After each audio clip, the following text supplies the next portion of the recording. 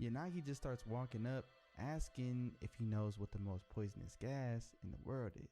We of course saw him tell this to the prison guards in the last video, as he explains that the most toxic gas is oxygen. Just walking up, Baki is surprised that this is his fighting stance. He can tell that he's ready to attack, but also he is seemingly relaxed and off guard. He doesn't know what's going on. Yanagi is just going on about the symptoms of different types of toxic gases, as Baki is just mesmerized. Yanagi finishes up by saying that all of these symptoms lead to death, as he puts his hand up to Baki's mouth, and we cut over to a view of this hospital, seeing this behemoth being checked out by this doctor. This dude is huge. They had to put together 3 regular beds in order for him to lay down, as one of the doctors is explaining that he was taken out by one of his fellow inmates who was less than a third of his size. The doctor Tak can't believe bacha na that nie, somebody tak ty like tam this stojíš u něj. actually lost in a Má fight. blbý zdroj, Suddenly, nebo já they see nevím, this ten little kabel to fly mě špatně. flying around, and Řekl, as že the zapla. doctor claps his hands to kill it, just hearing that noise, Bacha na ty the kabel. patient is getting flashbacks to what Yanagi did to him, where he put his No. hand up to his mouth, as just the thought of it is causing him to struggle and pull out all of these rails of the bed just to get into this little fetal position, covering the back of his head and just trembling out of fear. Yanagi got this man so messed up using his way of the void technique, as we see the same thing happen to Baki. After doing that little clap to his mouth, Baki just falls to the ground, and Shibukawa can't believe that a technique like this actually exists. Yanagi's going on about the finer details of how he's able to make this happen by changing the concentration of the oxygen in the air that you're breathing, causing the brain to lose all type of function in one breath. He explains that the training he went under allowed him to learn how to create this poisonous gas with just his hand. Shibukawa is just stunned, but before they truly get to face off, the cops pull up and Yanagi just makes his leave, jumping off of Baki on his way out. As he regains consciousness, barely even knowing what happened, Shibukawa walks up, telling him that he's lost. Fast forward to not too long after, and Tokugawa has all 5 of his top fighters there in the room. He can't believe that both Baki and Shibukawa lost at the hands of Yanagi, and they were both there at the same time.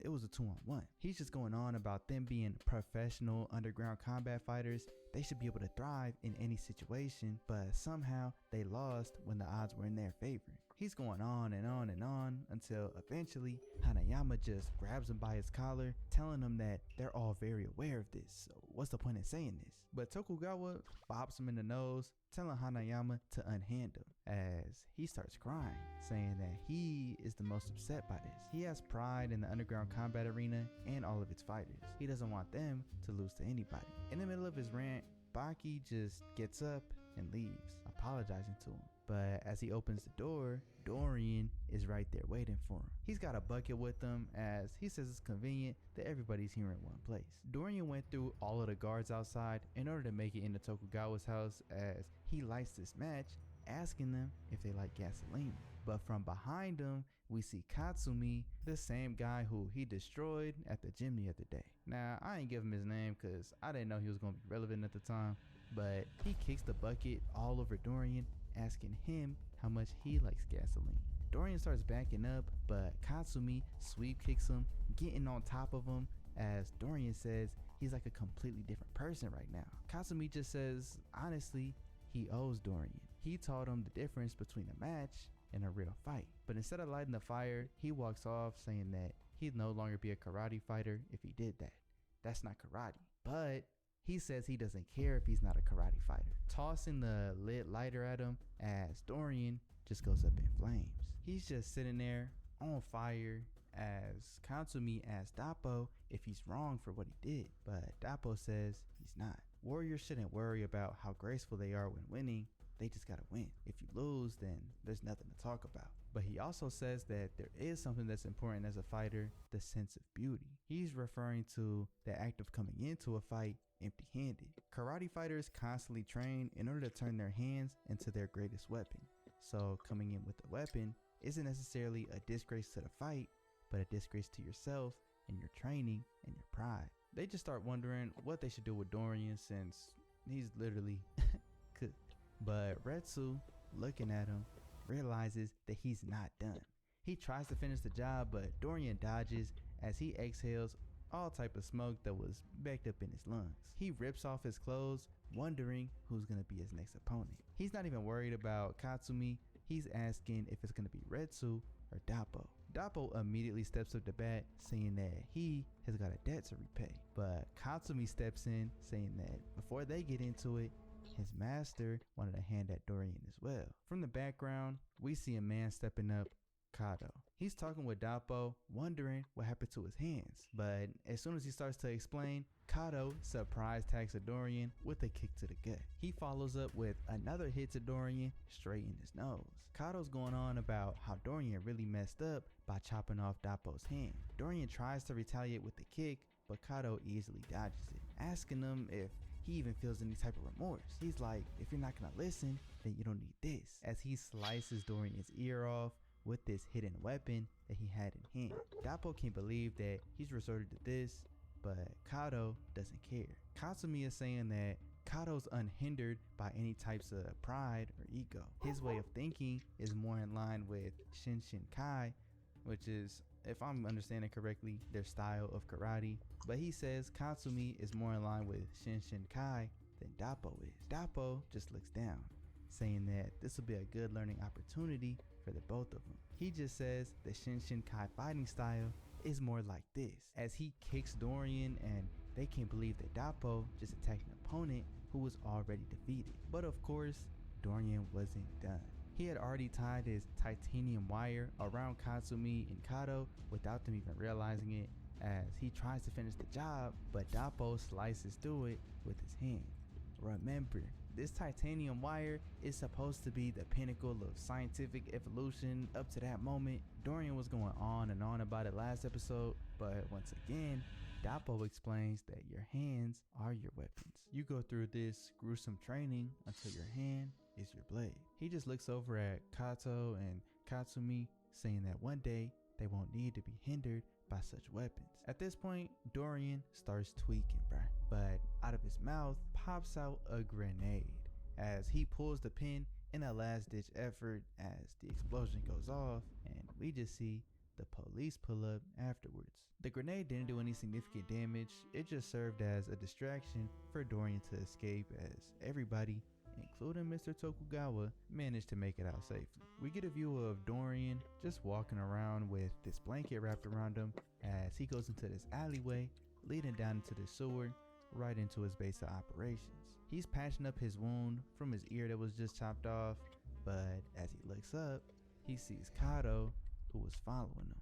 Dorian's just like, oh, it's you. Just taking a swig of his drink, saying that it'll be impossible for Kato to bless him with the taste of defeat. Dorian's explaining the backstory to this place, saying that he used it 50 years ago back in the war. Kato pretends to show his respect as he just kicks him in the chest, or at least tries to. Dorian pulls up right beside him, attacking him, sending him flying across the room. He just proceeds to smash these bottles on the ground, dipping his hand into grease. He moves his hand around these glass shards to create these spikes around his fist, explaining that before, at the Tokugawa house, he had purposefully disguised his abilities so that when he does taste defeat, it's just that much sweeter, knowing that he already got his opponents off guard but would still lose. He tells Kato to do the same thing that he did with his fists so that they could be on even playing grounds, but Kato has his own plan. He kicks his barrel towards him, but Dorian almost shatters it, sending it back. He tries to go in for a kick, but the shards on his hand cut the bottom of Kato's feet. He uses his foot to fling blood into Dorian's eyes, but he responds by sending some of the shards into Kato's eye, following up with a punch. Kato is just getting whooped on as he goes into this inner monologue, saying that even though he's getting his ass whooped, it's almost as if this is exactly what he wanted. He just stands up, taking off his jacket, ready to go. He goes in for a kick, but Dorian easily dodges it as he tries to poke his eyes out, but Dorian tilts his head down, crushing Kato's fingers with just the strength of his forehead. We see that with every attack he's trying, he's getting countered, and once Dorian does go into offense, it just progressively gets worse. Dorian throws a broken bottle towards Kato as a distraction, blowing one of his nose hairs directly into his eyes, as we can just see the power difference between the two of them. It's not even a question. Then Dorian, out of nowhere, bursts out into song. Kato tries to get back to his feet, but Dorian starts putting the hands on this man while continuing to sing the entire time. Kato, recovering from damage, just looks up at Dorian, saying that he was never praised for anything growing up. But finally, the one thing he did manage to get praised for was his karate, as he picks up these bottles, saying that Dappo says karate is when you have nothing in your hand. To him, karate is a way of life, but for Kato, karate is a tool.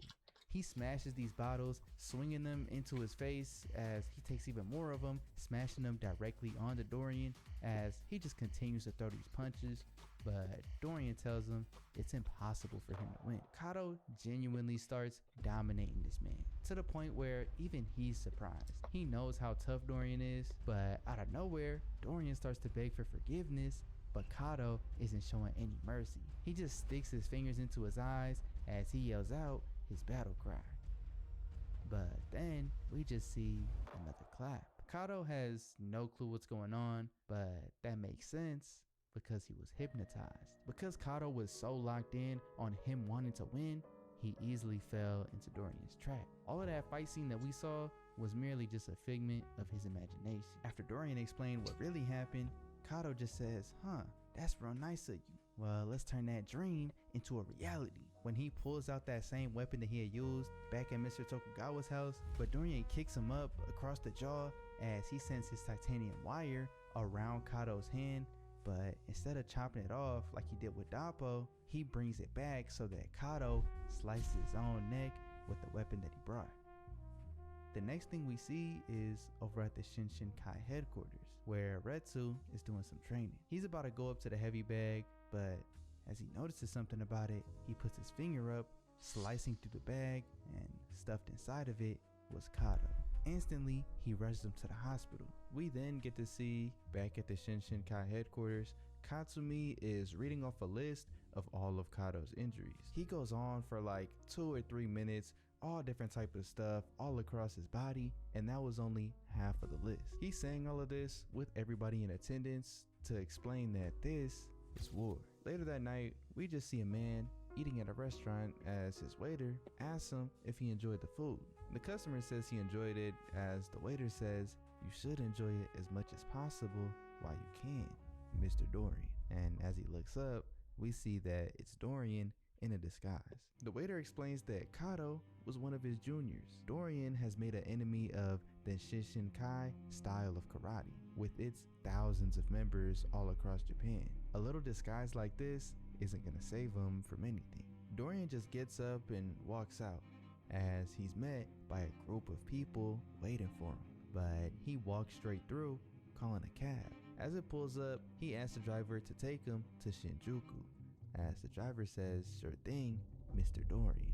We see that the Shinshinkai members are literally everywhere. Dorian pulls out his titanium wire, confirming if the driver is with the Shinshinkai as well, as he agrees that he is, alongside everybody around him. And as Dorian looks out, he sees all these cars and vans and trucks and police cars, ambulances. Everybody is with the Shinshinkai, here to seek revenge for Kato. Dorian just puts his wire back, as the driver says that was probably a wise decision. There's no amount of tricks or maneuvers that you could pull to get through all of these people here. Dorian just asks where he's heading, but the driver just tells him to be patient. You'll see soon enough. As he gets dropped off, he just sees hundreds of Shinshinkai members there, as he notices he's here at an amusement park. Obviously, they want him to go in, but that was all they're instructed to do, so they don't know what's waiting inside for him. But figuring that somebody strong must be in there, Dorian says this is exactly where he wanted to go, so they did him a favor by dropping him off here. Dorian reiterates the fact that all of these people came to meet him and escort him here. Some people while still working on their shifts, some people here on their day offs. Clearly, they put a lot of effort, and Dorian says he wants to thank them by challenging them to a kumite. One quick Google search told me that a kumite is basically a spar in which they practice technique and form between two fighters, and Dorian even agrees to do it with the Shinshinkai rules as his way of showing respect. The other dude starts off by going crazy, but Dorian blocks each and every one of them, responding with a kick to the jaw. As everybody sees, Dorian is on a completely different level. It doesn't matter how many of them they have, there's no way in hell that they could get the better of him. He just wanted to make that point loud and clear. As he walks into the amusement park, it's seemingly empty. It's nighttime, so there's no regular customers around until eventually he sees this clown.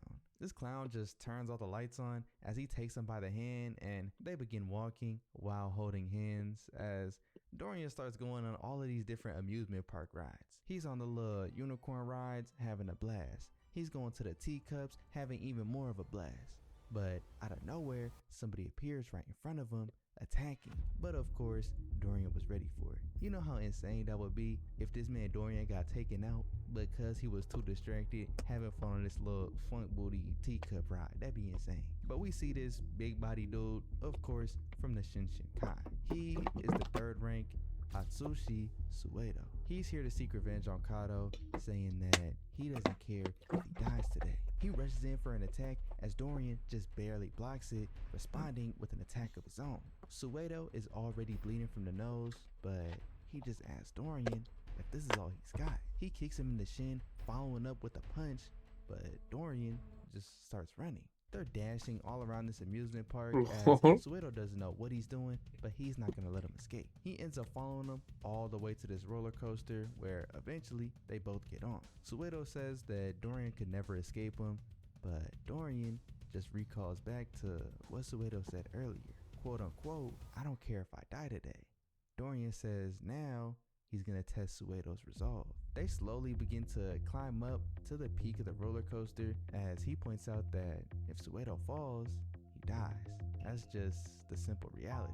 Caring for a friend, a brother, if you will, is a natural human emotion, but Dorian wants to test how far that emotion really goes. He says once the roller coaster starts picking up speed, they're gonna fight while standing here. And as they reach the top, Suedo says he's ready. But as soon as he gets over the hump, Dorian is gone. He reappears right behind him, putting him in this chokehold, but they manage to split apart. Dorian is just amused, saying that it looks like Suedo is giving it all just to stay standing. But in Suedo's head, he knows that he has the advantage. He's pretending to not be able to handle it, but as Dorian throws this punch, instead of Suedo taking the damage, Dorian is the one who falls over.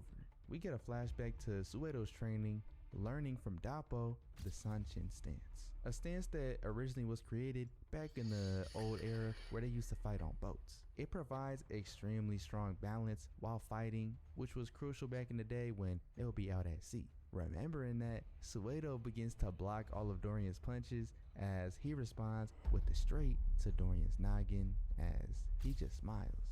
Dorian just says, once again, quote unquote, I don't care if I die today, asking Suedo if that's really what he said. Suedo couldn't hear him because of how loud everything is, but Dorian just rushes him, tackling him off of the roller coaster as he says once again, right there in his face, I don't care if I die today, right? They're just falling down as Suedo is thinking that this man is insane. He manages to turn him around in the air before they hit the ground, but once they land, we just see blood flying all around. Somehow, Dorian manages to get back up, asking if Suedo is still even conscious. He's explaining that he didn't survive that fall because he's got some abnormally strong body, but instead because of his tactics. While Suedo made direct contact with the ground, Dorian used this trusty wire to reduce the impact by pulling on this light pole right before they landed. He just starts laughing as Suedo's eyes just close. All of a sudden, Katsumi pulls up with Dappo and Retsu behind him. Katsumi calls him a scummy piece of trash, but Dorian isn't affected by what he says. He just asks Retsu if he feels the same way. It was a bit confusing, but as soon as he said this, Retsu just closes his eyes as we get a flashback to his training days. In this flashback, we see a handful of people taking this test, all students of Shinshin Kai. These 10 students were granted permission from the Zen master to take the test, but ultimately none of them passed. The test was to hit one side of this, extra long bathtub, and if the wave reached the other side, then you pass. The Zen master's upset, explaining that the thing stopping them is their state of mind. If they only think they can reach 30% of the bathtub, then they'll only reach 30%. The Zen master walks up, locks in, and punches it, but there are no waves. But shortly after, they see a delayed waveform start to spawn, as from the other side, another student pulls up, hitting the tub from the opposite side, causing the two waves to crash into each other. We see that this big body, bald dude who just went head to head with the Zen master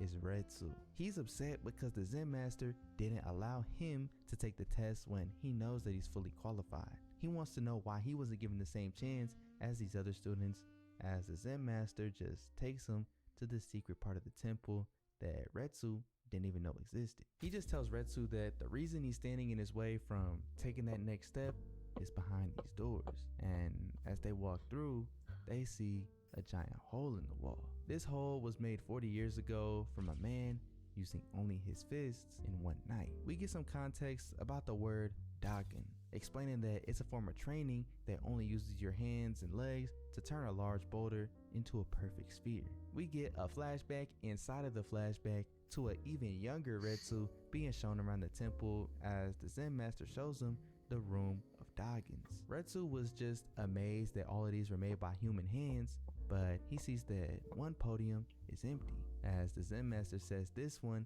is too big to display inside of the room. And going back to real time, or I guess going back to the first flashback, this was the Dagen that belonged on that empty podium. The Zen master tells Retsu that the reason he can't take that next step isn't because of his attitude, it's because he's not skilled enough. Retsu can't believe that a man made this, wondering who it is, as the Zen master explains that it was a Westerner. And go back to real time, we see that Dorian was that man. Retsu just walks up, putting his hands together, telling Dorian that it's an honor to meet him. As Dorian says he heard about a prodigy, Retsu, just a few years after he left the temple, but never thought that he would run into him in Japan. He asks Retsu if he wants to fight, but Retsu says as a fellow practitioners of Kung Fu, they're forbidden to fight amongst each other.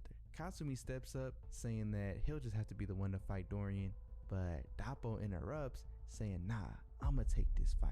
After all, I need to get my revenge.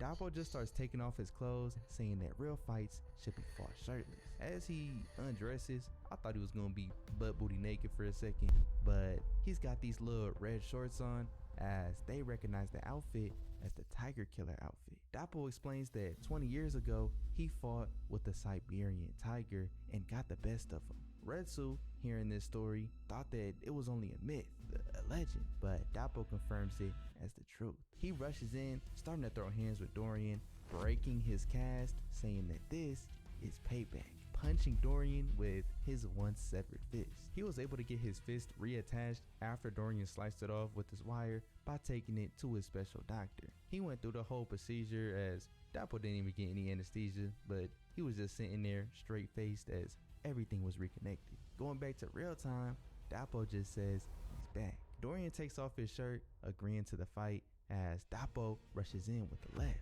As he's reeling from pain, we see this bottle come out of Dorian's mouth, but as it shatters on the ground, it's straight acid burning through the cement. Dorian just attacks, but Dappo blocks it, hitting him with a sweep kick, slamming his face into the ground, following up with a punch, but Dorian dodged it.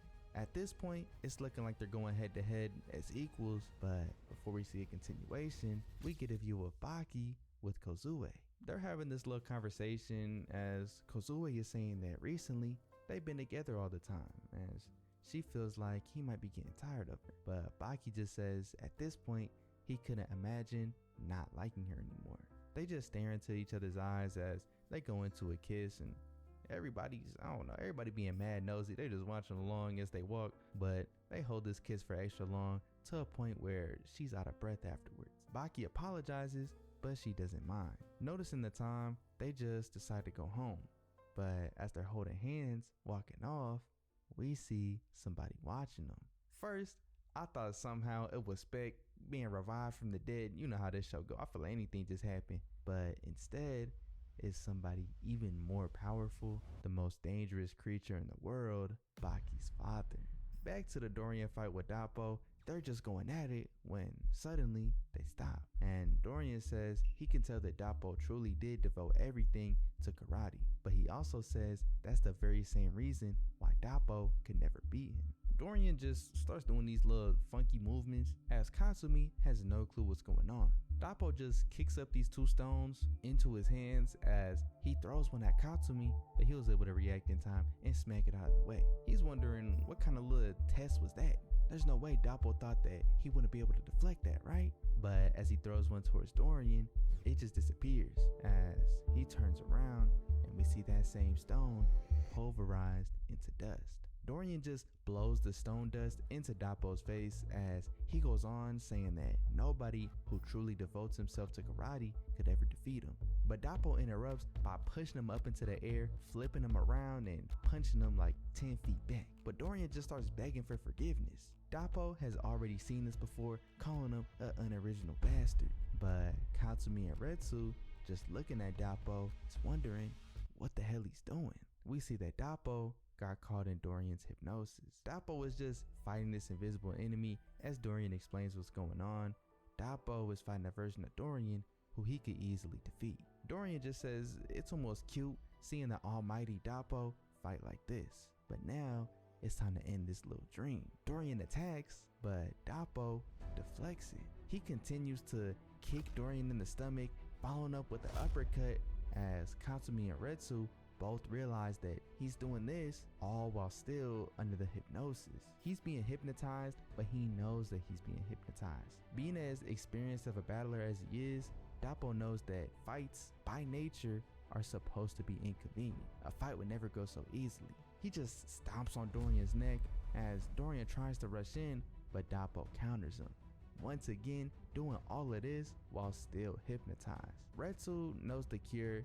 as he claps, bringing Dappo back to reality just in time to use his rotation defense, deflecting whatever Dorian had just blew at him. They're impressed that Dappo is moving in the exact same way as when he was under the hypnosis, as Dorian begins to counterattack, slashing Dappo's eye patch off. He follows up with an attack, attempting to stab through Dappo's neck, but Dappo's fist breaks all of his fingers. Looking at it, Dorian's almost amazed, excited that Dappo could truly give him the gift of defeat. He's glad that he could pull out every single trick that he has and still face defeat, not having any thoughts that he could have won if he did something else or he could have did this to win. He's fighting at his absolute best. Dappo catches this blade that Dorian had hidden in his shoe, flipping him around and sending him back. Dorian tries to attack once again, but Dappo kicks that same hand that he already messed up before. Dappo begins to repeatedly punch at Dorian's sternum until eventually it completely shatters, as he says this is the true power of a man who's devoted himself to the martial arts, something you could never achieve. He made the mistake of believing that martial arts had given its all to him, but he was gravely mistaken. He continues to just beat on Dorian, completely breaking him down as he just spits on him, saying that you must give all of yourself to the martial arts and only then will you receive this type of strength. Dorian has finally come to the realization that he's gonna lose, as Dappo says it's time for the final blow. Dorian just starts trembling with every remaining nerve in his body. He feels nothing but fear. Dappo strikes, but stops right in front of his nose, saying that now it's his turn. As they turn around, they see Kato in a wheelchair with IVs going all through his body, and Dorian can't believe it. The doctor from the hospital pulls up, saying that you can't bring a patient in critical condition like this. He's gonna die. But as he's trying to chew Dappo out, Kato just stands up, making his way over to deliver this final blow. Nobody can believe it as Dorian begins to tremble once again. Kato begins to charge up, damn near going Super Saiyan, bro. But Dorian surrenders. He starts crying out of every orifice in his body, as just the threat of a true final punch was enough to finish the job. Over at the hospital, they're looking at the x-rays of Dorian as they realize that his only intact limb was his right arm. The doctor sees something in there as they zoom in and says that it looks like a detonator, almost like a final move out of desperation. But the other doctor just writes it off, saying that he's talking nonsense. They should just call it a day there. As we get a view over in Dorian's room, his bed is empty. But looking at Kato's room, Dorian is there standing over his bedside. He just says that Kato allowing him to stand here like this is a sign of weakness. He couldn't possibly pretend to beg for mercy like Dorian did in this sedated state. But Dorian doesn't even finish him off. He just opens the window and leaves. Back at Dappo's house, he's getting dropped off by his driver. He's excited to see what his wife's gonna say after seeing his left hand reattached. But as he walks up to the door, he notices something's off. He bursts through it, expecting to see somebody, but just sees everything torn up. He starts yelling his wife's name, not getting any response, but he just sees this wire case from Dorian on the ground. Engulfed in rage, he starts bursting through his clothes, yelling out Dorian's name, but before he could even finish it, Dorian popped up behind him, smacking that detonator in his right wrist onto Dappo's face as it explodes, and once again, he begins to sing. As we get a look at Dappo's face, and it's completely torn off.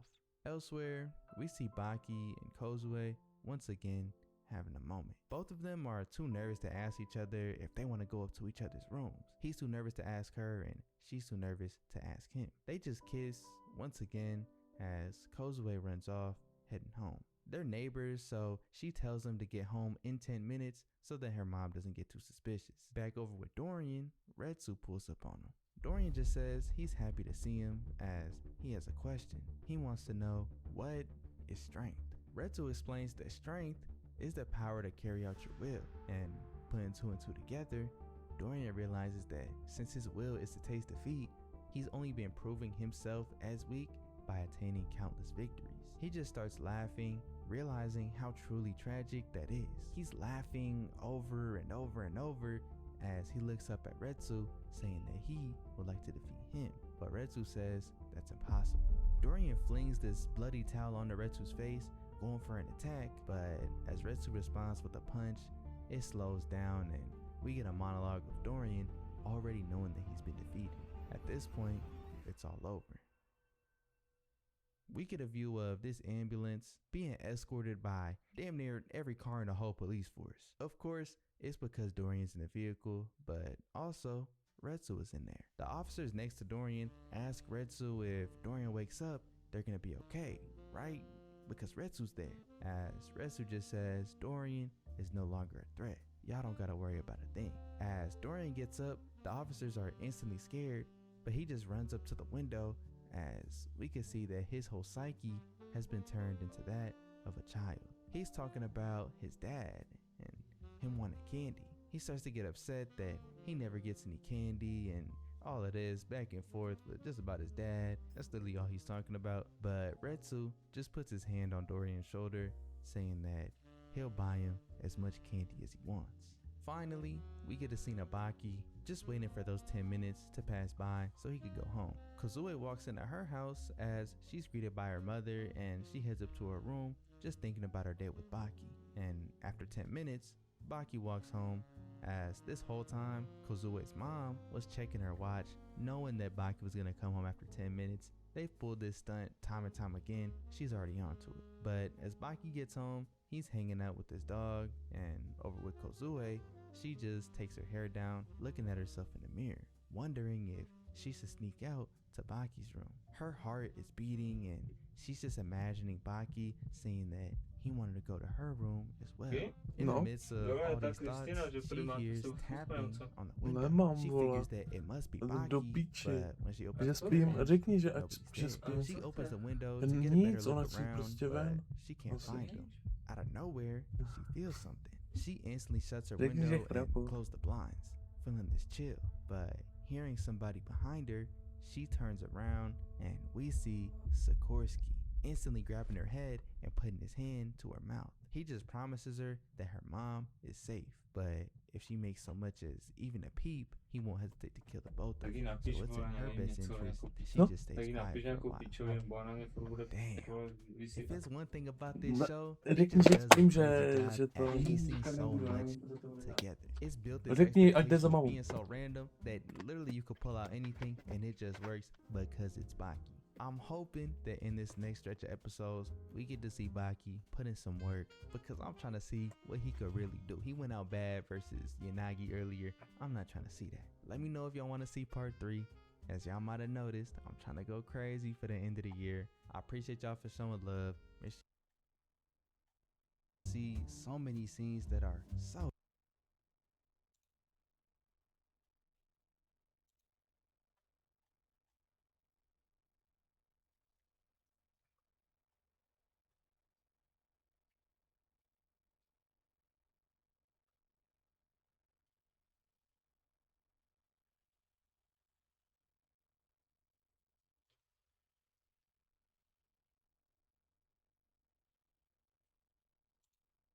different and so unrelated within the same span of episodes. This show really has zero rhyme or reason, and I'm loving it, bro. I appreciate y'all for showing love on the last one. I got a ton of comments saying that I've got to review the OG Baki first, Baki the Grappler, but I can't just start this one and not find out what happens next. So I'm gonna finish this one first, and let me know if y'all want to see the OG series. But that's enough of the yapping. Let's pick up exactly where we left off in Baki. Really quickly, we actually just hit 100,000. Crazy number. I appreciate all of y'all for watching the vids, subscribing for as long as y'all have. It's been over a year since we started this channel, which is crazy to think about. I made a community post talking a little bit more about it. I'm gonna make a video on my second channel talking a little bit more about it. If y'all wanna go subscribe over there, it's the abandoned gaming channel, but it's gonna come back to life soon. Trust me. But yeah, 100,000. Check it off the list. Next up, 100 billion. We just start off with a scene of Baki in class. He starts getting chewed out by his teacher as dude's just going on and on as everybody is looking back. He's telling Baki that he's gotta lock in on his brain power. Regardless of how fast he is, no matter how strong he is, the world doesn't run on muscle power.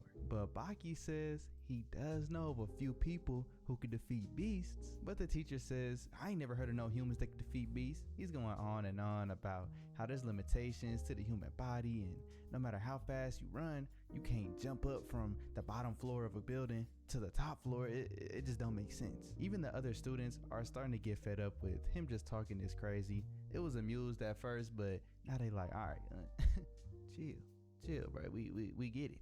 I don't even know why he was going this crazy on Baki. He really didn't do anything. He was just not paying attention in class. I don't know. That ain't no reason to choose somebody out, but that's just my take, bro. But as he's just going on and on, out of nowhere, we see one of the beasts walk up and do that exact same thing that the teacher was just going Máš on tam about. návštěvu He dámskou. jumps from the floor Dvě, outside dvě holky. through Řekni, že the window. spím. Obviously, Ne, jsem říkala, že tě everybody's scared out their zavolám. mind, but him and Baki are Jsem just říkala, že having a tě stare down. zavolám. The teacher tries Ne, walking že up, spím, telling him kurva, not to mě nechaj disrupt na class pokoji. like this, but he Co, just co? backhands the hell out this Jít man, ven, vole, sending him bavit across se, the já room. nechci. But out of nowhere, Baki starts Míšáku. crying and apologizing. Běž. But we been seen Dorian use this technique. It's just a surprise tactic as he kicks his desk straight into this man's chin. They both land, squaring up to fight as we just see Doyle bleeding from his nose. And seeing this, he's impressed with Baki knowing the difference between a real fight versus one of those fights he's used to in the arena. He takes this little protractor type thing with this little blade on it. I ain't never seen this. I don't know if it's a Jim to multi-tool. I poděřit don't know. sám. I don't know Co? why they got this in school. Tak jim to I ain't never poděřit used it. But sám. he got Ne, this že little spíme, protractor looking Neřeknu thing jim, že saying spíš. that no matter where Tak you bys do look, týdne, there's to suitable prdele. weapons everywhere, Běž. even in a place like this. Ježišmarja, But when nebudu they throw dělat to, down, co Baki tohle. just walks up to the A window, budeš. smiles at him, Bude. and jumps out. For some reason, Budeš. that's the last thing that we see of Doyle. He don't Co pop po mně back up, he házíš? don't go after Že by Baki. přestal I don't fungovat know what internet zás? But in the meantime, Tak Baki tam- Jaký can't zás? believe that Jaký Doyle Že bys, became no too tak cool. šlapeš tam po He's kablech. worried that people are gonna find out Nešlapu. his true identity. I mean, he already did jump kick a desk into this man's face right in front of everybody in the class. co You teda? know rumors about it spread. They probably got Ne, cameras in že the spím. yeah. Řekni As he's prostě. walking around the outside Tak of jim the řeknu, že school, nechceš he jít ven passes s by ním. this gardener No, tak as jim to he thanks řekni. him for his work. The gardener Ale appreciates it, but nech mě 2 být seconds tady later, už. as Baki's Zavři mi walking dveře, on, jinak se the zamknu. gardener throws this sight Ty at máš him. klíč. This is another one of the Nemáš. beasts, Yanagi.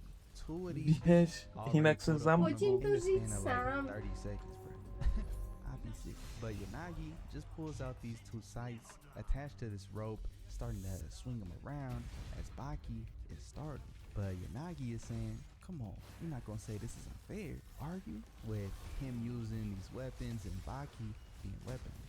Just trying to look at the sights swinging around, Baki can't even see the tip of the blade. He knows that they gotta be there somewhere, but it's just moving too fast for him to see. But even though they're moving too fast for his eyes to perceive, Baki is able to dodge both of Unagi's attacks. They both know that the only reason that Baki was able to dodge was because the weapon is attached to Pustím string. semka. Já se zamknu ještě jednou. Tak... Nemáš se zamknout, tak není klíč. Ne, já se zamknu ještě jednou. Co Ne, chceš? pustím semka. Ne. Jak to jsou ti, co ti nezaplatili, tak to zaplatí a nevím si. He starts this barrage on Baki as he slices Baki's weapon in half right after he just gave it to him. That's crazy. But he slices Baki's weapon as he's just continuing to push on and on. He goes for the kill, but Baki dodges by leaving his shirt behind, just barely escaping death. But Baki notices somebody in the background as he just says, "Oh, Yanagi," and tosses him a kettle of boiling water. Instantly, Yanagi's like, ain't no way. Getting flashbacks to him doing the same exact thing just the other day to Shibukawa. But as he catches it, Shibukawa starts dying at the fact that he thought it was really boiling water. He had him acting all scared and all types of stuff. He's just laughing in his man's face. Out of anger, Yanagi tries to attack him, but Shibukawa is too fast. He turns it around, smashing his head into the ground as he tells Yanagi that surely he's going after the wrong guy. Why is Yanagi going after Baki when Shibukawa is here himself? We then cut to this random monologue about this dentist and his research findings. Random, I know, but walk with me, it's Baki. But he's explaining that you can tell the strength of somebody based on their bite and their molars, probably because there seems to be a direct correlation between overall strength and the condition of your molars. The stronger you are, generally you grind your molars down as he pulls out the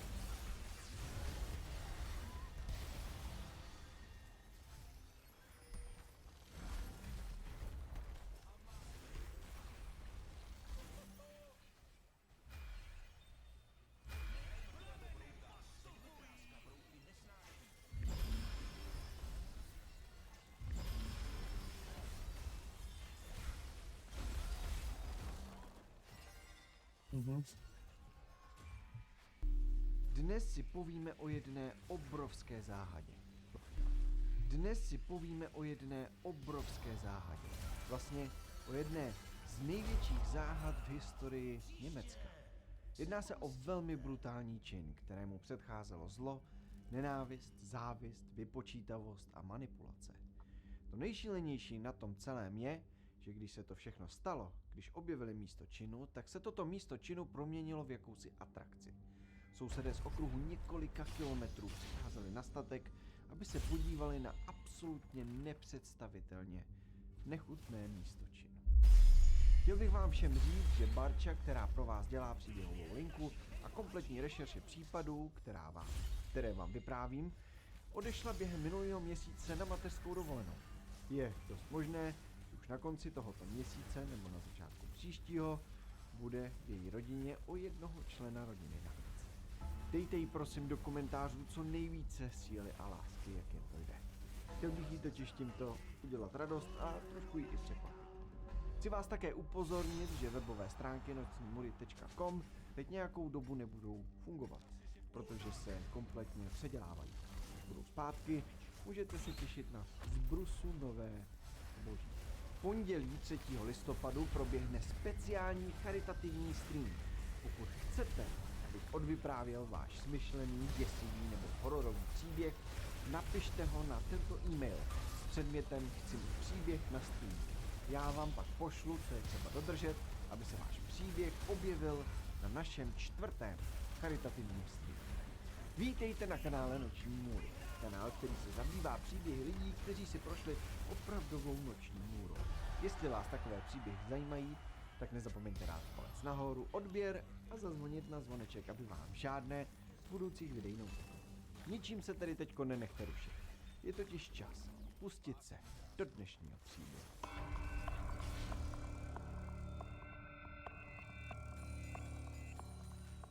Byl březen roku 1922. Německý venkov ležel pod těžkou přikrývkou sněhu a mráz se zarýval do kůže tak, že každé nadechnutí pálilo i v klíce. Jaro bylo ještě daleko a zima nehodlala ustoupit. Andreas Gruber ale nebyl zneklidněný zimou. Takové už zažil a věděl, že i tahle jednoho dne skončí. Tentokrát ho však něco přimělo zastavit a zpozornit. Na čerstvě nasněženém poli zahlédl stopy. Vedli z lesa, táhli se přes celé pole až k jejich statku. Byly to kroky jednoho člověka. To by nebylo nic neobvyklého, kdyby si Andreas nebyl jistý, že nikdo z jeho rodiny dnes dům neopustil. Stopy navíc skončily přímo u stavení. Nikde žádná cesta zpátky. A přesto nikdo nepřišel, nikdo nezaklepal, nikdo se neohlásil. Andreas dobře věděl, že jeho žena ani dcera toho dne ven nevyšly. Tak komu ty stopy patřily? Zvláštní byly i ty noviny, které se objevily před vchodem. Obyčejný výtisk, který mohl mít kdokoliv.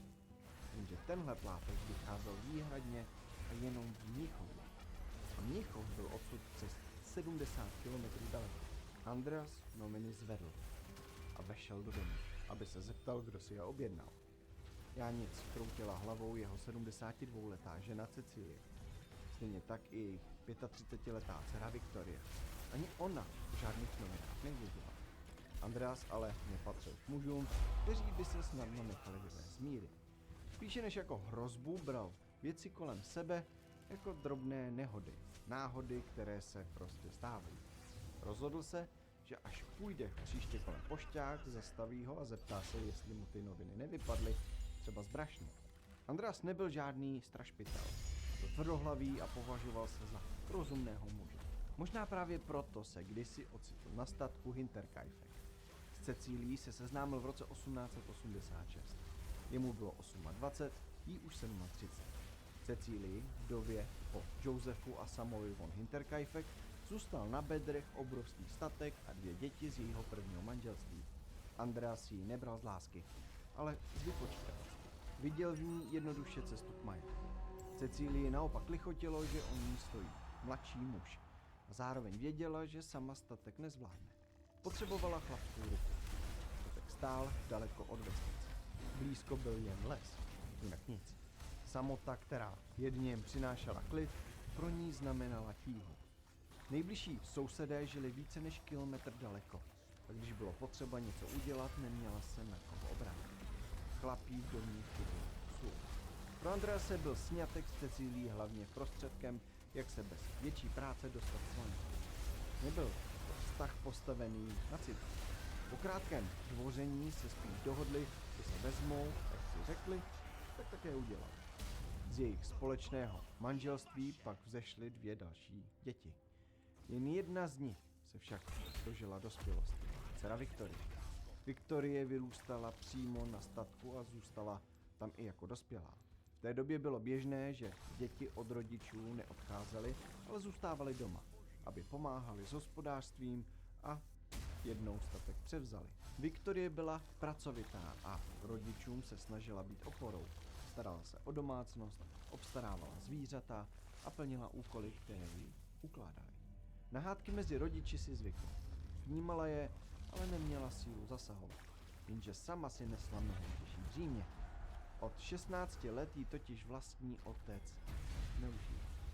Viktorie našla odvahu svěřit se matce, ale Cecílie, která sama trpěla pod Andreasovými útoky, už neměla sílu bojovat i za dceru. Raději předstírala, že nic nevidí a o ničem neví. Odlehlost statku její tajemství jen chránila. Nebylo tu sousedů, kteří by slyšeli křik, nebyla tu žádná veřejnost, která by se zajímala. Jenže i přesto se tahle hrůza časem dostala ven a stala se jakýmsi veřejným tajemstvím. Andreas se však nestyděl. Naopak, často mezi sousedy prohlašoval, že jeho dcera se nikdy nemusí dávat, že to není potřeba. A dodával, že má jeho dcera přece někoho, kdo se o ní postará. Přesto se Viktorie rozhodla vzít život do vlastních rukou. Ve svých 27 letech se provdala za muže z nedaleké vesnice, Karla Gabriela. Andreas ho nenáviděl. Vnímal ho spíš jako soka, než jako posilu na statku a dával jasně najevo, že o nového muže své dcery nestojí. To možná přispělo k tomu, že už pár měsíců po svatbě se Karel odstěhoval zpět ke svým rodičům. Ti na něj tlačili, aby se vrátil ke své ženě a žil pořádaným manželským životem. Karel ale neposlouchal. Rozhodl se jinak. Rozhodl se narukovat do německé armády, aby bojoval ve válce. Bylo to období, kdy Viktorie čekala jejich dítě. Dlouhé měsíce se rodině neozýval. Nikdo nevěděl, jestli je živý nebo mrtvý. Dokonce se říkalo, že Viktorie uvažovala o rozvodu. Manželství pro ní nebylo šťastné a Karel zmizel beze stopy. Její rozhodování ale ukončila zpráva, která dorazila v prosinci roku 1914. Rodina se dozvěděla, že Karel padl ve vsi. Každý zareagoval jinak. Rodina jeho smrt oplakala, ale pro Viktorii to možná znamenalo i úlevu. Rozvod už nemusela řešit, jenže zároveň byla v 8. měsíci těhotenství. O měsíc později přivedla na svět dceru, které dala jméno po své matce Cecílii. Když se Andreas dozvěděl o smrti Karla, nešel se utěšit. Místo toho za ní přišel s prosbou, která zněla spíš jako výhruška. Řekl Viktorii, aby už nikdy nehledala jiného muže, aby se znovu nevdávala a aby si uvědomila, že má jeho, svého otce. Tvrdil jí, že on jí jako muž stačí a že žádného dalšího už v životě nepotřebuje. Viktorie ale nechtěla žít podle jeho pravidel. Když její dcera trochu povyrostla, začala se stýkat s nejbližším sousedem. Sotva kilometr od Hinterkaifeku žil muž jménem Lorenz Schlittenbauer. 48letý bývalý voják, starosta vesnice Grebern a čerstvý vdovec. Když se mu začala mladá Viktorie dvořit, nebránil se. Rychle spolu navázali vztah a už po několika měsících Viktorie otěhotněla. Lorenz nezaváhal. Požádal jí o ruku, protože věřil, že je jeho povinností i přáním se o ní a její dítě postarat. Andreas to ale vnímal jako další útok na své postavení. Chtěl mít dceru jen a jen pro sebe. Jakýkoliv návrh Lorence Viktorii rázně zakázal a trval na tom, že sňatek nepřipadá v úvahu. Ani narození syna Josefa v roce 1919 ho nepřesvědčilo. Viktorie sice jako otce uvedla Lorenze, ale Andreas dál bránil tomu, aby se vztah oficiálně stvrdil. Lorenz však své otcovství přijal. Přislíbil platit výživné. Tehdy šlo o značnou částku asi 18 marek. Podmínil to ale tím, že si ho Viktorie vezme.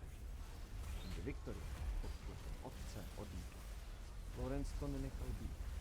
Dobře věděl, co se ve vesnici o Gruberových říká, a podal žalobu. Obvinil Andrease i Viktorii z incestu a dokonce prohlásil, že Josef možná není jeho, ale Andreasu. Někteří sousedé jeho slova podpořili, protože se tohle o rodině mluvilo už dávno. Andreas nakonec skončil na několik měsíců ve vězení. Viktorie byla považována za oběť a policie ji dál neřešila. I tak, když se Andreas vrátil, dostal do opatrovnictví malého Josefa. Jako dědeček, ale možná i jako otec. Lorenz se s Viktorií nakonec dohodl, že otcovství uzná a zaplatí jednorázové výživné. Rodinu ale tahle kauza zpustošila. Ještě víc se uzavřela do sebe a vesničané se od ní odvrátili. Většina sousedů se rozhodla nechat Gruberovi na pokoji. V očích mnohých už byli jen devianti, s nimiž nechtěli mít nic společného. Tohle odloučení trvalo několik let. Rodina dál hospodařila a zdánlivě žila běžným životem. Aspoň navenek to tak vypadalo. Ale 1. dubna roku 1922 se objevila první prasklina. Malá Cecilia, tehdy 7letá, se neukázala ve škole. To bylo zvláštní. Její docházka byla vzorná a díky tím se nestalo, že by prostě nepřišla. Když se neobjevila ani další 2 dny a rozkřiklo se, že Gruberovi chyběli v kostele, kde se vždy ukazovali, začali mít sousedé obavy. Na svatek dorazili i prodejci kávy, kteří měli s rodinou domluvenou schůzku. Nikdo jim ale neotevřel. Stejně dopadl i chlapec ze sousední rodiny, který měl na statku koupit sádlo. A nakonec i mechanik Albert Hofner. Albert přišel opravit motor, ale dům byl prázdný a tichý. Branka byla zamčená. Nikdo se neozýval. Přesto slyšel štěkání psa a bučení krav. Rozhodl se počkat. Sedl si pod ovocný strom před domem a pískal si. Pospěvoval, aby na sebe upozornil. Hodinu, možná déle. Nikdo ale nevyšel. Nakonec ho začal tlačit čas. Nechtěl ztratit celé dopoledne. Rozhodl se vejít do motorovny a pustil se do práce. Oprava mu zabrala 4,5 hodiny. Nikdo ho nepřišel zkontrolovat. Nikdo se neukázal. Dokonce ani ve chvíli, kdy motor spustil a celý statek se otřásl jeho rachotem. Albert Hofner mezi tím dorazil ke svým dalším zákazníkům. Když jim popsal, že na statku nikdo nebyl doma, uklidnili ho. Prý to není nic neobvyklého. Ženy trávívaly celé dny s dětmi venku nebo v lese. Albert si tak oddechl a vysvětlení mu stačilo. Jenže zpráva o tom, že rodinu Gruberových už několik dní nikdo neviděl, se donesla k Lorenzovi Schlittenbauerovi. Ten tomu nechtěl věřit. Andreas byl sice podivín, ale nikdy by se jen tak nestratil. Statek se muselo denně pečovat. Krávy, prasata, kůň. Ticho, které trvalo celé dny, tomu všemu vůbec nesedělo. Lorenz proto poslal na statek své 2 syny, Josefa a Johana. 9letý chlapec a jeho 16letý bratr došli až k brance. Volali, čekali, ale nikdo se neozval. Vrátili se s nepořízením. Nikdo tam nebyl, řekli. Nikdo se neukázal. Lorenz nebyl spokojený. Rozhodl se, že to celé prověří sám.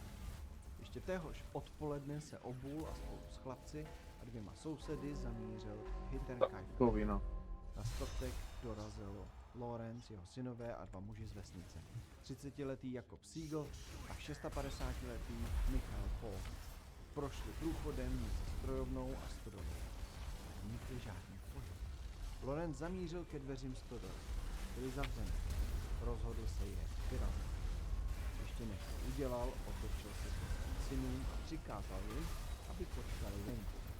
Dveře praskly a muži vstoupili dovnitř. Byla tam tma, chlad a zápach sena a ještě ničeho jiného. Lorenz udělal pár kroků a on něco zakopl. Zápětí i Michal. Oba se zastavili, zvedli oči a snažili se v šeru rozeznat, co to leží pod jejich nohy. Michal zvedl hlas. Na něco jsem narazil. Lorenz se sehnul, zvedl prkno a světlo pronikající ze dveří dopadlo na tvář mrtvého muže. Na zmrzačené tělo Andrease Grubera. Michal a Jakob vyběhli ven. Hrůzou křičel. Lorenz tam ale zůstal. Rozhlédl se a začal stodolu prohledávat. Postupně odhaloval další těla. Cecílii, Viktorii a nakonec i malou Cecílii. 7letou holčičku, která ležela schoulená pod zemi. Všichni byli mrtví. Lorenz se nezastavil. Hnal se dál do obytné části domu. Mezi mrtvými totiž nebyl jeho syn, Josef. Rozrazil dveře, vběhl do místnosti a zamířil ke kočárce. Tam našel svého dvouletého syna. Jeho hlavička byla zmrtvá. Lorenz se zlomil. Bloudil po domu.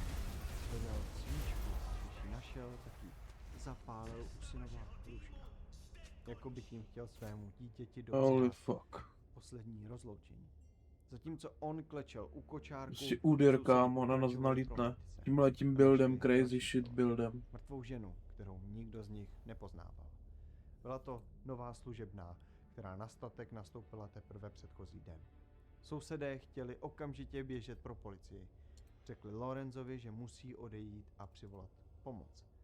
Ale on je zastavil. Tvrdil, že je potřeba nejdřív postarat se o dobytek.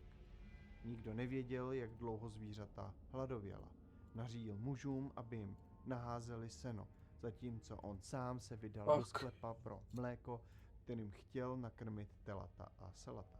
Jeho společníci nechápali, jak může myslet na krávě a prasata, když kolem nich leží zohavená těla. Odmítli ho proto poslechnout. Rozhodli se odejít a přivolat pomoc. Vzali sebou i Lorenzovi syny a poslali je rovnou za starostou. Lorenz tak na statku zůstal úplně sám. Mezitím Jakob a Michael dorazili na stanici policie. Ve stejnou dobu telefonoval na jinou stanici starosta obce Wangen, Georg Greger. Obě hlídky se vydali okamžitě k Hinterkaifeku. Když však policisté dorazili, čekal je šok. Na místě se už tísnily desítky lidí. Vesničané byli rychlejší než zákon. A co hůř, Lorenz, který strávil na statku několik hodin sám, začal náhodným lidem dělat prohlídky.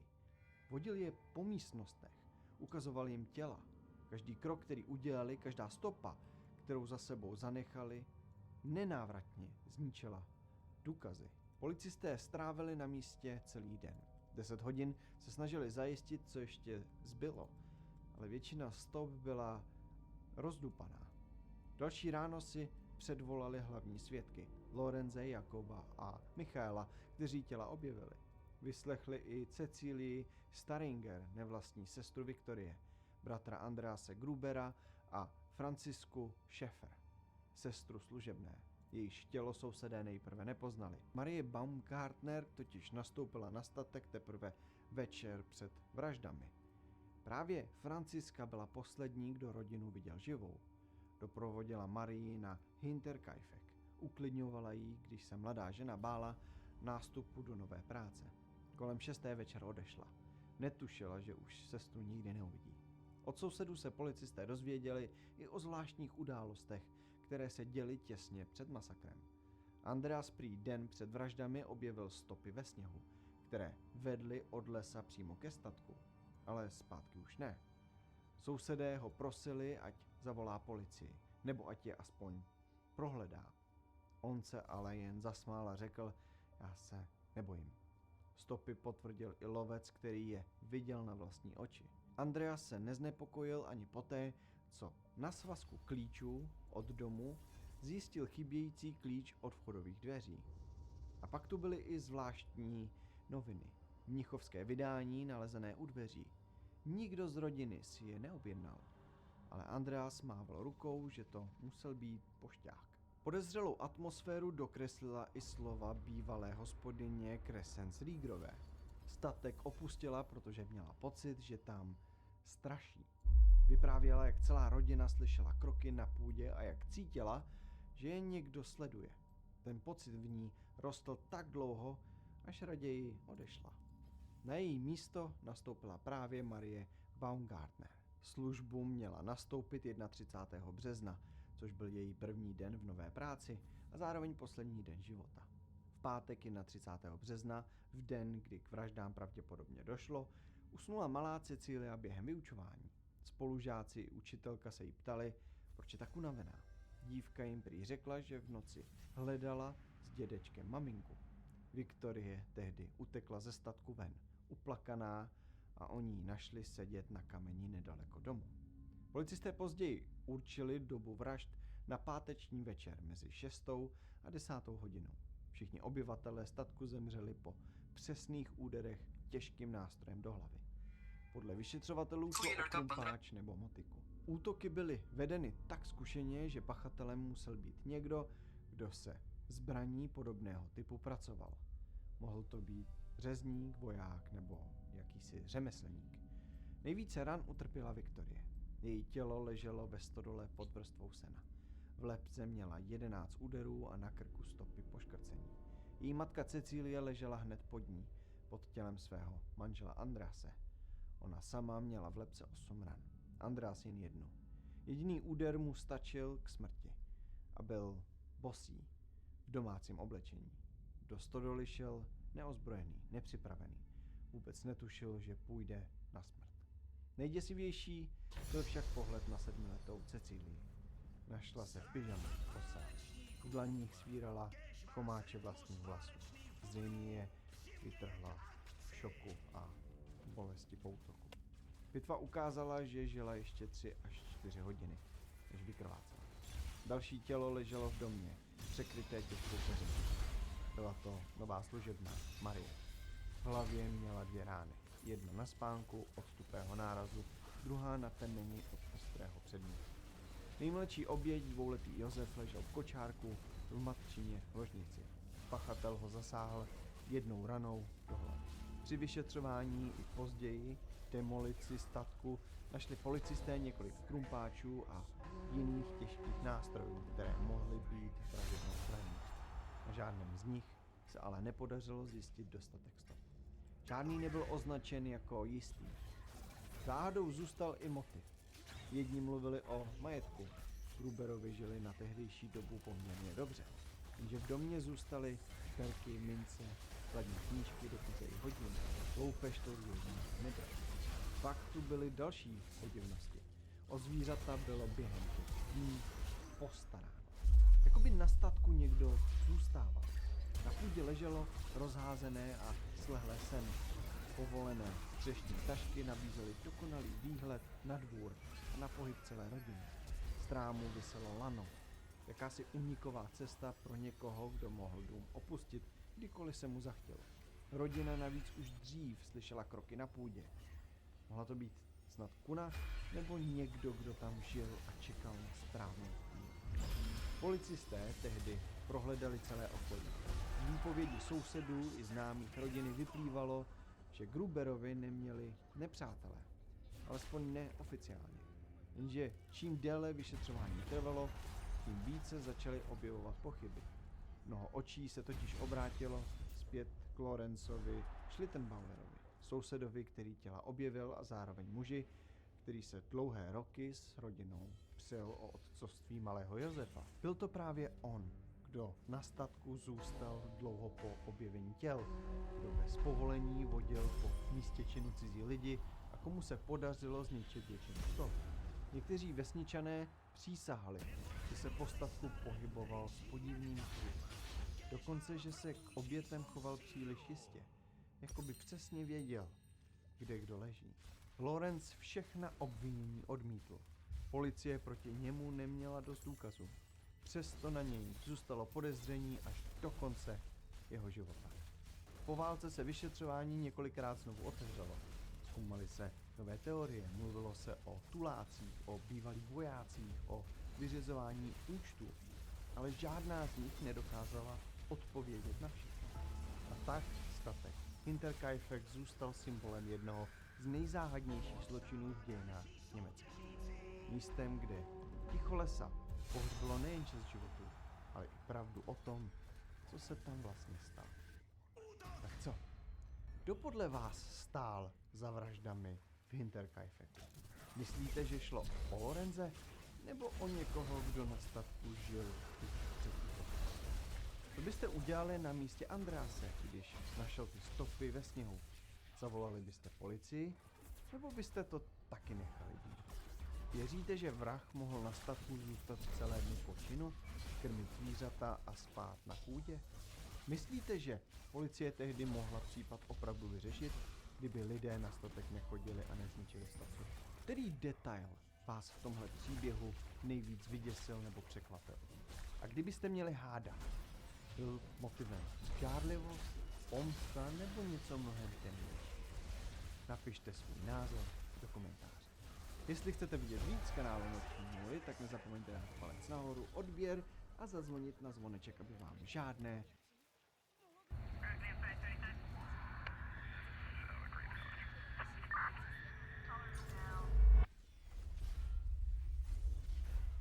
A girl, just 14 years old, dancing and laughing on TikTok. Then, on a dark night, she stabs her sister to death. This is the dark side of TikTok, where innocent videos hide terrifying things. Jonathan Galindo's disturbing mask pushing children towards destruction, or someone discovering an abandoned building filled with bones and jars of human remains. Each layer of this iceberg gives you chills, and in this video, we will discover all of them. Let's begin at the tip of the iceberg. Level 1. That vegan teacher. If you've been on TikTok for a while, you've probably come across that vegan teacher. At first, she looked like just another quirky creator pushing a lifestyle, but it didn't take long before people realized her videos weren't just about food. They were uncomfortable, intense, and sometimes downright strange. Her real name is Katie Karen Diekmeyer, a former school teacher who turned to TikTok to spread the vegan message. But instead of sharing recipes or health tips, she posted songs and rants that often came off as aggressive. She'd tell people that eating meat was the same as committing terrible crimes. She sang about non-vegans going to hell, and even called out random users by name. It wasn't the friendly vibe you'd expect from someone trying to promote a diet. It felt more like being lectured by an angry teacher who never let up. The biggest problem was who she was talking to. TikTok is full of kids and teens, and her videos weren't just about vegetables. She was telling young people they were bad people if they didn't go vegan. Then she started calling people out. She accused Gordon Ramsay of being an animal abuser, and she even went after 12-year-old Charlie D'Amelio.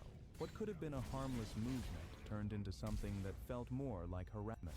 People on TikTok fought back in the only way they knew how, with memes, stitches, and duets mocking her. At first, she leaned into the villain role, doubling down and posting even harsher takes.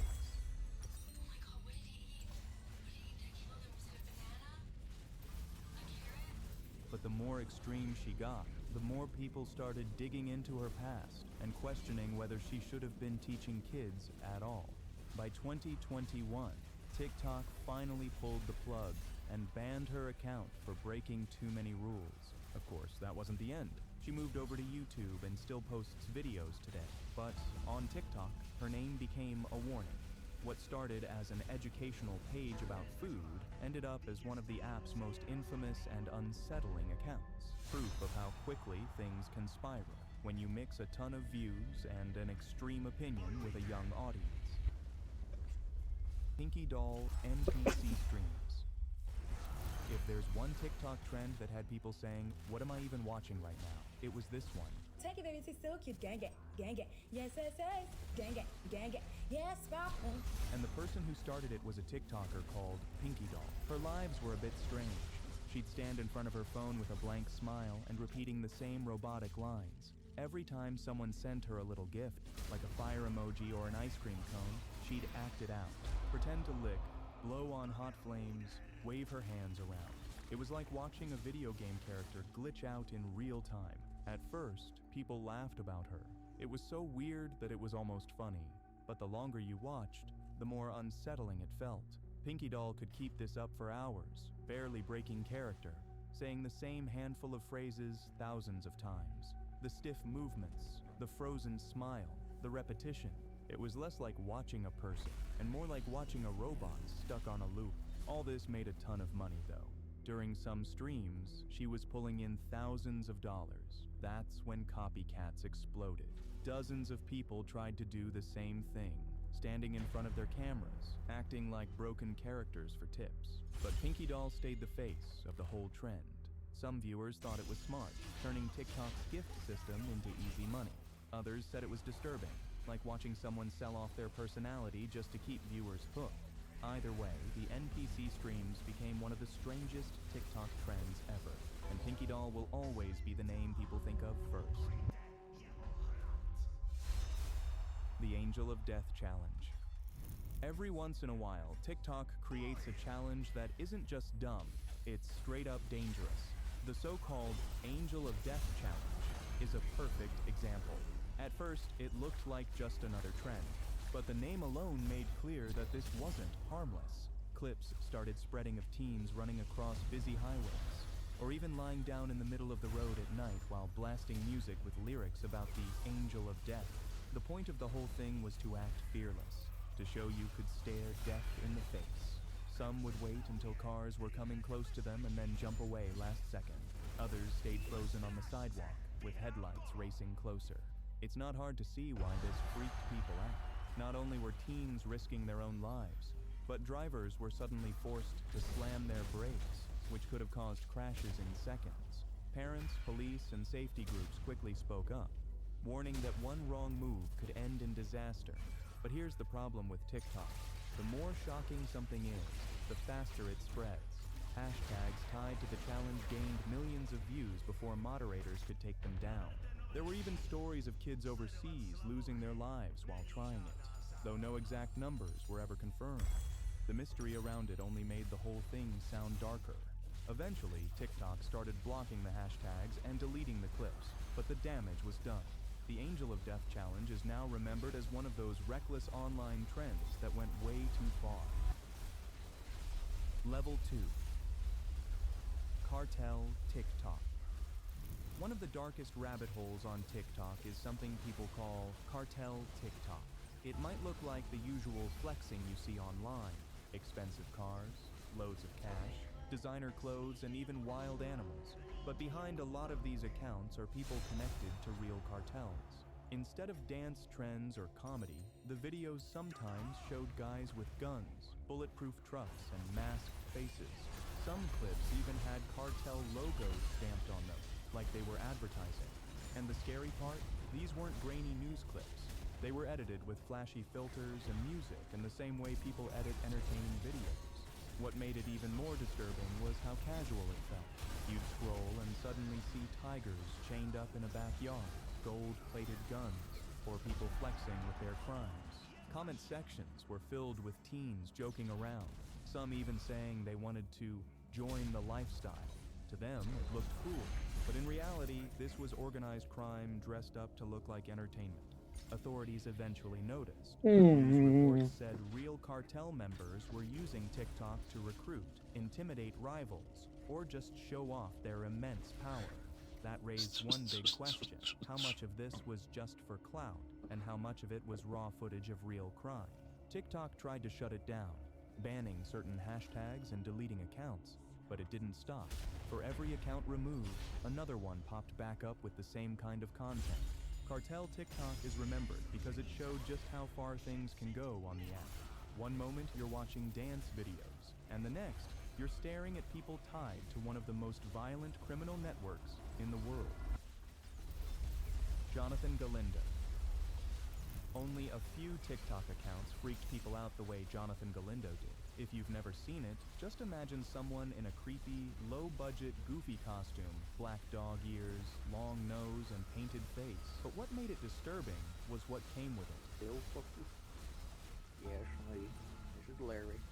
We're gonna have a hot fucking video. Well, it's not gonna be that hot. The account wasn't just posting random videos. Viewers started getting messages from the profile, often targeting kids and teens. And the messages weren't harmless. They were dares, challenges, and sometimes straight-up threats. People said Galindo would tell kids to complete disturbing tasks, warning them that if they didn't, something bad would happen to their families. At this point, people panicked. Parents compared it to the Blue Whale Challenge, another online trend where kids were supposedly pressured into doing harmful things by anonymous strangers. While not every story about Jonathan Galindo could be confirmed, the fear was enough to make headlines around the world. The creepy costume mixed with the dangerous rumors made it the perfect storm for a digital urban legend. TikTok eventually removed accounts connected to the name, but the damage was already done. Screenshots of messages, stitched videos, and warnings spread everywhere, making the character bigger than it ever was on its own. Some argued the whole thing was just trolls in costumes. Others believed it was organized groups using fear to target kids. Either way, Jonathan Galindo became one of those internet figures that felt cursed the moment you saw them. Fake animal rescues. You know those emotional animal rescue videos that go viral on TikTok? A kitten trapped in a pipe, a puppy buried in dirt, or a dog tangled in rope until someone comes in to save it. They look heartwarming. They rack up millions of views, and they make you feel like you just witnessed something good. But the disturbing reality is that many of them are staged. The danger is created on purpose, and the animals are forced to suffer, so the rescuer can film themselves saving the animal. A coalition of investigators called SMACC, the Social Media Animal Cruelty Coalition, dug into these videos, and what they uncovered was horrifying. In just 6 weeks, they identified over 1,000 fake rescues across TikTok, YouTube, and Facebook. Together, those clips pulled in more than 500 million views, and in some cases, the cruelty was obvious. The rescues always looked perfectly timed, too convenient, and too well filmed to be real. What makes this worse is that many of the people posting these videos also ask for donations. They claim the money will pay for vet bills or food, when in reality it often just goes straight into their own pockets. Viewers who think they're helping save animals are unknowingly funding those people. Experts warn these staged rescues don't just trick audiences. They inflict very real injuries and stress on vulnerable animals, and they make life harder for legitimate rescue organizations. Real shelters and rescuers struggle for attention and support, while staged content dominates feeds, boosted by algorithms that reward clicks and emotional reactions. That's why fake rescues are so disturbing. They hide cruelty as kindness, twisting people's love for animals into just another way to farm views and money. Where is everybody? Imagine scrolling through TikTok and coming across a guy who says he's the last person alive. No jump scares, no goofy edits, just him walking through empty streets and abandoned malls with nobody else around. That was the account Where is Everybody, run by a Danish creator named Alexander Nielsen. The first clips were strange enough. He'd walk through shopping centers, airports, even busy city streets, and there wasn't a single person in sight. No cars, no background chatter, just silence. At first, people thought, okay, maybe he filmed really early in the morning, or maybe during lockdowns when places were closed. But the more he uploaded, the harder it was to explain. These were spots that should have been full of people at almost any hour, yet they were completely deserted.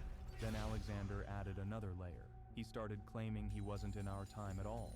According to him, the year was 2027, and humanity had already vanished. He'd show clocks on walls, signs, even calendars, as if to prove it wasn't a trick. Suddenly, it wasn't just eerie visuals anymore. It was a whole story about a man stuck in the future, completely alone.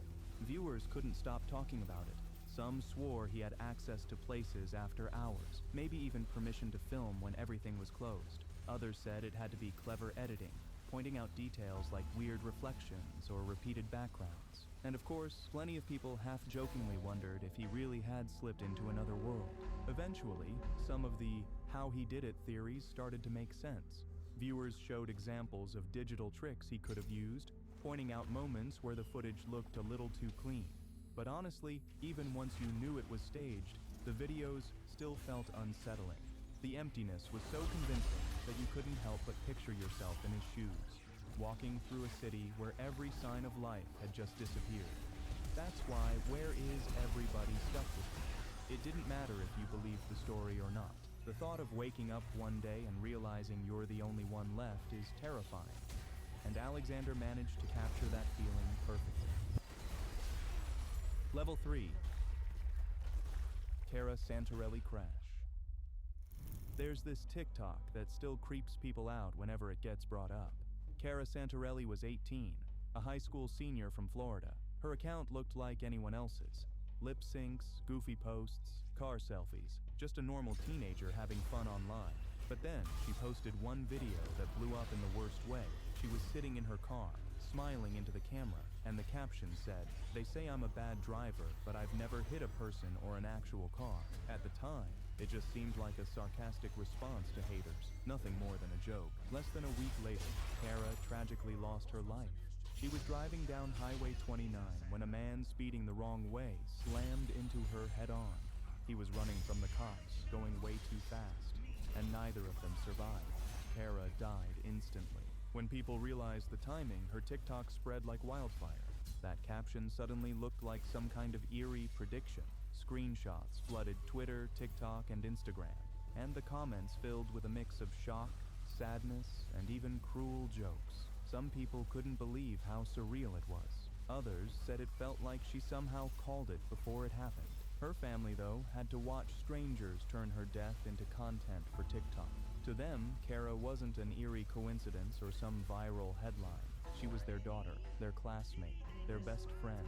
Her teachers talked about her being kind, always smiling. Locals put flowers and photos at the crash site, remembering her as a person, not just a TikTok caption. And that's what makes this story so unsettling. Cara didn't do anything wrong. She wasn't speeding. She wasn't distracted. She wasn't being reckless. She was just driving home in the wrong place at the wrong time. But one post, a single caption, ended up haunting everything that came after. Tony Lopez scandal. If you were on TikTok during the Hype House era, you couldn't escape Tony Lopez. He was everywhere. Millions of followers, daily dance videos, collabs with big creators. For a lot of people, he was just another influencer blowing up off lip syncs and trends. But the story that unfolded around him ended up being way more disturbing than anything he posted on his feed. In 2021, 2 girls came forward with lawsuits against Tony. They accused him of asking for explicit photos. One of the girls said she was only 15 when it happened. At first, she told Tony she was 16, but later admitted the truth. Even then, she said Tony didn't back off. Another girl met him through the Hype House in 2020. According to her, he knew she was 16 but still pushed for photos. Screenshots surfaced showing him acknowledging her age, and at one point even saying things like, "Stop being 16," which just made it worse. The lawsuits painted a picture of someone who wasn't just careless, but actively using the access and attention he got from young fans.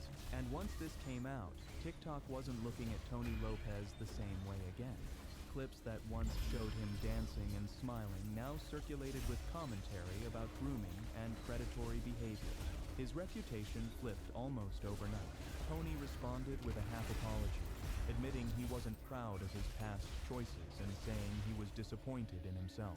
But he denied some of the accusations too, almost like he wanted to take partial responsibility without facing the full weight of what people were saying. By then, though, the damage was done. His name had already been dragged into court documents. This case didn't just hurt Tony's image. It also put more eyes on the darker side of TikTok fame.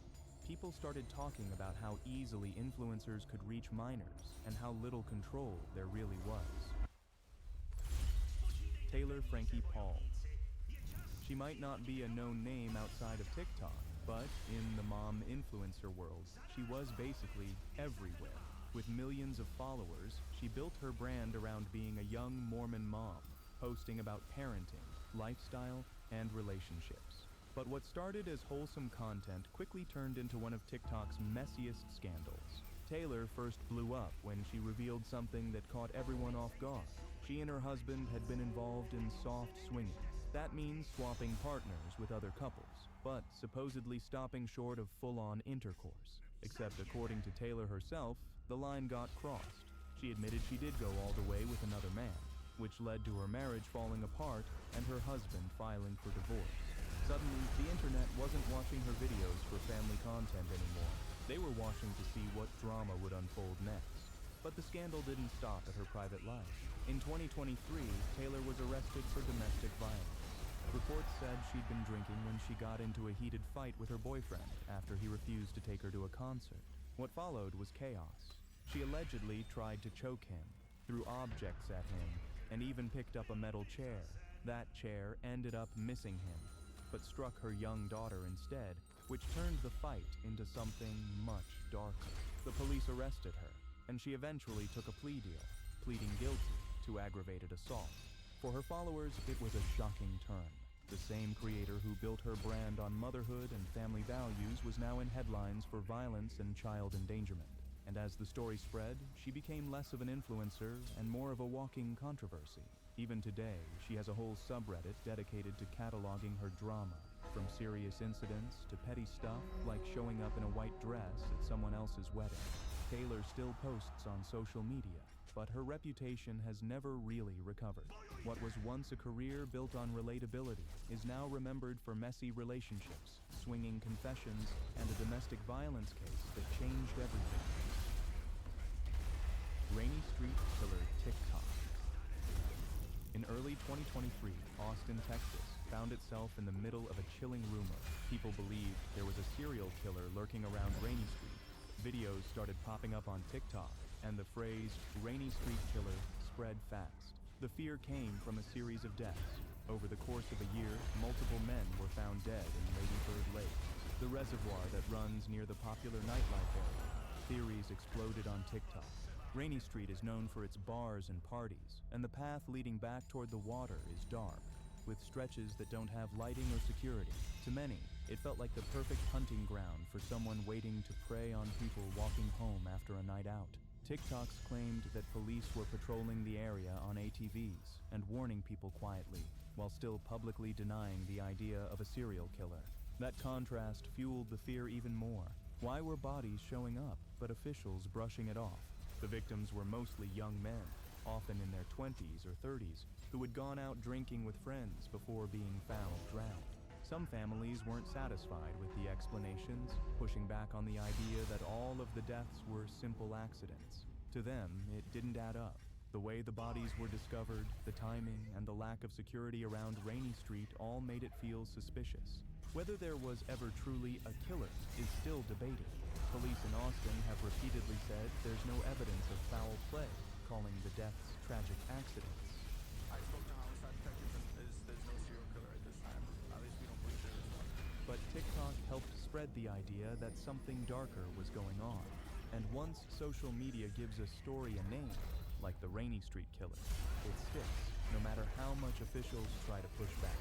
The fear grew so strong that the city had to act. Austin ended up spending over $1 million upgrading the area with new permanent light fixtures, fencing, and even cameras to monitor the path. To this day, people still argue about whether there ever was a predator out there, or if it was just a mix of alcohol, poor lighting, and bad luck. Baby Totu. There's this TikTok account which shows a child called Baby Totu. At first, it just looks like random videos of a little girl, supposedly from Azerbaijan. Nothing crazy, just her sitting in front of a camera. But the more people watched, the more they started realizing something was really off. She never acts like other kids. No laughing, no playing, no energy. She's usually just staring at the camera with this blank look, sometimes pulling weird faces that don't feel natural at all. And the rooms she's filmed in? Empty. Bare walls, no toys, no sign of a normal home. And the captions under the videos don't help either. They're random, almost nonsense, like they're trying to say something without actually explaining anything. That's when people started digging. Some thought Totu was in an orphanage, with someone behind the camera forcing her to make videos. Others believed she was being used just to farm views, with her odd behavior making the clips go viral. And then came the darker theories, ones that said viewers weren't just watching some kid on TikTok, they were watching a child stuck in a really bad situation. None of it was ever confirmed. TikTok did end up deleting some of the videos, but by then, they were already everywhere. YouTube compilations, Reddit threads, creepy TikTok lists. And that's the thing about Baby Totu. It's not directly creepy, but it doesn't feel right at all. Just a little girl sitting there, looking way older than she should, like the life has already been drained out of her. Watching her videos makes you feel like you've stumbled onto something you were never supposed to see. And because no one ever figured out the full truth, that heavy feeling just sticks. Level 4. Zachary Lathan. In May 2020, TikTok found itself tied to a deadly real-world incident. Zachary Lathan, an 18-year-old from New Jersey, posted videos that turned his neighborhood into a battleground and eventually left someone dead. It started with what looked like dumb neighborhood drama. Zachary loved showing off his cars on TikTok, driving fast, revving engines, and acting cocky. His neighbors, the Durham family, were super annoyed. Catherine Durham, the mom, kept calling him out for speeding through the street and putting her kids in danger. Instead of taking the hint, Zachary pulled out his phone and made it part of his content. He filmed arguments, mocked the Durhams, and uploaded everything. Those clips blew up, getting millions of views. But things escalated. Tensions between Zachary and the Durhams kept building until May 4th, when a confrontation outside his home turned violent. According to reports, Zachary armed himself with a knife during an argument with Catherine and her husband, William Timmy Durham Sr. The fight ended with William being fatally stabbed. Zachary claimed self-defense, saying he was attacked first, but prosecutors argued he had provoked the conflict for clout. The case caused outrage. Some saw it as a tragedy born from social media obsession, a teenager so focused on chasing views that he blurred the line between online drama and real life. Others pointed to the videos he posted leading up to the fight as proof that the conflict Are you wasn't fucking random, kidding but me, fueled bro? by his need to turn every What argument the into content. Zachary was eventually charged with manslaughter, Bruh. though the case dragged on in court. To this day, people still debate whether it was self-defense or a fight that never should have happened in the first place. Isabella Guzman. There's a TikTok clip that keeps showing up in creepy compilations. A young woman sitting in court slowly lifts her head and stares straight into the camera with this cold, unblinking look. No words, no expression, just that unsettling stare. That woman is Isabella Guzman, and the story behind that moment is even darker than the video itself. In 2013, Isabella was 18 years old and living in Colorado. She had a rocky relationship with her mother, and one night, an argument in their home took a horrific turn. Isabella attacked her, and by the time police arrived, her mother was dead. The case shocked her community and quickly made national headlines. But years later, it wasn't the news articles people remembered. It was that courtroom footage. In the clip, Isabella seems detached, almost like she isn't fully there. The way she tilts her head back and stares directly into the lens gave viewers chills. On TikTok, that short video blew up. People looped it, added creepy music, and treated it like a horror scene. For most users, the clip existed without context. They didn't know about the crime, the trial, or Isabella's mental health struggles. They just saw her as this eerie figure whose stare felt too intense to be human. Comment sections filled up with people saying things like, "I couldn't look away," or "This feels like a demon looking through the screen." Later, the truth about her case became clearer. Court documents showed Isabella had long-standing mental health issues, and instead of prison, she was committed to a state hospital for treatment. But none of that stopped TikTok from spreading the clip. For most people, it wasn't about the details of the case. It was about that stare, cold, unblinking, and unforgettable. Jin Kid. On TikTok, a lot of creators blow up for doing impressions, skits, or comedy bits. One of the biggest names to do that was Ali Nassar Abulaban, better known online as Jin Kid. His clips were funny and relatable, spot-on impressions of Tony Montana, Scarface-style rants, and little sketches about everyday life. For a while, he was seen as just another rising star on the app. But behind the jokes, his personal life was collapsing. And it ended in one of the darkest crimes tied to a TikTok figure. Ali was married, and his relationship with his wife, Anna, was unstable. According to reports, things got worse in 2021. He suspected she was seeing someone else, and the marriage became more and more toxic. Neighbors later testified they had often heard fights through the walls of their San Diego apartment. Online, though, Ali kept up his image as a rising comedian. He posted skits and impressions all prosecutors of TikTok case for not stumbled across 83 it's a brutal double homicide. Now this one, it's not just disturbing, it's straight up bizarre. If you've ever scrolled TikTok and stumbled across Jupiter the Hybrid, you probably had to double check if what you were watching was even real. Behind the name was a guy from Idaho named Corbin Pinnell, but online he claimed to be something else entirely. Part vampire, part werewolf, part whatever his imagination came up with that day. Jupiter really blew up in 2023 when he started appearing on TikTok lives with a creator named Linda Binda. At first, it almost seemed like some strange roleplay. He'd talk about being a supernatural hybrid, and she'd play along, joking about being a mermaid.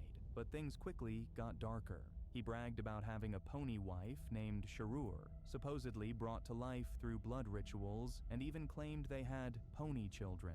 And he didn't just talk about them. He showed dolls and props on stream as if they were his real family. Then came the accusation. Viewers confronted him about talking to underage girls, and instead of denying it, Jupiter admitted it on live, saying he dated minors for show, brushing it off like it was nothing. Later, he even claimed nicotine addiction made him do it, as if cigarettes explained grooming. The excuses only made it more disturbing. What about the pony wife storyline? It turned into something much darker. Jupiter claimed Sharur and the pony kids had to be burned because his 15-year-old girlfriend told him to. He filmed himself hesitating, then actually going through with it, leaving even longtime watchers stunned. The internet didn't stay quiet. YouTubers like Kiwi Tapes and Smokey Mixie began digging into his past. They found clips of him openly admitting to grooming, sometimes even explaining step by step how he did it. At one point, police seized his phone, but no matter what, he always came back online with a new account. Level 5. Claire Miller. In early 2021, TikTok was suddenly connected to a crime that shocked the entire country. At the center of it was a 14-year-old girl from Lancaster, Pennsylvania, Claire Miller. On her TikTok, she looked like any other teenager. Lip syncs, dances, goofy filters, the kind of content you scroll past 100 times a day. But one night in February, that ordinary profile became infamous. According to police reports, Claire called 911 in the middle of the night. When officers arrived, she was waiting outside her family's home, covered in blood. She told them flatly, "I stabbed my sister." Inside, they found her 19-year-old sister, Helen. Helen had cerebral palsy and relied on her family's care. She had been stabbed to death in her own bed. The community was stunned. Neighbors described Helen as sweet and gentle, and no one could understand why her younger sister would do this. Claire had no record of violence, no warning signs the public could see. On TikTok, people rushed to find her account. What they saw only made it stranger. Just a normal teenager's feed, videos that now felt eerie in light of what had happened. Claire was charged as an adult, despite her age. Her lawyers argued about her mental state and whether she fully understood her actions. The case dragged on, making headlines not only because of the crime, but because of how closely it was tied to TikTok, the platform where so many first saw her face. A profile that once blended into millions of others had suddenly become one of the darkest names in TikTok's history. Henry TikTok. In the summer of 2020, a TikTok account called Henry posted one of the most infamous clips to ever come out of the app. What started like a silly adventure ended with one of the most disturbing real discoveries ever caught on camera. The video showed a group of teenagers using an app called Randonautica. If you've never heard of it, Randonautica gives you random coordinates nearby and tells you to explore. The whole idea is to step outside and find something unexpected. But sometimes, what people found was a little too unexpected. The teens followed the app to a rocky beach in Seattle. There they spotted a black suitcase washed up on the shore. At first, it was all laughs, joking about finding money inside, filming themselves trying to open it. But when they unzipped the bag, everything changed. Inside was another bag, wrapped tight in plastic. And then came the smell. The laughter stopped. Panic set in. One of them said they needed to call the police. Later, investigators confirmed what they had found: the remains of two people, Jessica Lewis, 35, and Austin Wenner, 27. Both had been killed, stuffed into luggage, and dumped. The case led back to their landlord, Michael Dudley, who had been in a dispute with them over rent. He was eventually convicted and sentenced to decades in prison. But for most people, it isn't the court details they remember. It's that raw TikTok clip, the moment when fun suddenly turned to horrors. The downtown LA Predator. If you've ever seen late-night threads about TikTok's creepiest accounts, one name always pops up: the downtown LA Predator. And unlike some internet legends, this one was real. The man behind it was named Daniel. Even before TikTok, he had a YouTube channel where he filmed himself walking the streets of Los Angeles, following women, throwing out aggressive pickup lines, and refusing to take no for an answer. He'd rant about how America was too safe for women, and even claimed consent was a myth. He seemed to enjoy the backlash, doubling down whenever people called him out. When he moved to TikTok, things only escalated. He started recording himself stalking women in public, and this time he embraced the name, proudly calling himself the Downtown LA Predator. It wasn't satire, it wasn't a skit. He leaned into the label like it was something to be proud of. The videos were disturbing. Sometimes he'd trail women for blocks, narrating in this cold, detached tone. Other times, he approached minors, ignoring their age and continuing to pursue them on camera. It wasn't edgy or funny. It was predatory. Most people didn't even know he existed until 2021, when YouTuber Nick Crowley made a video exposing him. That's when his TikTok account blew up, with thousands realizing the danger wasn't fictional. These weren't sketches. He was actually out there, in Los Angeles, doing this to real people. TikTok banned his account soon after, but the damage was done.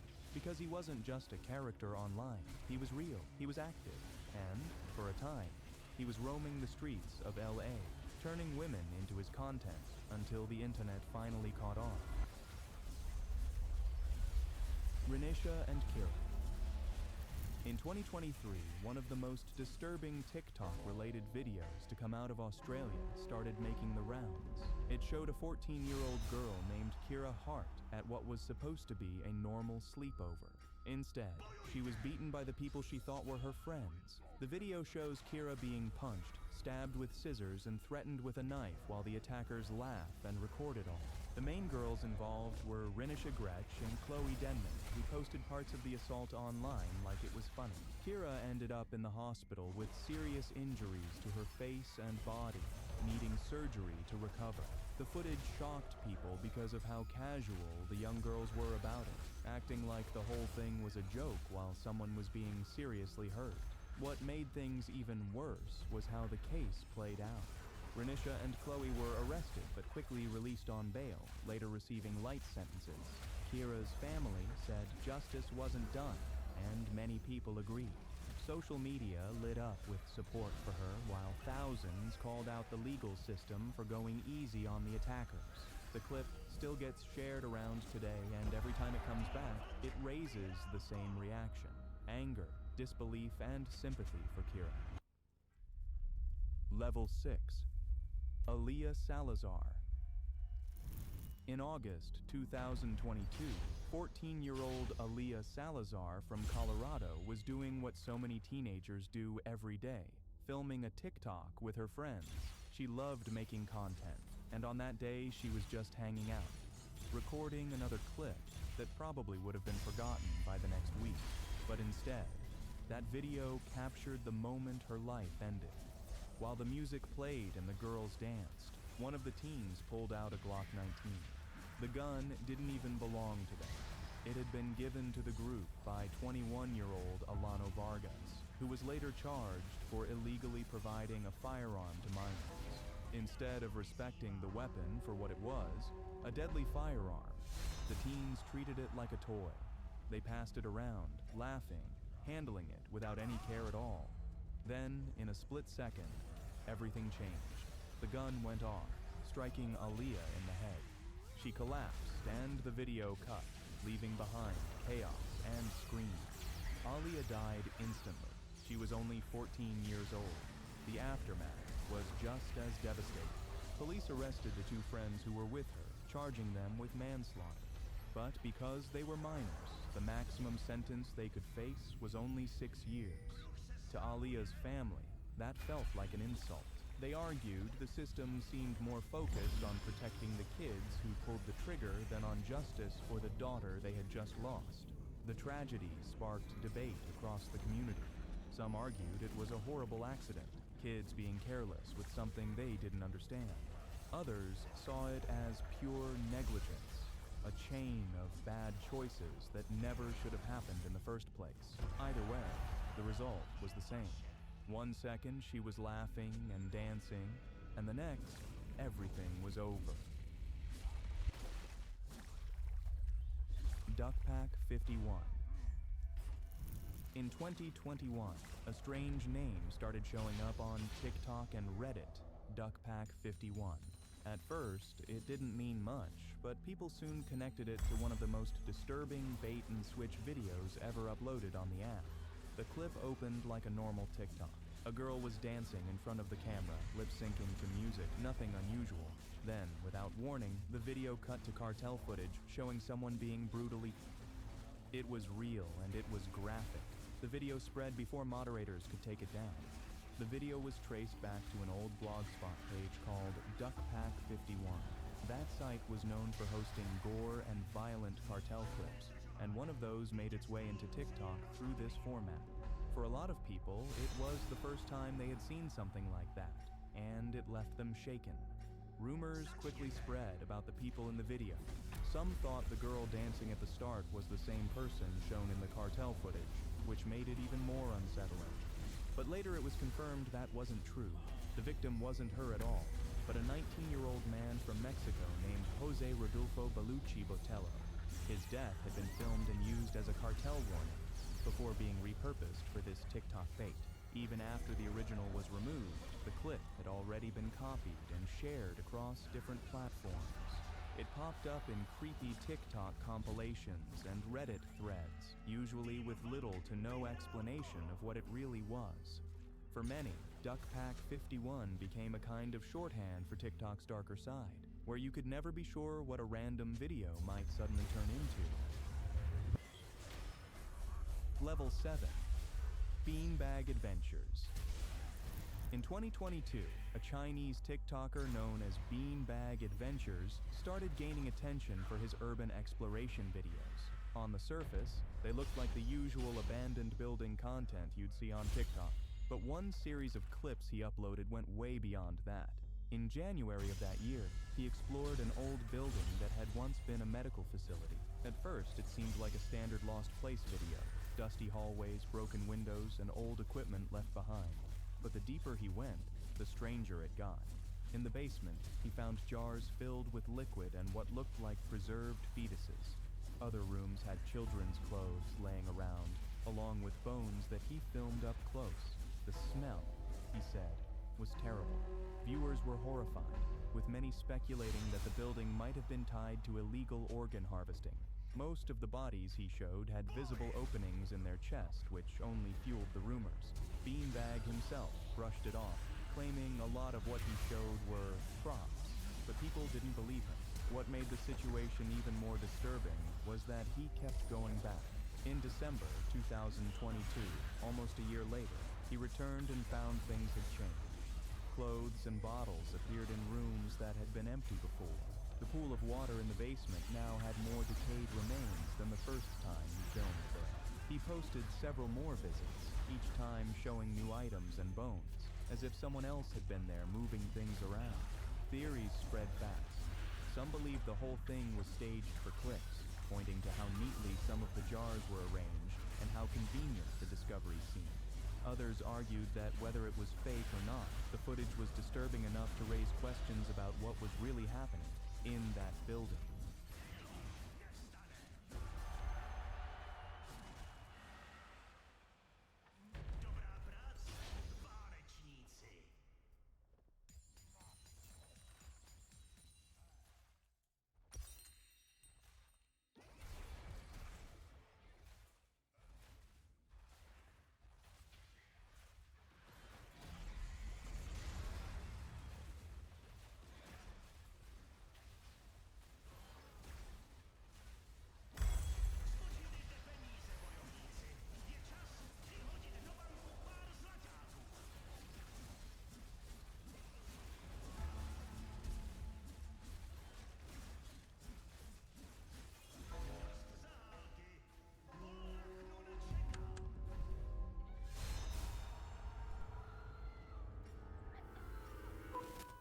unsuspecting roommate hiding bodies in the backyard, to a serial killer known for ripping the throats of his victims.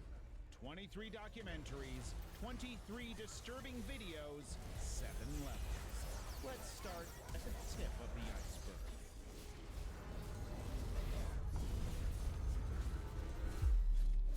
Disclaimer. Level 1. Lover, Stalker, Killer, 2024. A regular guy swipes right on a dating app, lands a casual meetup, and suddenly his reality is upended by events no one could predict. Lover, Stalker, Killer of 2024 pulls viewers straight into the twisted chaos that followed Dave Kropa, a Nebraska auto mechanic, after a seemingly innocent night online. The initial setup is basic. Two people connect, Krupa and Liz Gollier. A brief relationship follows, then it ends. At least, Krupa thinks it's over. What unravels from there feels like a warning for anyone who thinks they know who they're talking to on the internet. Soon after his breakup with Liz, Krupa meets Carrie Farver, and things get complicated fast. When Liz unexpectedly shows up at his place while Carl is there, tension sizzles for just a moment. I explained to Carrie what's going on. To have this conversation, yeah, it was a little fucking awkward. The next day, Carrie vanishes without a trace, yet Krupa's phone won't stop buzzing. Messages and taunts, at first seemingly from Carrie, arrive at all hours and get more frequent as weeks go by. There's no escape. Email, social media, text. Suddenly, two women he barely knew are haunting his every waking moment. It turns out that Liz is being harassed by Carrie in the same ways as I was, by text and email. What makes the documentary so jarring is the mixture of sit-down interviews and reenactments that occasionally feature Krupa himself. The viewer isn't just told what happened, as they're given the feeling of never quite knowing what's around the corner, much like Krupa experienced. Law enforcement sounds confused before eventually becoming suspicious, and friends and family offer their insight. As months drag on, it's all threats, break-ins, and mysterious fires. Even a family pet is lost to a blaze. The true horror is revealed when investigators realize the person orchestrating this campaign isn't invisible after all. Digital forensics exposes an elaborate case of stolen identity. The messages supposedly from Carrie are actually coming from Liz, who spends up to 50 hours per week faking digital footprints, building an alternate online reality in order to hide what she's really done. Through relentless impersonation of Carrie, whose body was never found, Liz crafts a story so convincing it fools police for years. It didn't take me long checking the boxes in my head to come to the conclusion that Carrie was probably dead. And that's tough to swallow. That's beyond tough. The evidence eventually points to a conclusion, and Liz was sentenced to jail, all while Krupa is just numb. What once was a digital romance opened the door to all the online and physical torment he'd experienced. The hatchet-wielding hitchhiker, 2023. Yesterday's hero, now an alleged killer? The Netflix documentary, The Hatchet-Wielding Hitchhiker, explores the strange rise and catastrophic downfall of Caleb Kai McGilvery, a Canadian drifter propelled into online stardom overnight. Back in 2013, footage of Kai recounting an incident in which he used a hatchet to stop a driver's rampage on a woman surfaced online. He runs up and he grabs one of them, man. Like a guy that big can snap a woman's neck like a pencil stick. So I fucking ran up behind him with a hatchet. Smash, smash, smash. It transformed him from a homeless traveler into a viral folk hero, grabbing attention from global media, celebrities, and talk shows in rapid succession. But the story splinters into much darker territory just a few months later. After being welcomed into the home of 73-year-old New Jersey attorney Joseph Galfi, Kai says the night took a turn. According to him, Galfi gave him a place to stay, and the next morning, Kai says he woke up groggy, noticing a metallic taste in his mouth. The implication, directly stated in Kai's own Facebook post, is that he believed he'd been unknowingly dosed with something. With confusion and panic mounting, he described finding Galfi attempting to remove his pants while he was barely lucid. His claim was that he acted instinctively, lashing out, which led to Galfi's death. The event thrust Kai into the spotlight Luxusní once more, vole, as his king tag vole, was luxus sleeping. vole, Law pičo, enforcement to je quickly built a case takový that called Kai's luxus. story into question. Prosecutors highlighted the sheer brutality of Galfi's injuries. Over 50 wounds, severe fractures to the skull, broken ribs, and evidence of repeated trauma across the face, chest, and arms. His ear was almost off, and it had a scuff mark on the ear, like that blood stain in the hallway where you could see some type of material in the blood stain, and it sort of looked like that on his ear. The coroner's report made the self-defense claim seem less plausible, especially considering Galfi's health issues, advanced age, and physical state at the time of the incident. During the trial, the jury learned that Kai actually fled the scene and cut his hair to alter his appearance. He traveled across state lines before ultimately being recognized and taken into custody. The court examined surveillance footage, digital evidence, and cell phone records, all of which added to the ambiguity surrounding Kai's account. Prosecutors painted a picture of a crime with intent rather than an act of spontaneous desperation. After weeks of testimony and days of jury deliberation, Kai McGilvery was found guilty of first-degree murder in 2019 and given a 57-year prison sentence. Level 2. The Confession Tapes, 2017. The Confession Tapes from 2017 goes deep into the world of law enforcement, picking apart famous cases that rest entirely on what people say under pressure rather than physical proof. Viewers see hours-long questioning sessions with people isolated and visibly breaking down, sometimes young people or those without legal help. The series doesn't just imply these tactics happen, it shows footage of real interrogations, and you watch as the accused seem to lose track of what's true. It's not always obvious. Some start out confident and rational, but after relentless questioning and shrewd psychological tricks, their certainty disappears. The most unsettling story is the case of two teenagers, Sebastian Burns and Atif Rafay. After Rafay's family was found bludgeoned to death, both found themselves at the center of a very elaborate plan. The police, lacking solid evidence, turned to a Mr. Big operation. The Royal Canadian Mounted Police developed an undercover investigative technique called the Mr. Big technique that they deploy or they use normally in cold cases, but they have a suspect. They just don't have enough evidence to lay charge. Critics say it's a coercive and a controversial technique, banned in most countries except Canada, where it originates. Undercover officers posed as members of a powerful group, luring the teens in by offering protection and promising rewards. So the interrogators posed as dangerous criminals, letting Sebastian and Atif know their fates depended on what they were willing to reveal. For months, these officers built up the illusion with subtle intimidation and carefully calculated threats, making the boys believe this gang could destroy or save them. The teens are confronted not by physical violence or obvious threats, but by the suggestion that their only way out is to go along with the narrative Mr. Big expects. Video captures their faces as they try to keep up with the pressure. They start repeating details suggested by the undercover officers, and soon those words are used against them in court. They stashed the weapon, the Walkman that Atif claims to have noticed that was missing in between observing his parents, and the VCR that they yanked out of the holder that it was in. They put them in a series of different dumpsters in Seattle. These tactics aren't old-fashioned.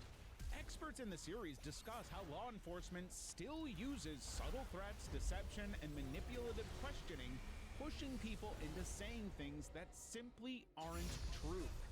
In the end, both were charged with aggravated first-degree murder and remain in prison. Victim Suspect, 2023. Across the United States, police departments have repeatedly charged young women who report violent encounters with making false reports.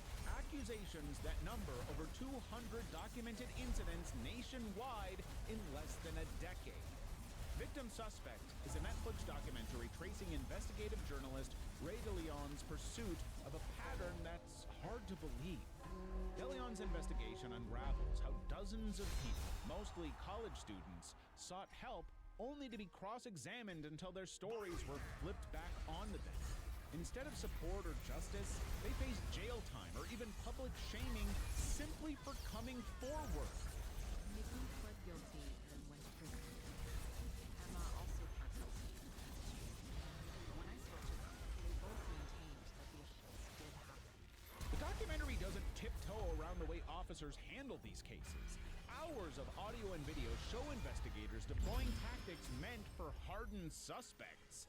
Psychological manipulation, accusations, and pressure, all targeted at vulnerable individuals who thought they'd be protected. One especially disturbing sequence features freshman Emma Mannion, who steps into a police interview expecting honesty will clear her name. Detective Jared Ackridge sits across from her, bristling with suspicion.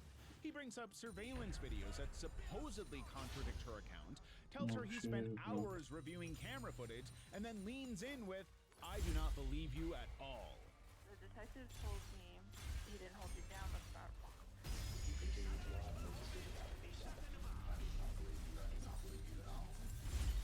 The moment lands like a gut punch. Magnon doesn't have a lawyer or even an advocate. The detective openly suggests she's one of those people distracting his department from real victims. A phrase gutted of compassion and context. It's not an isolated event.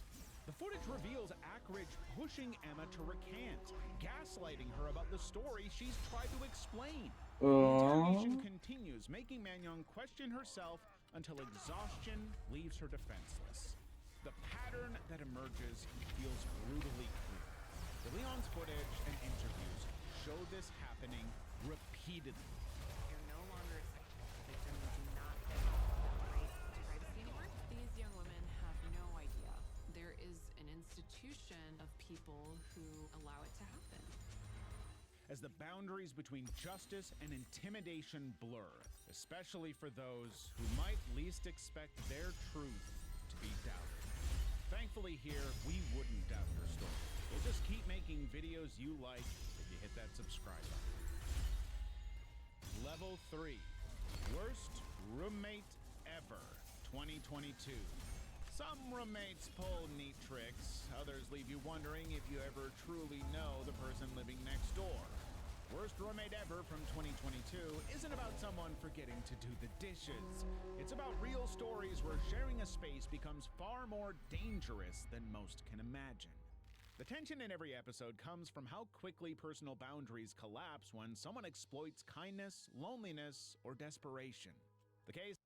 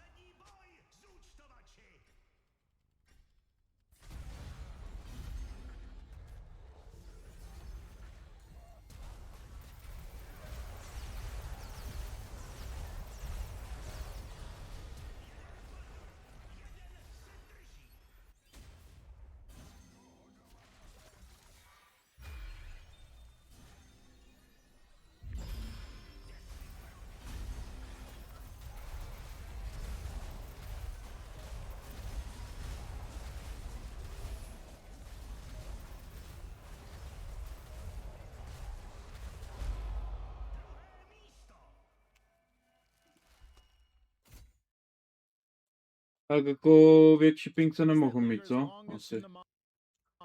Is Dorothea Puentes. The docuseries focuses a full episode on her, a a woman in her 60s, appearing gentle and grandmotherly, running a boarding house in Sacramento.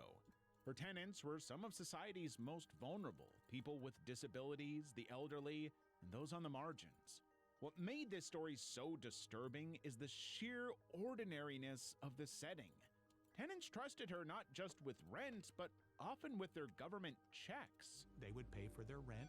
She became the person that could actually sign those checks and place them in the bank, in which she did. Over time, several of them vanished. When friends raised concerns about a missing tenant, officers started asking questions. A call for a wellness check unraveled a scheme that had gone unnoticed for years. So often somebody would come by to kind of inspect and take a look and see what was going on. She knew all the magic words to say to these government officials or people working for social services. Investigators found prescription medications and eventually uncovered a secret hidden beneath the backyard soil. 7 bodies, all former tenants, each one a person who trusted Dorothea for help. The steps are so mundane that it's unnerving to watch survivors, social workers, and police recount the quiet manipulation that led up to this. Puente won trust through routine acts, cooking, running errands, offering a bed, but she preyed on those who had few places else to turn, systematically removing threats to her authority and quietly accumulating their government income. They had their little social security check, and they had their life. That's all they had. She took their checks away from them, and then she took their lives away from them. The series doesn't stop with Puente. It features other cases like Jameson Bachman, a master manipulator who forced out renters using legal loopholes and intimidation tactics, or Yusuf Khater, whose fraudulent schemes left roommates desperate and frightened. Across episodes, strangers take advantage of the trust that comes with shared living. In the end, Puente remained in prison in Chowchilla until her death on March 27, 2011, at age 82. This just goes to show that in the hunt for affordable living, the wrong roommate might not be worth the money saved. Till Do Us Part. Soaring vs. Haysom, 2023. A Virginia mansion, an upscale family, and then the kind of sudden violence that sticks with detectives for decades. Till Do Us Part, Soaring vs. Haysom, puts viewers straight into one of the most notorious cases of the 1980s, giving close-up access to what authorities found in the Haysom's home that spring night, making anyone watching gasp at the lasting shock from the blood-soaked living room. The murders took place at least 2 days before the bodies were found on Wednesday. Went in the house as they were taking the bodies out, saw everything. It was awful. Details of the crime scene described in the series are almost unimaginably brutal. Derek and Nancy Haysom, both well known in their community, were discovered in pools of blood, their injuries so severe that police initially wondered whether some kind of group or cult could have been involved. Derek had suffered dozens of stab wounds, one so forceful it damaged bone and pierced his heart, and Nancy was found in the kitchen with nearly as many injuries. The thing that made the biggest impression to me was that how she died. Both lay nearly decapitated, something most investigators in Bedford County at the time had never seen before. The interior was described in reports as looking like a house, splashes on the walls, blood pooling on the linoleum, and dinner plates still out on the table. Amid the confusion, investigators quickly realized that ordinary explanations didn't fit what they were seeing. What puzzled law enforcement even further was how the couple's daughter, Elizabeth Haysom, and her boyfriend, Yun Suring, became central figures in the investigation. Elizabeth, raised in privilege, fell fast and hard for Jens, a German student at the University of Virginia. When pressed about their whereabouts, both told uneasy, shifting stories that soon fell apart. Not long after, they fled to Europe only to be picked up for check fraud and brought back to face the investigation in Virginia. Letters surfaced in England written by Elizabeth to Jens implicating both, and in court, their claims turned into accusations against each other, each trying to pin the responsibility elsewhere. One day they said it was Elizabeth. She said, "I killed my parents." The next day they said it was Jens. He said that he killed my parents. One of the most unnerving moments in the series comes from the testimonies and official reports. Elizabeth ultimately pled guilty to enabling the deaths and received 90 years in prison, while Jens, after changing his story several times and recanting his confession, was handed 2 consecutive life sentences. Despite decades passing, each continues to say the other is responsible, and DNA retesting just raised more questions, with several samples not matching either suspect. Murdaugh, a Southern Scandal, 2023. A well-known family name, an isolated low-country estate, and the echo of gunshots that would change everything. Murdaugh, the Southern Scandal, drops viewers into a world where influence can conceal ugly secrets, but nothing stays hidden forever. The Netflix docuseries picks up with law enforcement swarming Mazzell, the Murdaugh's sprawling South Carolina property, after Alex Murdaugh's wife and son are found shot dead execution style near the dog kennels. The boy I dated for 4 years, his mom was as well next to him. It hurt my heart to know that a human being was maliciously. From that moment, the protectiveness and power of the Murdaugh legacy are exposed for what they are. Shields built over decades of dominance in legal and social circles, now riddled with holes. Suspicion quickly descends on Alex himself, a local attorney from a lineage so intertwined with the justice system that some called the family above the law. It became clear to us that Alex went over to Alameda to establish an alibi. He lied about the length of time he was there to make it seem like he wasn't home at the time of the... Prosím Bože, outu Bože. Všichni bozi outu, dejte mi normální internet, prosím. Vy nejlepší lidi na světě. Prosím Bože. Interviews, there's a sense that the most jarring aspect isn't only the brutality of the acts, but the relentless way justice was sidestepped for years by wealth, privilege, and intimidation. It became clear in the course of her testimony that she'd been very scared. She had doubts about what Alec Murdaugh was asking her to say, and that's why they were. As the series moves to the courtroom, cameras linger on Alex taking the stand. The evidence, including a video from Paul's phone, destroys his alibi and leaves jurors with no doubt. He's no longer untouchable. After less than 3 hours of deliberation, the guilty verdict for double and weapons charges lands in March 2023, and Alex is led from the courthouse in handcuffs. The Menendez Brothers, 2024. 2 young men pace a Beverly Hills mansion late at night. Emergency calls pierce the silence, voices frantic, but what the authorities find is worse than anyone could imagine. Father and mother, both left unrecognizable, family's living room splattered with blood and doused in devastation.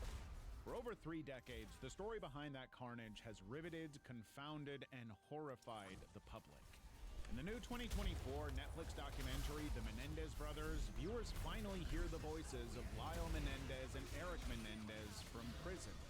They recount what led to that unimaginable night, their words colliding with testimony from relatives, lawyers, and investigators actually entangled in the case. The siblings, now middle-aged and still serving life sentences, don't shy away from the claims that dominated their trial. The audience hears, without filter, how Lyle and Eric describe relentless psychological control, threats, and harm from their father. He is a successful public figure who they claim hid something monstrous within the walls of their home. On se healuje, kamo, tím, že ho hituje. On se prostě healuje.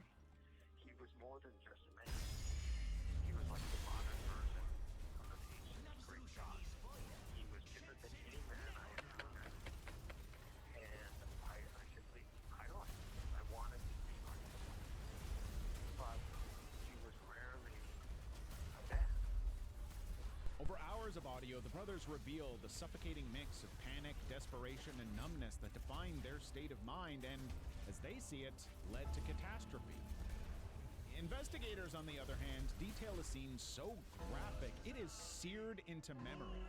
Blood and tissue covering nearly every inch, with a level of force described by first responders as explosive decapitation and facial deformities so extreme that the victims barely looked human. The trauma of the crime scene left even seasoned detectives shaken. One said it was like nothing ever seen before in Beverly Hills or anywhere else. Some still defending the brothers, others deeply scarred, speak about years of warning signs, denial, and the public's almost voyeuristic obsession with what went on behind those mansion doors. Attorneys argue over the line separating motive from explanation. Were Lyle and Eric emotionally captive for years or motivated by greed? He killed his parents because he could no longer endure their Kdyby stahoval do piče. He fired every round in his gun at them. The documentary doesn't let viewers look away, closing in on every contradiction and moment of raw confession. It exposes that beneath the tabloid spectacle, the cost was not only measured in violence, but also in lifelong repercussions for every single person connected to the case. Sins of Our Mother, 2024. A phone call between a mother and her son frames the opening moments of Sins of Our Mother, but the tension is immediate, and you can feel that this is the start of a chaotic unraveling that no one saw coming. Lori Vallow's journey from doting mom to the media-branded doomsday mom draws viewers in, and the series slowly reveals how her beliefs and decisions carved a path of destruction. Through interviews, home videos, and audio clips, the Netflix documentary details Lori's dramatic slide from participating in her faith community to adopting radical end-time predictions. Jako range jako Miss, jako Caitlina, aha. Apocalyptic author whose influence proves pivotal. Vallow's family watched her descend into deep paranoia, pulling inspiration from podcasts and fringe religious texts. It's clear that by 2018, Lori no longer seemed tethered to daily reality. Her surviving son, Colby Ryan, provides a sobering account. By all appearances, they had once been a normal family, but cracks showed as Lori's views warped further, culminating in her belief that her children had become obstacles in a cosmic battle between good and evil. It was just like a list of our Excuse me, what the fuck? as light and dark spirits.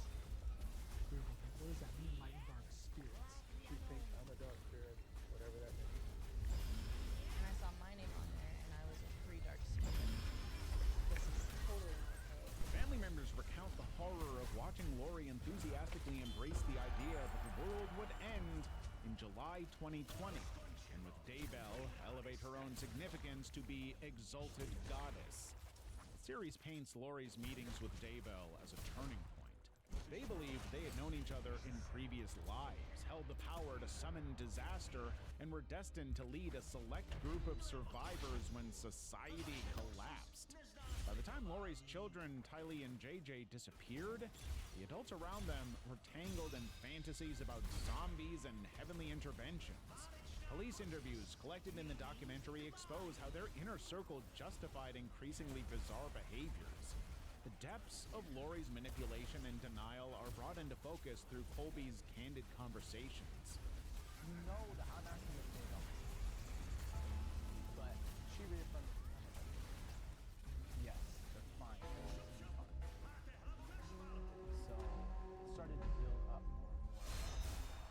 There's a thread of hope. Sins of Our Mother captures the expanding web of suspicion as authorities uncover not only the children's disappearances, but a string of suspicious deaths and attempted hits on others connected to Lori and Chad. Throughout, viewers hear from Lori's mother and other relatives who, at first, can't bring themselves to believe what's happened, only to be left with the grim certainty about Lori's actions as more evidence emerges. Level 4, Dark Tourist, 2018. It starts with a rumor. Somewhere in Cambodia, money can buy you permission to fire a rocket launcher at a cow. The myth draws David Ferrier, host of Netflix Dark Tourist, straight into one of the show's most unsettling detours. The reality behind tourist attractions that blend spectacle with shocking disregard for life. Farrier's journey takes him to a military-run shooting range, notorious among travelers for its anything-goes scenarios. Here, visitors are tempted by a menu of weapons, from pistols all the way up to bazookas, with prices given for various targets, including livestock. The surreal part is how normal it all feels on the surface. The staff are courteous, smiling, eager to facilitate the experience, as though renting jet skis rather than organizing an act of destruction. I could change it to cow if I wanted to. People. I feel it's good you've got a limit. You know, it's like duck, chicken, sheep, cow, but people, no. For enough cash, often the equivalent of several months' salary in Cambodia, a local farmer supplies the animals and tourists get their event. Farrier stands before a live cow, machine gun in hand, surrounded by a group of other travelers, many recording or laughing. It's an attraction promoted in travel circles, sold to thrill seekers who want a story that shocks even their friends. The animal's presence is strangely at odds with the spectacle, docile, unaware of the attention or fate being decided in real time. Farrier's demeanor changes. The camera lingers as he confronts the implications of this supposed fun. He ultimately refuses to pull the trigger, but his experience proves the practice is no hearsay. It's part of the tourist experience and only a payment away. For the crew, there's only a split second of relief when the act is stopped. What stands out is the mood around the event. The tourists' anticipation and laughter clash with the gravity of the scene, exposing a disconnect. Animals' suffering made trivial through commerce. Farrier notes how easily violence gets wrapped up as a novelty, a bucket list check mark relayed on social media. The indifference isn't manufactured for TV. Several sources and reviews confirm the reality of these transactions, with animals purchased, prepared, and served up for a brief, brutal performance. The episode never pretends what's being offered is normal. Still, as the camera pans across faces, some excited, some uneasy, it's clear that in some corners of the tourism industry, the grotesque isn't concealed. It's styled as entertainment, ready for the highest bidder. Memories of the Nielsen Tapes, 2021. From the moment the analog tape spins and Dennis Nielsen's voice cracks through, the documentary Memories of the Nielsen Tapes instantly evokes curiosity. It's the chilling sound of someone calmly narrating, not what happens, but how he wants the story to be remembered. There's no frantic confession or dramatic flourish. Instead, what emerges is a controlled self-portrait drawn by a man who maintains composure even while describing the intricate details of luring young men, primarily those pushed to the margins, to his modest flat with offers of warmth and comfort. Nielsen went round with his vacuum sweeper, sweeping up these victims, these vulnerable young men. Nielsen's narration stands out for its near total emotional detachment. That absence of any remorse or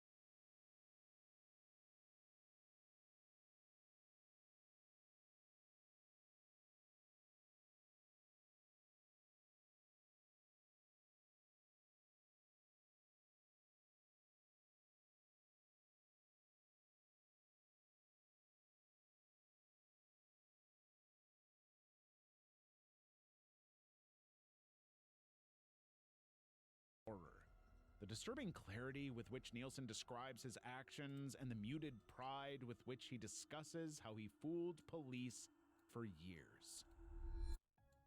Bikram, Yogi Guru, 2019. In Bikram, Yoga Guru, it's nearly impossible to turn away as the enigmatic Bikram Chowdhury leads massive classes in sweltering rooms. He's dressed in a black Speedo and Rolex, but followers claim he is a guru who can transform lives through precise routines. He moves through crowds of devoted practitioners, captivating celebrities and everyday people alike, all desperate for approval from the man behind a multi-million-dollar empire. The documentary tracks his ascent from Kolkata to the summit of American health culture. Students believe that only his personal certification, delivered with the tightly controlled walls of his global Bikram Yoga brand, can truly unlock yoga's transformative powers. My impression of him was very godlike. For me, he was a guru. He was a teacher who was going to make me perfect. Yet as survivor testimonies come in, there's an undeniable pattern. Women recount being drawn into private training sessions where their boundaries are gradually eroded, beginning with psychological manipulation and escalating to more invasive forms of control.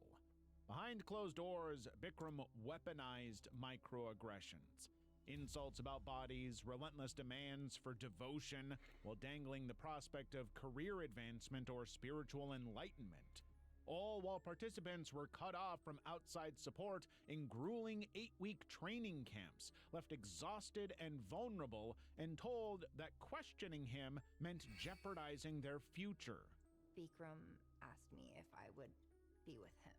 And he in fact said, if you decide to stay, then I recommend you do what I do. Legal records and news coverage weave through the film, exposing the machinery that enabled Bikram to operate unchecked for decades. He prevailed in courtrooms, hired aggressive attorneys, delayed proceedings, and moved his base overseas, and continued His network of loyalists, some too invested to face betrayal, others paralyzed by fear of professional ruin, created an insulating layer of denial and victim blaming. Bikram Chowdhury never paid the judgment against him. The 69-year-old Chowdhury has hidden assets, and he has left the country. The film's most gripping moments belong to the survivors who, with their faces often half-lit or blurred for privacy, explain how subtle grooming made them second-guess their experiences. Curry and Cyanide, the Jolly Joseph Case, 2023. This next story will make you second-guess eating at your friend's house. Netflix Curry and Cyanide, the Jolly Joseph Case, invites viewers into the heart of a small Kerala community where the ordinary rhythms of family life dissolved into suspicion and eventually casualty. Jolly Joseph appears to be a devoted, educated woman married into a well-respected family, consistently present at gatherings, cooking for her in-laws, husband, and even the youngest in the household. इस मामले में मुख्य आरोपी jolly national institute of technology में एक लेक्चरर थी। जॉली सिर्फ औरत ही नहीं, एक मां भी थी. Yet beneath the surface of everyday routines, something far more unnerving pulsed through the family story. One by one, over 14 years, 6 family members, including her husband, both in-laws, and even a 2-year-old, died suddenly, with local suspicions barely stirring until years later. Each time, explanations followed.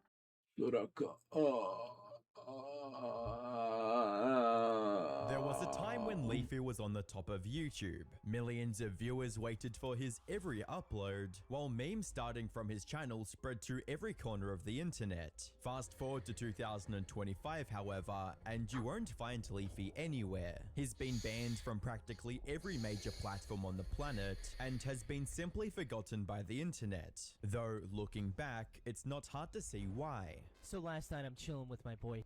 No big deal, right? We're talking about some of the best content on YouTube, right? And in the middle of our discussion, we got in a little bit of an argument on what the best video on YouTube was. I, of course, was showing him one of the most emotional videos on YouTube, and one of the fan favorites. And that video is Keemstar me.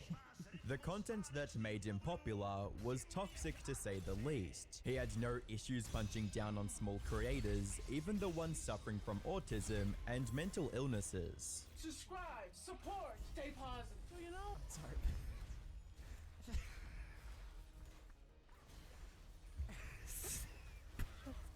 There wasn't a line he wouldn't cross for content, until the internet got fed up with his antics, causing him to lose everything he'd built for himself. And while he's made several attempts at a comeback since, each one of them has ended in a total disaster. Hi, I'm the Internet Anarchist. I create weekly YouTube documentaries, and today we're taking a closer look at the many failed comeback attempts of Leafy is here, why his colossal downfall came as no surprise to anyone, how he became famous in the first place, and if he'll ever succeed at regaining and then retaining the audience he once had. But if you want to help me retain the audience I have, all you have to do is subscribe. So hit that subscribe button and let's get on with the video. Calvin Lee Vale, better known online as Leafy, started his YouTube journey on October 7th, 2011 when he was just 16 years old. Though despite his young age, he was already a hustler looking to earn some cash with his pay-to-win Minecraft server called ParaPvP. He even created his YouTube channel partially to advertise this server, as he often posted videos of himself playing on it. The rest of his channel was filled with Minecraft Let's Plays as well.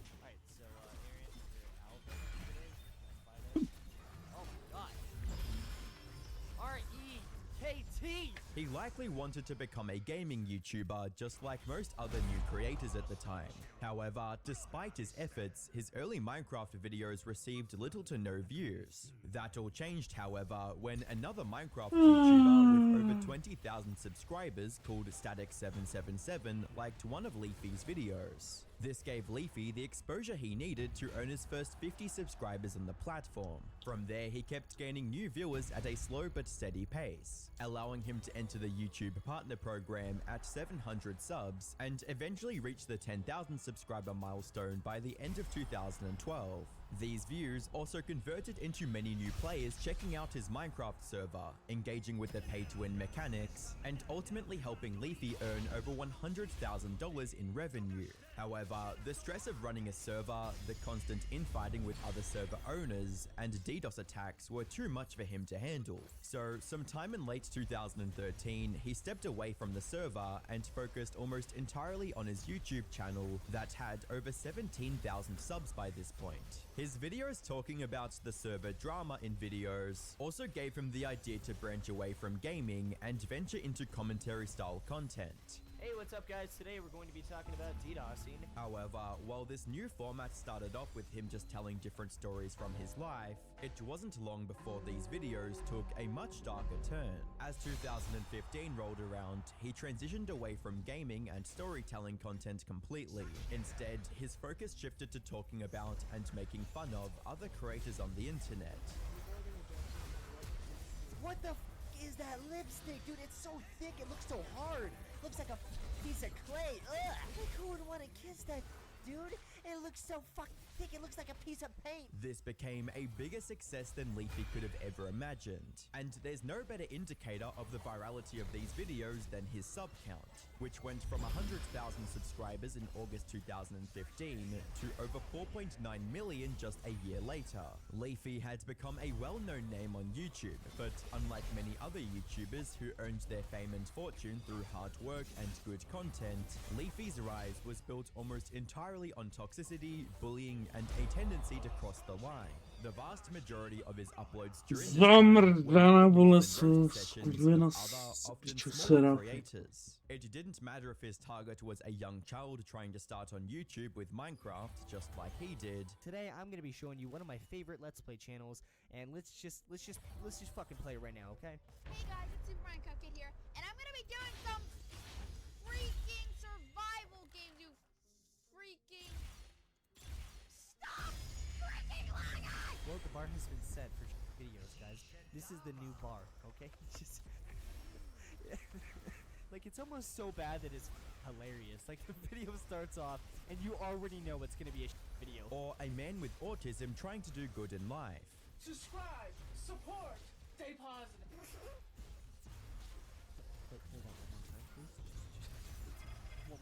subscribe, support, stay positive. You know? I'm sorry.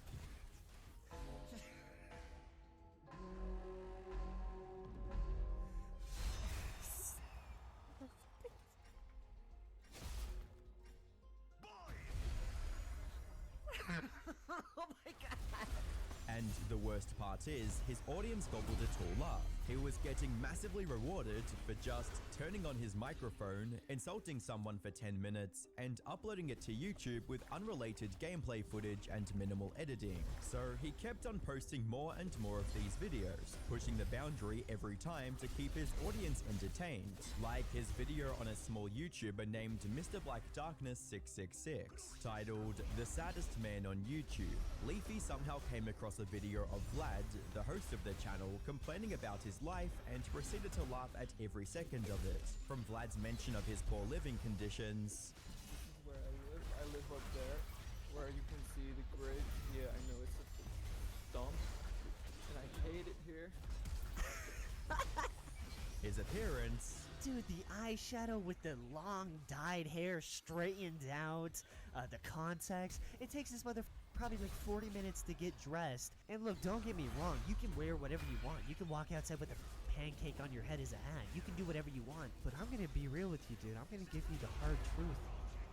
You look ridiculous, dude. to the way Vlad talked. Small-minded and discriminating this town really is, okay? What is this guy talking like an anime character?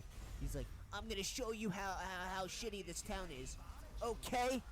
Alright, let's go. Pikachu, lead the way. Now, Vlad's whole goth aesthetic could be considered a bit out there, but he didn't deserve getting roasted in front of millions of people on the internet because of it. Leafy, however, didn't care one bit about the impact his videos had on the subject, but his victims did. Vlad, for example, saw the video, and the thousands of people calling him all kinds of names in the comments, and had a meltdown on camera. But instead of showing even a semblance of remorse, Leafy doubled down, and saw the response from Vlad as nothing more than content fuel. Hello, I finally decided to make another video. Well, what the fuck is this shit, dude? I was about to welcome you back, then you call everybody in hole.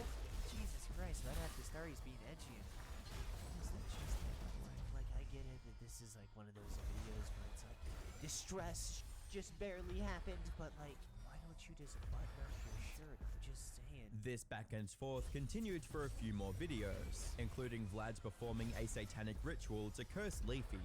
Today, I'm going to show you one of my dark rituals. Before the two made up on Keemstar's drama alert. Sorry, Mr. Black Darkness 666. So, Mr. Darkness, do you still want to die?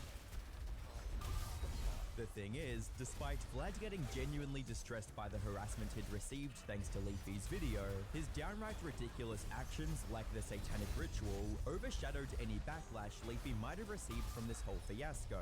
Instead, this became nothing more than entertaining YouTube drama to the viewers and ultimately taught Leafy nothing. Something that became apparent from the video he posted about one of his next targets named Tommy NC 2010.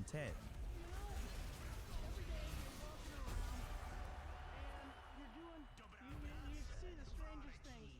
Holy dude, I always see the strangest things too. I completely agree with that. But one of the strange things that I haven't seen yet is a grown man with a fedora on, about to vlog himself and someone else in the middle of a parking lot. Because holy, that would be awesome. But hey, you never know, man. Maybe I'll see it someday, right? He found a video of Tommy helping someone at the grocery store and then vlogging about it on YouTube, and saw it as prime material for his, as he puts it, satire videos. How does saving someone's eggs in the middle of a Walmart parking lot turn into, let me record you for my YouTube channel so everyone can see how good of a person I am?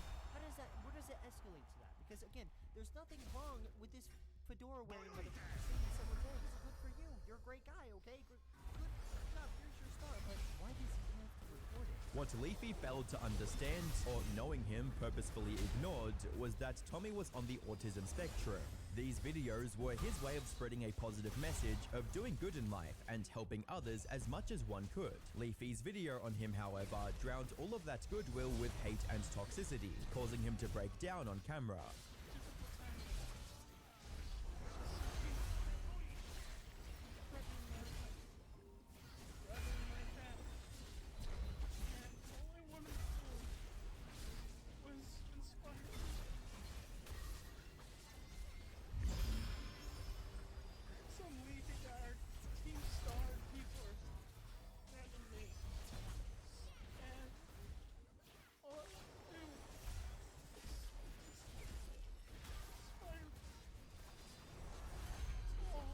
there were still some fanboys who defended Leafy through all of this, like this one comment stating, Leafyus here does say in the description that those videos are for entertainment, nothing else, as if that gave him a free license to say and do whatever he wanted. These videos weren't satirical or anything of that nature. Leafy was just bullying and punching down on smaller creators for the express purpose of getting as many views as possible. Fortunately, many, even among his own audience, were understandably upset over his video on Tommy, forcing him to apologize. I'm not going to sit here and try to redirect the blame. I'm not going to sit here and make excuses, and I'm willing to admit that I am in the wrong here.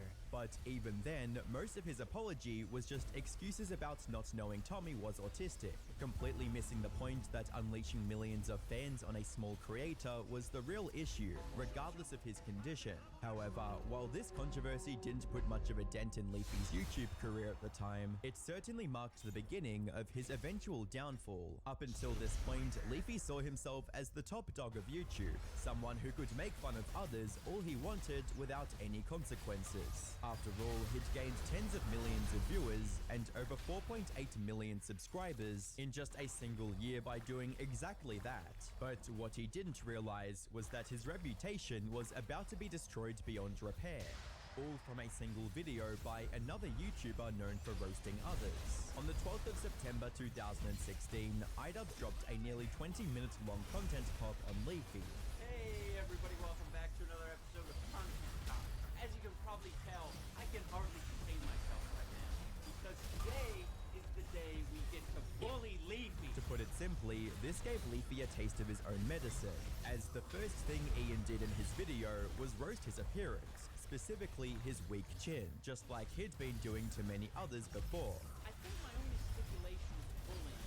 You also have to not be a You see, because if you're a and you're hiding your putrid mouth going in behind your hand, your sleeve, and your microphone, you're showing people that you are extremely self-conscious. You're showing people that you're and that takes all the oomph out of your bullying. Before getting into the many contradictions and hypocritical behaviors of Leafy, like how he always prefaced his insults with enough padding to avoid any backlash. Driving a car, the Minecraft logo in the corner, his... no, Dad, I'm not going to be talking about the kid today. Nah, I'm not going to be talking about the kid today after showing a picture of his hooked up snaggletooth to my millions of followers. A zoomed in picture of his hooked up snaggletooth. Yeah, no, I'm not going to be talking about the kid today. And how often he tried to act dumb so he could feign ignorance if anyone called him out on it. Yo, is this person? Yes. Yo, is this person? Yes, she's Is that the answer you were looking for? She's Oh, no. I guess I'm the one who looks like an asshole here. Because you were just asking the question. I had to answer it for you. You got me. You got me good, Leafster. Ian then moved on to tearing apart Leafy's response to his content cop on Keemstar, proving that nothing mattered more to Leafy than the views on his videos. You see, Leafy and Keemstar used to be close friends, and were often seen hanging out with each other on social media. But then, in May of 2016, Ian released a content cop on Keemstar, resulting in him getting roasted by every corner of the internet. And instead of standing by his longtime friend, Leafy saw the trend and immediately changed his tone to where Keemstar had always been an awful person to him, which is what Ian called him out for in his video. Keemstar's been talking me and one of my good friends, Grade A Under A, who's also a YouTuber, straight up to multiple different people, and on top of that, behind our backs. Holy! Behind your back? Wow! Man, you can read people really well, Leafy. How did you even become friends with him in the first place? There were no videos of him online being a psychopath at that time. That's all a new thing. Wow, you guys must be great judges of character.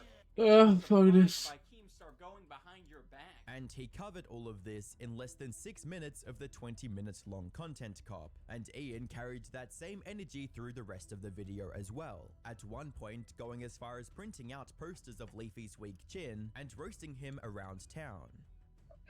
I'm giving away some prizes over here. All it takes is hiding a trend. However, what made all of Ian's roasts and callouts sting a lot more was the fact that his video ended up getting over 14 million views by the end of December, exposing Leafy in front of a much bigger portion of the internet. Leafy was now facing backlash from two opposing sides. First, from those who hated him for farming smaller creators and kids for content. That was understandable. But even the people fine with that part of his content turned on him, since to them, he now seemed like a complete coward who acted tough but couldn't stand behind his own opinions. To make matters worse for Leafy, YouTube also started becoming a lot more strict with its harassment policy around this time, and many of his older videos were getting deleted because of it. There was a good chance that he'd get banned if he continued making the same content. While he tried to keep things going for another year, the mounting pressure from YouTube combined with the backlash from iDubbbz's content cop forced him to disappear from the internet in December of 2017.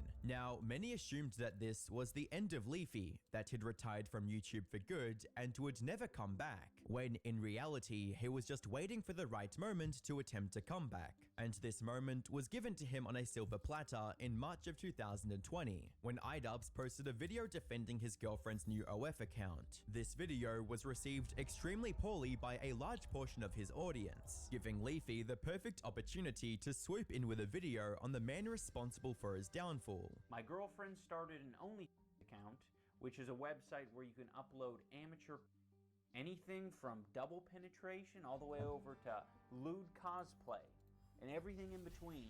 And I think all of it is cool. Yeah, I know.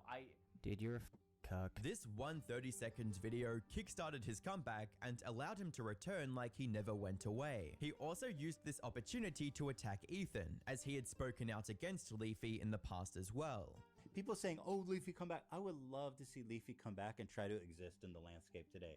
You can't even curse, bro. You're a fat, disgusting piece of shit. His new content was also far more mature than before, mainly because he now focused exclusively on creators closer to his own size, eliminating one of the biggest criticisms of him constantly punching down on smaller creators. Things were looking up for Leafy and his remaining fans, but before he could regain his footing, he picked a fight with the wrong person and ended up paying dearly for it. You see, not long after his return, Leafy found his next target, Pokimane. In total, he uploaded about 10 videos on Poki going over everything, from the more reasonable takes like calling her out for silencing her critics by abusing the copyright system. People have made videos about her and she's copyright strike them, the list goes on and on. If you make a video that is negative about her, she's gonna try to gun you. And I'm not the one saying that, that's her. And I had spoken to my MCN and I was like, is this something that I can take down? Because like, I was getting a lot of annoying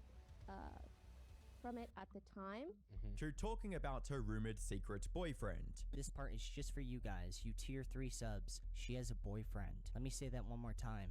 Dude, she has a boyfriend and you're pathetic. However, just when he thought he'd found his next cash cow, someone he could milk for content for years to come, he got deleted off the face of the internet. A month after he started posting videos on Poki, YouTube permanently terminated his channel on the 21st of August. The reason they gave for this was his repeated violation of their harassment and bullying policies. This sudden termination came out of nowhere, since he didn't receive any strikes or warnings from YouTube prior to this point. As a comment eloquently puts it, Leafy was driving at top speed, and instead of slowing him down, they straight up put a brick wall in front of his car.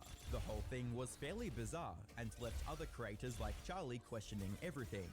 So first of all, I don't think any content creators should be celebrating Leafy's channel termination. Even if you absolutely hate Leafy, hate everything about him, have wet dreams where he's being sent away to jail for life in an isolation chamber, you still shouldn't be happy that he got banned this way, because to my understanding, he had 0 strikes on his account before it was completely just fucking eradicated from existence. And if it can happen to a 5 million subscriber channel, it can happen to any channel. Now, when this happened, many put the blame on Poki, and understandably so. Poki, however, completely denied any involvement, in a tweet reading, "I know I'm going to get asked this, so I'd like to clarify, I had nothing to do with Leafy's ban." Some people were certainly skeptical of her denial, but here's the thing, it's quite possible that she was telling the truth. Think of it this way, YouTube was already gearing up to shut down down Leafy back in late 2016 and early 2017. However, he then disappeared from the platform, dodging the ban for a few years. And when he returned, he immediately started going viral with videos attacking other creators, drawing attention to himself and finally receiving the ban he would have gotten years earlier. Put simply, his termination on YouTube was a long time coming. Leafy tried to keep the momentum going by shifting to Twitch and continuing his content there to moderate success. Unfortunately for him, Twitch moderation didn't want him on their platform either, and permabanned him for hateful conduct on September 11th of the same year. Then, in December, all of his backup channels were deleted from YouTube, and shortly after that, he was booted from Twitter as well, leaving no place on the internet he could call home. These terminations also had far-reaching consequences into the real world, as after getting banned, Leafy reportedly became an alcoholic and an addict. Talk to Leafy like 3 times a month. Yeah. And 2 of those times, he's cracked out of his fucking mind. You know? My boy be doing like drugs, alcohol, like every day, dude. But despite his life falling apart in real time, Leafy wasn't done trying to make a comeback after his Twitch ban. He tried everything, from giving relatively unknown platforms like Storyfire a shot, to returning to YouTube under the excuse that a new channel called Weefy was actually owned by a corporation and that he was just a hired talent. YouTube, however, saw through this weak disguise and terminated the channel less than 2 weeks after its creation. The only comeback attempt that didn't fail immediately was him streaming on Rumble, which had much less restrictive policies than Twitch. He joined the platform around April 2023, and even managed to amass over 40,000 followers. But Leafy being Leafy, he only lasted about 6 months on that platform before getting banned for his many anti-LGBT remarks where he referred to himself as a quote, of transgenders. He was also doing things like defending EDP of all people, which didn't help his case either. His latest comeback attempt was on Twitter, when one of his accounts on the platform got unbanned, something Leafy announced by tweeting, "N-word, we back." As is expected by this point, he was banned from Twitter once again shortly after his return, likely due to his unhinged posts. The last trace of him online was on his only remaining account on Instagram, where he posted something about getting a girl pregnant in January of this year, and he has stayed completely absent ever since. Leafy had one of the easiest jobs in the world. All he had to do was talk into his mic for 10 minutes whenever he had something interesting to say, play a random game for the same amount of time, and earn thousands of dollars from millions of views on the resulting video. Despite this, he somehow managed to fumble it all, and he has no one but himself to blame for his catastrophic downfall. Even when given a second, third, or fourth chance, he could have evolved his content beyond harassment and into something truly productive, but he stayed stubborn in his old ways and now has nothing left on the internet. Even the viewers who were once waiting for his return have all moved on, which begs the question, will he ever make a comeback? Given his track record so far, most probably. But will he succeed at this comeback? Unlikely, since none of the major platforms want anything to do with him. Maybe he can give Kick a try, but Leafy being Leafy, he'll likely get banned from there as well. Just like Ticks and Roses, who won't be returning to the internet anytime soon. Click the video on screen to find out more.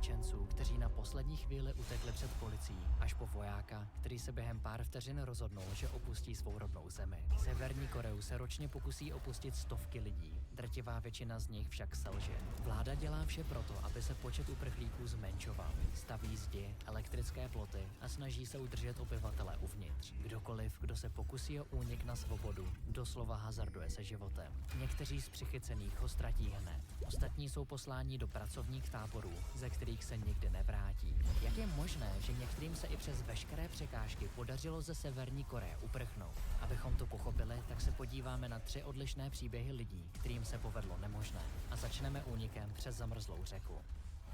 26letý Park Yan-woo se na severokorejské poměry nežil až tak špatně. Společně s otcem pracoval na železnici. Parkovy sestry již před nějakou dobou ze Severní Koreje utekly. Bratrovi a otci tajně posílali peníze ze zahraničí. S příbuznými uprchlíků však režim nenakládal dobře. Vojáci se na tátu a syna neustále došlapovali a obtěžovali je. Rozhodli se tedy svoji rodnou zemi opustit také. 7. února 2017 oba odešli z domu, ve kterém bydleli. Cestovali zvlášť, aby nevzbudili podezření. S sebou si skoro nic nevzali. Pouze paměťovou kartu s pár zálohovanými fotkami. Do pusy si strčili tabletku krysího jedu. Kdyby došlo k nejhoršímu a armáda je dopadla, byli připraveni ukončit svůj život. Večer se potkali u řeky Tumen, která tvoří přírodní hranici mezi Severní Koreou a Čínou. Psal se únor a panovala krutá zima. Řeka byla tak z většiny zamrzlá. Pár se i tak ledově studené vodě nevyhnul. Na druhé straně řeky na Parka a jeho otce čekala už jedna ze sester. Parka ani jeho otec nehodlali však v Číně zůstat. Čína podepsala dohodu se Severní Koreou o uprchlících. Deportovali by je zpátky do jejich domoviny. Nemohli zůstat a museli se vydat na jih. Potřebovali se dostat do Thajska, kde severokorejským utečencům pomáhali. Místní vláda jim zde poskytovala azyl a odsud se následně většina z nich vydávala do Jižní Koreje. Otce a syna se ujal kněz. Misionáři uprchlíkům často pomáhali dostat se pryč z Číny. Poprvé zažili teplou sprchu. Po pár dnech ukrývání v knězově domě se rozloučili a vydali se na nebezpečnou cestu za svobodou. Přes 6 různých autobusových spojů se dopravovali až do města Chunming, jež leží na jižním okraji Číny. Kousek od metropole najednou autobus nečekaně zastavil na pumpě. Park vycítil, že něco není v pořádku. S otcem měl dohodu, že pokud půjde do tuhého, Park uteče a rozdělí se. Instinkty mladého Severokorejce se nemýlily. Po chvíli do dopravního prostředku vtrhla čínská policie. Park v ten moment utíkal, co mu síly stačily. Zraku strážníku neunikl a vydali se za ním. Park učinil zoufalý krok. Bezhlavě se vrhnul na několika proudovou dálnici, kde svištěla auta 100kilometrovými rychlostmi. Jako zázrakem ho žádné z nich nesrazilo a bez škrápnutí se dostal na druhou stranu silnice. Policisté jeho šílený kousek nezopakovali. Neměli ho jak dohnat a tak ho nechali jít. Mladý muž dorazil do blízkých hor, kde se ukrýval na hřbitově. Živil se z darů na hrobech zesnulých. Nedávno skončily oslavy čínského nového roku. Mnoho rodin si tak připomínalo své příbuzné, kteří již opustili tento svět. U náhrobků jim nechávali dary právě často ve formě jídla. Po nějaké době se Park odhodlal zamířit do blízké vesnice. Povedlo se mu zde zachytit signál a dovolal se svým kontaktům, jež mu měli pomoci z Číny uprchnout. Poslali pro něj auto, které jej zavezlo do bezpečného zázemí v Chunmingu, kde se setkal s celou skupinou utečenců ze Severní Koreje. Pokud se chtěli dostat do Thajska, museli prvně projít přes Laos. Čína totiž s Thajskem hranici nezdílí. Vnitrozemská země Laos je poseta horami a džunglemi. Dny se tak uprchlíci prodírali skrz nemilosrdné prostředí. Park dokonce nesl na zádech starší paní, které v divočině rychle došly síly. Po pokoření hor a džunglí na ně čekal už jeden jediný nepřítel. Domov krokodýlů, řeka Mekong. Za ní se už nacházela skvělá thajská půda. Skupince se v dřevěné loďce naštěstí bezpečně povedlo vody Mekongu zkrotit a dostali se do Thajska. Okamžitě zamířili k nejbližší policejní stanici a požádali o azyl. Parkovi se povedlo utéct. Cesta jeho otce však nebyla o nic jednodušší. Po Parkově odchodu z autobusu do něj vtrhla policie. Pan Hyun-woo jako zázrakem strážníkům plácnul přímo mezi prsty. Následoval Parka a také se prodíral skrz liány při přechodu do hornatého Laosu. V moment, co měl hranici na dosah ruky, se policie znovu objevila. Tentokrát už neutekl a skončil za mřížemi. Číňané jej neposlali okamžitě do Severní Koreji, takže tu panovala ještě určitá naděje na svobodu. Jeho dcery a Parkovy sestry prosili jihokorejskou vládu, ať se jejich otce zastane. Po roce a půl stráveným v čínském vězení byl po dohodě s Jižní Koreou propuštěn. Rodina se znovu společně šťastně shledala. I když jsme nyní slyšeli příběh Parka a jeho otce, muži neunikají ze Severní Koreji ani zdaleka tak často jako ženy. Ty tvoří totiž celé 3/4 uprchlíků. Jejich cesta ke svobodě však může být často ještě náročnější než u jejich protějšků. Svědkem toho je i Yeon-mi Park. Když jí bylo 9 let, severokorejská policie zatkla jejího otce. Živil se jako obchodník a za léta v branži vystřídal širokou škálu produktů. Obchodoval s rýží, sušenými rybami, cukrem, hodinami a kovem. Právě poslední zmíněná položka se mu stala osudnou. Státu se jeho aktivity nezamlouvaly. Poslali jej na více jak 10 let za mříže. Yeon-mi starší sestra Eun-mi uprchla. Její strýc umřel hladem a babička na podvyživení. Matka s dcerou museli každý den bojovat o jídlo. Jakmile dojedli snídani, už přemýšleli nad tím, jak si zajistí oběd a večeři. Pili vodu z řeky, kde se i myli a prali prádlo. Nebylo vzácností, když kolem proplulo nežijící lidské tělo. Báli se, že režim na ně bude dorážet, potom co Eunmi utekla. Museli pryč. V Severní Koreji na ně nečekalo nic dobrého. Sestra Jeonmi a matce předala kontakty, které by jim měly pomoci s útěkem. Matka s dcerou se dostali k jisté paní, která podplatila strážce na čínské hranici. Pár se tak dostal do Číny. Jeonmi bylo teprve 13 let. Setkali se s dalším zprostředkovatelem, který jim měl pomoct vyhnout se deportaci. Nehodlal ale dvojici nabídnout pomocnou ruku jen tak. Chtěl se vyspat s Jeonmi. Její matka to nedovolila a nabídla se místo své dcery. Jeonmi to na vlastní oči musela sledovat. Zprostředkovatel nenechal Jeonmi a její matku jít ani po tomto nechutném činu. Rozhodnul se je prodat obchodníkům s lehkými ženami. Matku prodal za $100 a Jeonmi za 300. Jeonmi byla přeprodána dalšímu obchodníkovi a plánovala si vzít svůj život.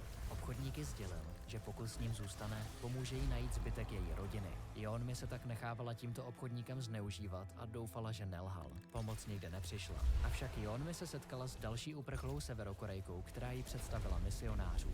Dosud Jeonmi ani neslyšela o slovu náboženství. S matkou se Jeonmi ukrývala mezi misionáři ve městě Qingdao. Podařilo se jim utéct z zraku autorit a misionáři jim pomohli připravit plán na útěk. Nevydali se do Thajska, ale do Mongolska, které od Qingdao nebylo zas až tak vzdálené. Šlo o poměrně riskantní plán, jelikož Mongolsko stejně jako Čína měla dohodu ohledně posílání severokorejských uprchlíků zpět do jejich rodné země. Plán tak spoléhal na mongolskou schovívavost. Museli přejít neúprosnou poušť Gobi, aby se dostali k mongolským hranicím. Tam je ale zastavila stráž, která je odmítla pustit dovnitř a hrozila jim deportací zpět do Severní Koreji. Jeonmi s matkou si mysleli, že je vše ztraceno. Ženy si plánovaly na místě vzít život.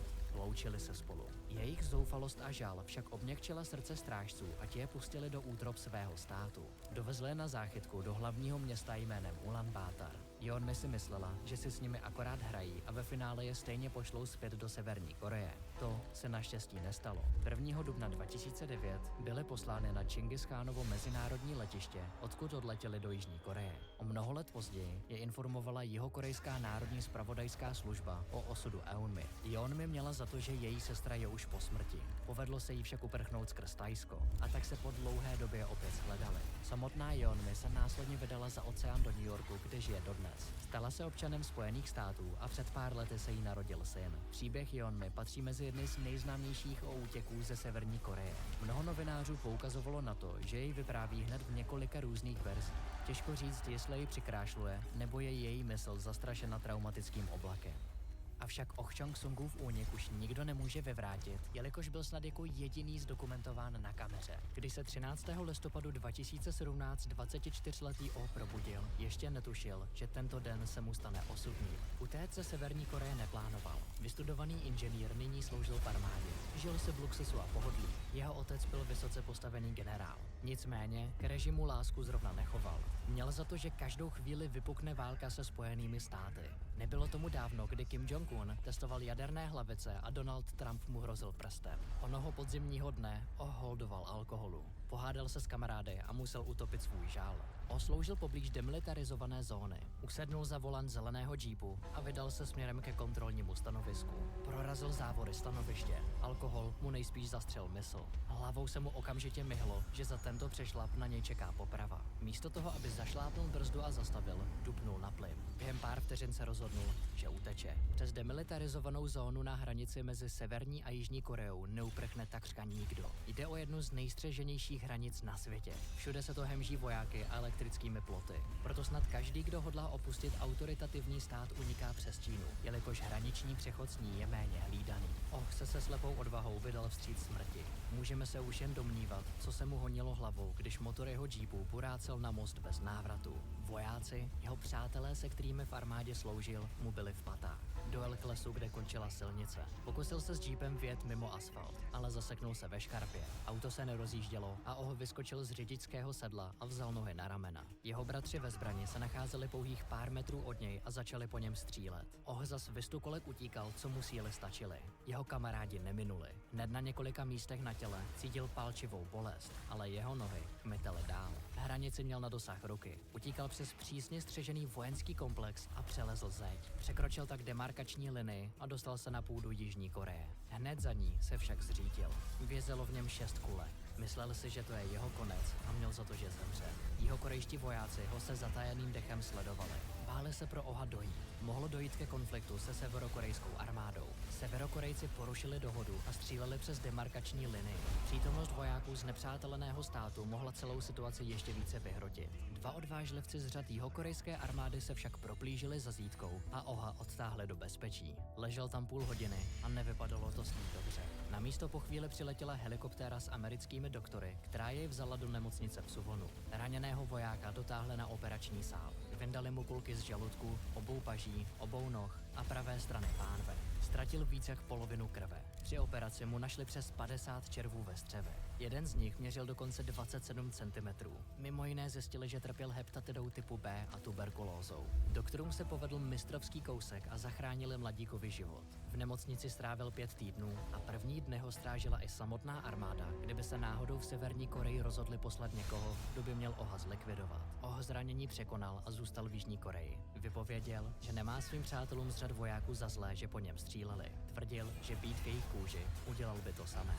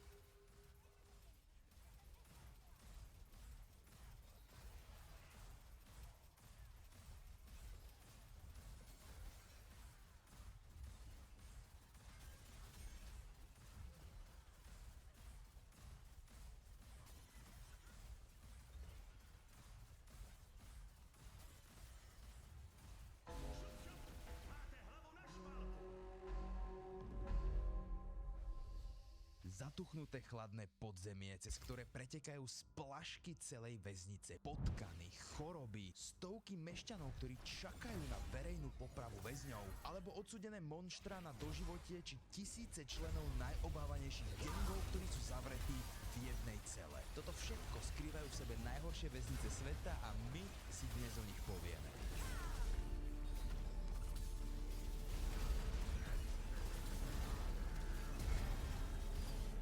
Čau, ja som Slážo a vítam ťa pri novom videu. Ak si tu náhodou nový, určite hoď odber, aby si nič nezmeškal. Ak zaneš nejaké mocné fity na jeseň, určite bež na fučo.sk alebo .cz a použij kód SLANSI10.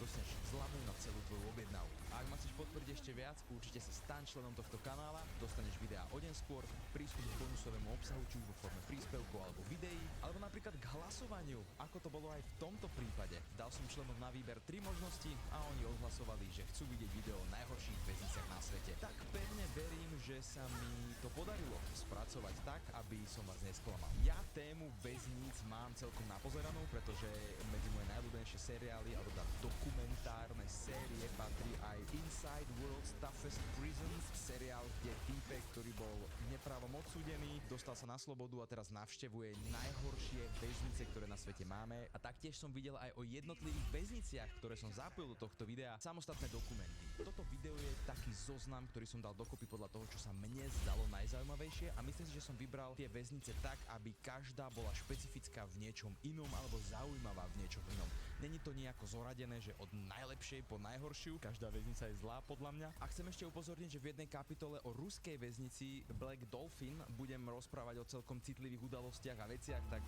ak máš náhodou slabšiu povahu, buď na to ready. My sa teraz môžeme presunúť do Londýna do roku 1188, kedy tam vznikla prvá väznica dnešného videa s názvom Newgate. Ja som už dávnejšie videl samostatné video o tejto väznici s názvom Newgate, ktorá sa nachádzala v Londýne. A keď som išiel písať toto video, tak som si na ňu spomenul a rád by som ňou aj začal, pretože perfektne udá atmosféru tohto celého videa. Od roku 1188 do roku 1904 žili Londýnčania s vedomím, že v ich okolí sa nachádza hororové miesto s názvom Newgate. Táto väznica bola miestnymi považovaná za doslovnú bránu do pekla. Bolo to hlavným väzením mesta Londýn a celej oblasti Middlesex a bola to dokonca prvá väznica, ktorá prijímala väzňov aj z iných oblastí krajiny. Už od začiatku táto chladná stavba, ktorá stala pri jednej z brán v románskom múre mesta Londýn, vzbudzovala hrôzu a nemala dobrú povesť. V roku 1419 v nej zomrelo 64 väzňov na tzv. Väzenskú chrípku a v roku 1537 na hlad v tejto väznici zomrelo 8 mníchov, ktorí boli odsúdení za ich vierovyznanie. Hladomor v Newgate sa stával čoraz častejším problémom, hlavne kvôli tomu, že väznicu prepĺňali odsúdenými výrazne nad jej kapacitu. To jedného dňa viedlo k tomu, že museli dočasne celú väznicu evakuovať, aby im tam všetci väzni nepomreli od hladu. To si naozaj neviem predstaviť, ako funguje evakuácia takej väznice. Dneska je to asi o niečo jednoduchšie, ale v stredoveku v roku 1415 sa rozutekali do ulic, umýli sa, najedli sa a potom sa vrátili. Áno, určite, by som sa vrátil naspäť. Keď sme pri tých väzňoch, tak väčšina odsúdených, ktorí sa ocitli v tejto väznici, čakalo na svoju popravu. Tie sa mimochodom v tomto období diali verejne a mohol hocikto z ulice prísť na túto úžasnú show. No v roku 1783 bolo popravisko tejto väznice presunuté dnu. Oni dokonca v roku 1868 verejné vešanie ľudí úplne zakázali, no v súkromí väznice sa ďalej vešalo. Údajne bolo na tomto mieste popravených viac ako 1130 väzňov. Ale smrť v tomto prípade bolo akýmsi vykúpením z tohto živého pekla, pretože podmienky na život vo väznici Newgate boli naozaj otrasné. Chlad a hrôza, ktorú vzbudzovala budova zvonku, sa nedá porovnať s tým, čo bolo vnútri. Extrémne preplnené cely plné rôznych zločincov, od najhorších vrahov, pirátov, špekulantov, zlodejíčkov po politických väzňov alebo dokonca až náboženských väzňov. A aj malá krádež vonku v Londýne vás mohla dostať na popravisko, ktoré sa nachádzalo v Newgate. Daniel Defoe, autor novely Robinson Crusoe, bol uväznený za štiplavú politickú satíru do väznice Newgate. Charles Dickens v roku 1836 väznicu navštívil a vyjadril obavy o, citujem, nešťastné bytosti uväznené v jeho ponurých celách. A tie boli naozaj miestom, kde by nikto nechcel skončiť. 5 preplnených poschodí sa delilo na tých, ktorí sú odsúdení na smrť, ktorí čakali v žalároch podzemov, cez ktoré pretekali splašky väznice a motali sa v nich krysy a ďalšia háveť. Slnečné svetlo sa dnu nedostalo a jeden z bývalých väzňov, ktorý bol v tomto mieste uväznený, ho opísal ako peklo samotné plné hororu. Na prízemí sa nachádzali 3 nádvoria, ktoré rozdeľovali väznicu pre klasických kriminálnikov, dlžníkov a nádvorie pre politických a náboženských väzňov. Dokonca tu mali aj kaplnku, vedľa ktorej bola niečo ako pivnica, v ktorej väzni chlastali vlastnoručne vyrobený alkohol. Jeden z väzňov opísal toto miesto ako, citujem, deje sa tu toľko zverstva, že to nemá ďaleko od skutočného pekla. Nádvoria lemovali studené múry plné ciel, ktoré boli preplnené bez akéhokoľvek vybavenia, ani posteľ, ani stolička a tiahli sa až do 5. poschodia, kde sa nachádzali tzv. VIP cely. Tam mohli byť umiestnení bohatší väzni, ktorí si za to zaplatili a mohli sa dostať napríklad k tabaku, k uhľu alebo aj k nejakému nábytku. Preplnenosť tohto väzenia spôsobilo v tom období niekoľko epidémií rôznych chorôb. Tie sa samozrejme dostali aj von za jej múry. Smrad, ktorý sa tiahol z väznice Newgate, bol tak neznesiteľný, že sa na neho začali sťažovať obyvatelia, ktorí bývali v blízkosti tejto väznice, a tak sa príslušné orgány rozhodli, že na vrch väznice namontujú veľký mlyn, ktorý mal za úlohu odvádzať ten smrad a šírenie chorôb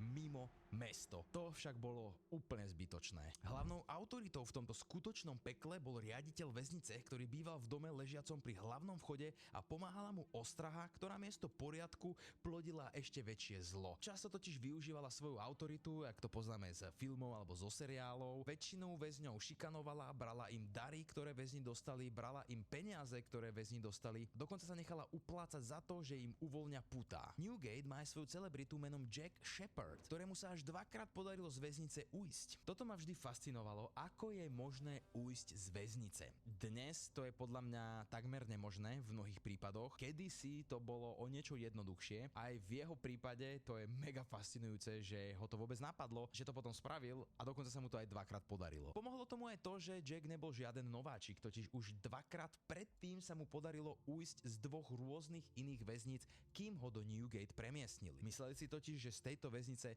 sa nedá ujsť. Prvýkrát sa Jackovi však podarilo ujsť tak, že prepašoval do Newgateu, kde bol odsúdený na smrť ostrý predmet a z miestnosti, kde čakal na popravu, si odrezal kovové putá a podarilo sa mu urobiť dieru do steny tak veľkú, že sa cez ňu prepchal s pomocou dvoch komplicov zvonka. Viete si predstaviť, že kúsok po kúsku nejakým ostrým predmetom, niečo, čo vyzeralo ako nožík, lúpal do steny a vylúpal tak veľkú dieru, že sa potom cez ňu prepchal? Pár týždňov bol na slobode, kradol a žil na ulici, až kým ho nechytili znovu a opäť ho neumiestnili do Newgateu, tentokrát do najvyššieho poschodia, priviazali mu ruky k nohám a tie mu priviazali k zemi. Posadili ho na stoličku, avšak špekulant Shepard si vyvliekol ruky z pút, použil klinec z dverí, ktorým odomkol puta na nohách a cez susediacu miestnosť von oknom preliezol cez okno do susediacej miestnosti, kde sa mu podarilo otvoriť bránu, cez ktorú sa dostal na strechu a zliezol po vonkajších múroch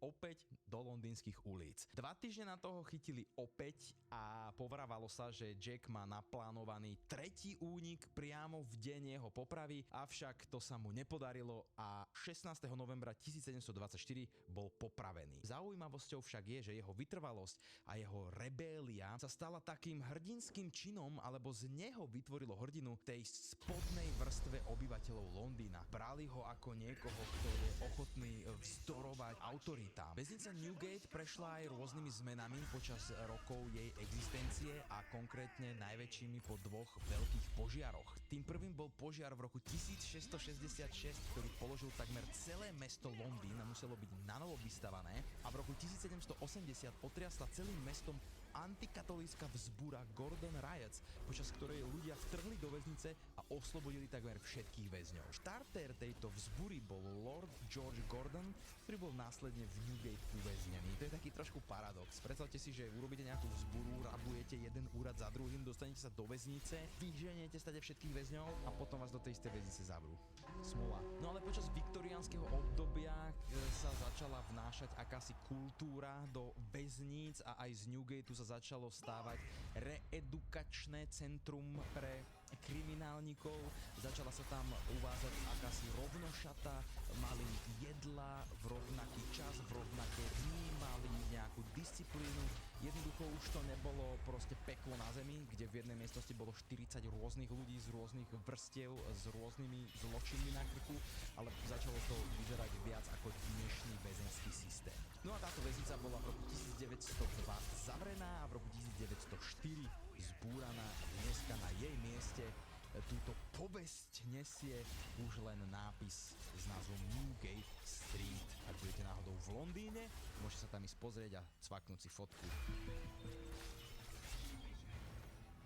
O áno, čo by to bolo za video o väzniciach, keby nespomeniem legendárny Alcatraz, ktorý sa nachádza takmer 2 km od pobrežia San Francisca. Avšak názov Alcatraz patrí ostrovu, na ktorom sa federálna väznica Spojených štátov nachádza. Dnes pevnosť slúži ako turistická atrakcia pre milióny rodín, ktoré sa tam ročne rozhodnú ísť pozrieť na toto miesto. No základ pevnosti stojí už od roku 1850 a táto pevnosť už v období občianskej vojny, ktorá v Amerike bola, slúžila ako väznica. A medzi rokmi 1910 a 1912 postavili za $250,000, čo je dnes viac ako $8 miliónov. Inflácia si uletela celkom výrazne. To je extrém fakt. Pristavili tam 150 metrov dlhú betónovú stavbu, ktorá v tom období, keď ju dokončili, bola najdlhšou betónovou budovou na celom svete. 80 rokov mala Alcatraz a všetko, čo sa na ňom nachádza, na starosti americká armáda, no rozhodli sa Alcatraz prenechať Federálnemu úradu pre väznice, aby mohli bojovať proti vlne kriminality 20. a 30. rokov 20. storočia. Viete, gangstri, bankoví lupiči, mafiáni, vtedy to dosť prekvitalo. Väznica bola považovaná za dokonalé miesto pre najhorších väzňov, s ktorými si nevedeli rady v iných zariadeniach. Bola totiž považovaná za miesto, z ktorého niet úniku, hlavne kvôli jej pozícii, veľkým útesom, ktoré sa na ostrove Alcatraz nachádzajú, silným prúdom oceánu, ktorý je všade okolo, a hlavne silným vetrom. A mimochodom, každá väznica je považovaná za miesto, odkiaľ nie je úniku, až kým sa o to niekto nepokúsi.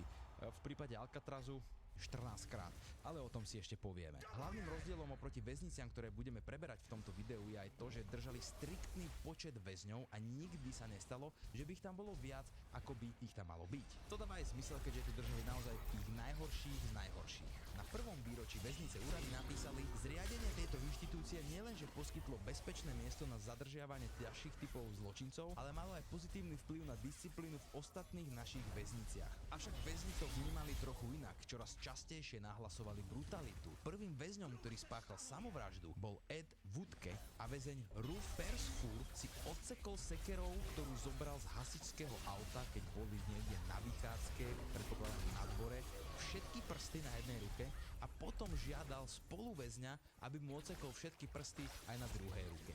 Reputácii väznice nepomohlo ani to, akých ľudí do nej zatvárali, aj keď každý vedel, na čo táto väznica slúži. Medzi týmito ľuďmi bol napríklad známy mafián Al Capone, Mayor Harris Cohen, prezývaný Mickey, George Kelly Barnes, a.k.a. Machine Gun Kelly, nie ten spevák, ale gangster z tejto éry, ktorý bol bankový lupič a myslím, že uniesol a aj zabil nejakého guvernéra alebo nejakého vysoko postaveného politika, alebo notoricky známy Birdman of Alcatraz, a.k.a. Robert Franklin Stroud. Ten sa do sveta väzníc dostal už keď mal 19 rokov a nikdy z neho neodišiel. 17 rokov strávil v Alcatraze, kde zabil dozorcu, neustále sa bil s inými väzňami a 42 z 54 rokov za mrežami strávil na samotke. Napísal aj nejakú knihu ohľadom vtáctva v Alcatraze, preto ho volali Birdman, lebo rád obdivoval vtáky a písal si o nich poznámky. Pamätáte si, ako som hovoril o tom, že z tohto miesta nie je úniku? Tak 14 krát sa o to väzni pokúsili, dvaja muži dokonca dvakrát. 23 mužov bolo chytených, 6 zastrelených počas úteku, 2 sa utopili a 5 zostávajú dodnes nezvestní, no považujú sa za taktiež utopených. Najväčším útekom z tohto miesta je tzv. Útek z Alcatrazu, podľa ktorého bol natočený aj film a myslím, že bola napísaná aj kniha. V júni 1962 sa väzni Frank Morris, John Anglin a Clarence Anglin, boli bratia, pokúsili utiec z Alcatrazu s veľmi prepracovaným plánom. Za ich cieľami v bloku B bol totiž nestrážený úzky koridor, do ktorého sa dostali tak, že postupne odkopali solou skorodovaný betón, použili na to lyžičku, ktorú si spevnili roztopenou mincov a akousi vlastnoručne vyrobenou vrtačkou, na ktorú použili motor z vysavača, ktorý ukradli. Tu používali len v momente, kedy zneli akordeóny z hudobnej hodiny. Áno, v Alcatraze mali možnosť za dobré správanie hrať na hudobné nástroje, mali dokonca aj vlastnú kapelu a veľký mafián Al Capone sa naučil hrať na mandolíne v Alcatraze a dokonca prosil o to, aby ho zobrali do tejto kapely. Vráťme sa ale k úteku. Cesta pokračovala cez ventilačnú šachtu, ktorá bola akurát pre jednu osobu. Čo je dôležité spomenúť je aj to, že si väzni spravili vlastnoručne vyrobený raft z takmer 50 ukradnutých kabátov, ktorí nejakým spôsobom dostali cez túto šachtu, vyviezli ho na strechu, prikryli plachtou, aby si ho dozorcovia nevšimli. A čo je ešte väčší úled je, že všetci väzni si vytvorili vlastné hlavy použitím paper mesh, alebo jednoducho keď namočíte noviny a pospájate to dokopy, tak to sa robilo, ja neviem, na výtvarnej. Vyrobili si podobizne svojich hlav a použili vlasy z barbershopu. Áno, v Alcatraze mali aj barbershop a proste tieto hlavy dali na posteľ v čase úniku, aby si dozorcovia mysleli, že väzni tam spia. No a cez koridor a túto šachtu sa dostali na strechu, nikto si ich nevšimol, zobrali raft, skočili na neho a hopla, ušli. Dodnes sa však nevie, či sa títo ľudia utopili v studených vodách, ktoré lemujú ostrov Alcatraz, alebo či sa im naozaj podarilo ujsť. Totižto samozrejme, že nastalo veľké vyšetrovanie, bolo do toho zapojené aj FBI a FBI nenašlo žiaden raft v okolí niekde na pobreží a taktiež nebola hlásená ani žiadna krádež auta, ktorá by súhlasila s časom a s osobami, ktoré boli hľadané. Avšak Maršalská federálna služba nechala prípad otvorený, ďalej ho vyšetrovali, dokonca v roku 2010 vyšli na povrch nejaké nové informácie, že údajne mali bratia Anglinovci ujsť do Brazílie. Dopatrali sa k tomu, že bol nájdený raft na pobreží Anielského ostrova, ktorý je kúsok od Alcatrazu a dokonca, že bola aj hlásená krádež modrého Cadillacu. To by znamenalo, že FBI možno spolupracovala na tomto prípade, alebo nedokázala vyšetriť tento prípad poriadne a dokonca existuje nejaká fotka z roku 1975 z Brazílie, kde majú byť údajne títo bratia Anglinovci a použili na to techniku rozpoznávania tvári a nejak to mečlo. Je dosť pravdepodobné, že možno tento prípad sa stále ešte vyšetruje a ak žijú stále, bolo to už pár rokov dozadu, tak možno ich dokonca jedného dňa aj chytia. Ešte spomeniem jednu veľkú udalosť, ktorá sa stala v Alcatraze a je to tzv. Boj o Alcatraz, ktorý sa stal 2. mája 1946. Bernard Coy, Joseph Kretzer, Sam Shockley, Clarence Carnes, Marvin Hubbard a Miran Thompson sa rozhodli premôcť dozorcov a chceli ujsť z väznice. Všetci muži vtrhli do miestnosti, kde mali dozorcovia odložené zbrane a chceli ich zobrať a domáhať sa otvoreniu dverí von.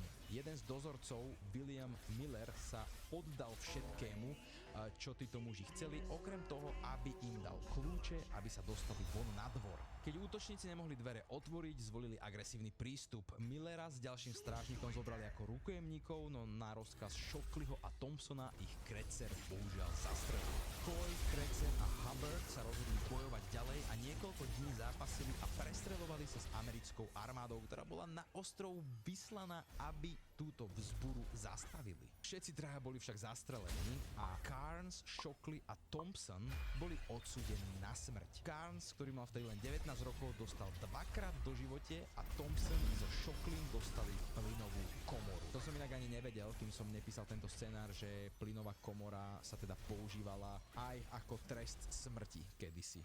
Nie len v koncentračných táboroch. No ale ak by som túto kapitolu mal ukončiť niečím veselším, aj keď neviem, či sa to úplne dá v tejto téme, tak Alcatraz bol vraj považovaný za tú lepšiu väznicu aj napriek tomu, čo sa tam dialo a veľa väzňov sa dokonca dobrovoľne hlásilo, že chcú tam byť prenesení. Príkladom je už spomínaný barbershop, kde sa mohli dať väzni ostrihať a za dobré správanie mali taktiež veľmi vysoko vybavenú knižnicu, kde mohli čítať knihy. A najdôležitejším faktorom bolo vraj jedlo. Ja som dokonca našiel aj nejaké pôvodné menu, alebo teda skôr jedálniček, môžeme si tu spolu pozrieť, ak sa mi to podarí prečítať. Mali nejaké varené slivky na večeru, hráškovú polievku, Monday. Čiže oni mali varené slivky, vločky, čerstvé mlieko, cukor, nejakú pomarančovú rolku, chleba s kávou.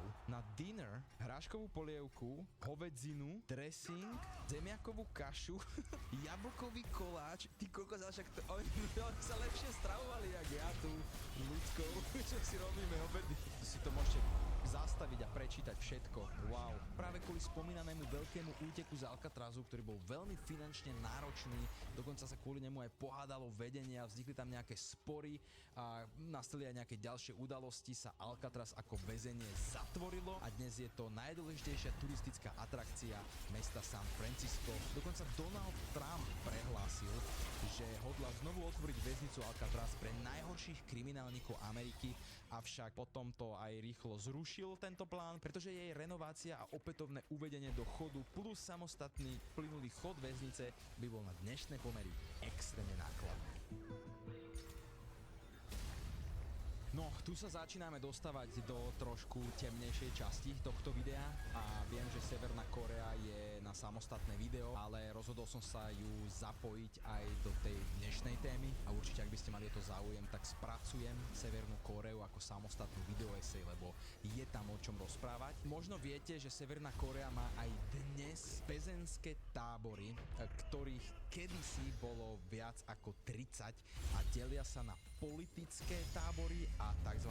Resuscitačné. Ani v jednej z týchto kategórií by ste nechceli skončiť. My sa dnes budeme baviť o jednom konkrétnom pracovnom tábore pre politických väzňov. Tieto pracovné tábory sú nazývané aj modernými gulagmi alebo dokonca koncentračnými tábormi. podmienky na život v týchto miestach sú nehumánne, život ohrozujúce a väčšinu odsúdených, ktorí sa do nich dostanú, čaká istá smrť. Týranie, nehumánne zachádzanie, verejné popravy väzňov a ich detí sú na dennom poriadku. Odsúdení bojujú s hladom, chorobami a pracovnými zraneniami. Korejská ľudovo-demokratická republika samozrejme akékoľvek takéto tvrdenia odmieta, pretože existuje u nich nejaký zákon, ktorý rešpektuje kriminálnikov a odsúdených a teda nesmie sa stať, že sa k nim budú správať nehumánne. Avšak podľa výpovedí ľudí a bývalých dozorcov, ktorí v týchto táboroch boli buď uväznení alebo tam pracovali, no tam žiadne pravidlá neexistujú. Alebo teda konkrétne 5 pravidel tam existuje, ale s nejakým rešpektom k väzňov to nemá nič spoločné. Strašidelný je aj fakt, že ak sa člen vašej rodiny dopustí nejakého trestného činu, najmä antirežimového, doplatí na to celá rodina. V niektorých prípadoch som sa dopočul, že až 3 generácie. O to krutejšie aj fakt, že ak vás ako celú rodinu zoberú do takéhoto tábora, nikdy sa neuvidíte. Jednoducho ten kontakt medzi vami bude prerušený. V týchto táboroch existuje dokonca niečo ako zaslúžené. To znamená, že ak sa správate dobre, môžu vám priradiť nejakú ženu, úplne náhodnú, s ktorou nemáte žiaden intimný vzťah ani kontakt, pretože to je tam veľmi prísne zakázané. Dovolia vám s ňou oženiť sa, oddá vás tam nejaký dozorca. Ak sa podarí, tak môžete mať aj dieťa, ale to dieťa je vychované v tábore a nikdy neuvidí slobodu,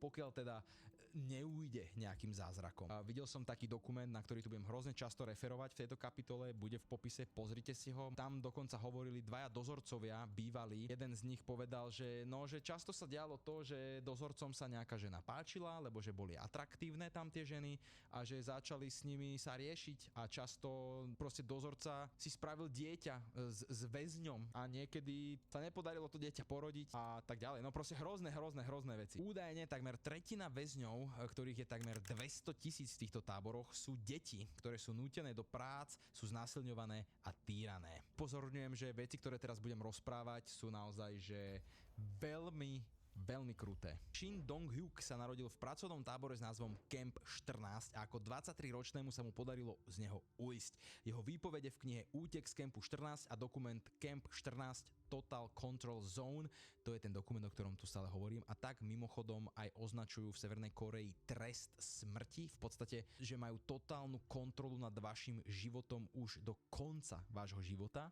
sú absolútne hororové. K núteným prácam v bani sa dostal už ako 6-ročný, kde mal za úlohu s ďalšími deťmi tlačiť von plné vozíky uhlia. Taktiež v dokumente rozprával, ako tábor vyzeral a akýsi ilustrátor to tam kreslil na taký veľký kus papiera. Rozloha tohto tábora ma osobne veľmi prekvapila, pretože som si myslel, že ide o nejaký malý tábor, dajme tomu o veľkosti 4 futbalových ihrísk. Tento tábor má rozlohu 150 kilometrov štvorcových, čo je absolútne obrovská plocha a bolo v ňom ako keby viacero kolónií, alebo teda miest a nejaké fabriky tam boli. Jednu stranu lemovala rieka a okolie zas veľké hory a husté lesy. Na vrchole najbližších kopcov bol ostnatý drôt a strážne veže. Celý okraj tohto prostredia bol samozrejme strážený aj pochôdzkármi a v ostnatom drôte bola zapojená elektrina, takže naozaj veľmi ťažké sa odtiaľto dostať a dnes sú mnohé tábory ešte oveľa prísnejšie strážené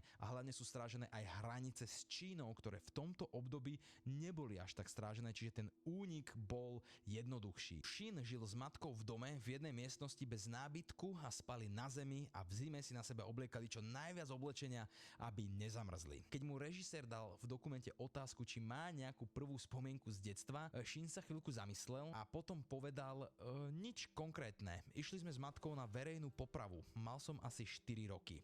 V tomto tábore totiž pri rieke bolo aj miesto, ktoré bolo v podstate na poli. Boli tam drevené koly, o ktoré priväzovali väzňov a verejne ich tam potom popravovali. Ostatných väzňov nútili sa na to pozerať. V tomto dokumente vypovedajú aj bývalí strážnici, čo som už spomínal, a to je extrémne strašidelné, jak jeden tam normálne s úsmevom rozpráva a spomína na tieto hrozné veci, ten druhý je z toho skôr zhrozený. Je vidieť, že on to fakt ľutuje, ale z toho jedného som mal pocit, že keby mohol, tak sa vráti k tým činom, ktoré robil. Povedal, že do takýchto táborov nie je vôbec ťažké sa dostať a vraj ľudí brali aj za to, že ak si ubalili cigaretu do novín, keďže nebolo dostatok asi tam papieriku alebo nemali inú možnosť. Na tom kúsku bola fotka ich vodcu, ktorú si nevšimli a zapálili to. Bolo to brané ako antirežimový čin a dovidenia. Idete sedieť, papa. Shin rozprával aj o jedle, ktoré väzni dostávali 3-krát za deň a teda nebolo to žiadne legendárne menu 5-chodové ako Kurva. ale bolo to naozaj veľmi biedne. Dostávali kukuričnú kašu, polievku z čínskej kapusty. Ak ste urobili nejaký prestupok, znížili vám túto porciu na polovicu. Väzni boli extrémne vyhľadovaní a jediné mäso, ktoré mohli zjesť tajne, bolo, keď ulovili nejaké krysy a zjedli ich celé, aj s kostiami, so všetkým. Proste to urobí s vami hlad.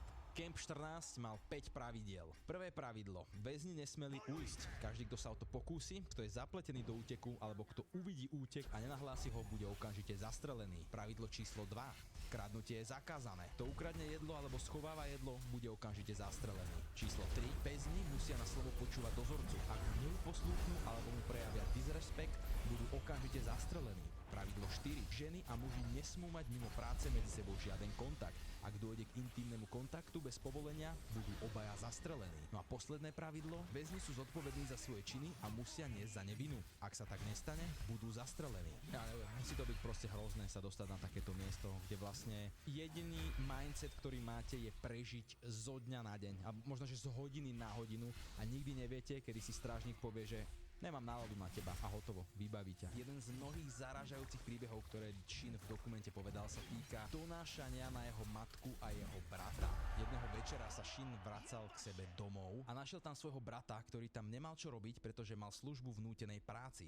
Započul ich rozhovor o úteku z továrne na cement, ktorý jeho brat spáchal a prišiel si za matkou porady, čo má robiť ďalej. Tá mu prikázala, aby okamžite zmizol z kempu a schoval sa v horách. Dala mu maličkú porciu jedla, ktorú odkladala pre prípad núdze. Toto Shinovi spustilo obrovskú závisť, pretože on tiež bol hladný a jemu matka nedala nikdy žiadne extra jedlo a práve toto ho donútilo, aby išiel celú situáciu nahlásiť. Na druhý deň ho prišli do školy vziať ozbrojené stráže, nasadili mu cez oči šatku, aby nič nevidel a odviezli ho autom do budovy, kde väznili ľudí v celách. Tam začal jeho výsluch, ktorý bol krutý, neúprosný. Strážcovia sa snažili zistiť, prečo chcela časť jeho rodiny ujsť a či sú v tom úteku zapletení všetci. Mučili ho toľkokrát, že mu permanentne zdeformovali ruky, nohy a ďalšie časti tela, na ktoré keď sa pozerá po sprche, vynárajú sa mu podľa jeho slov všetky tie horory, ktoré zažil. 7 mesiacov ho držali v tomto väzení. Vlastne to bola ako keby väzenská budova v tábore, čiže väzenie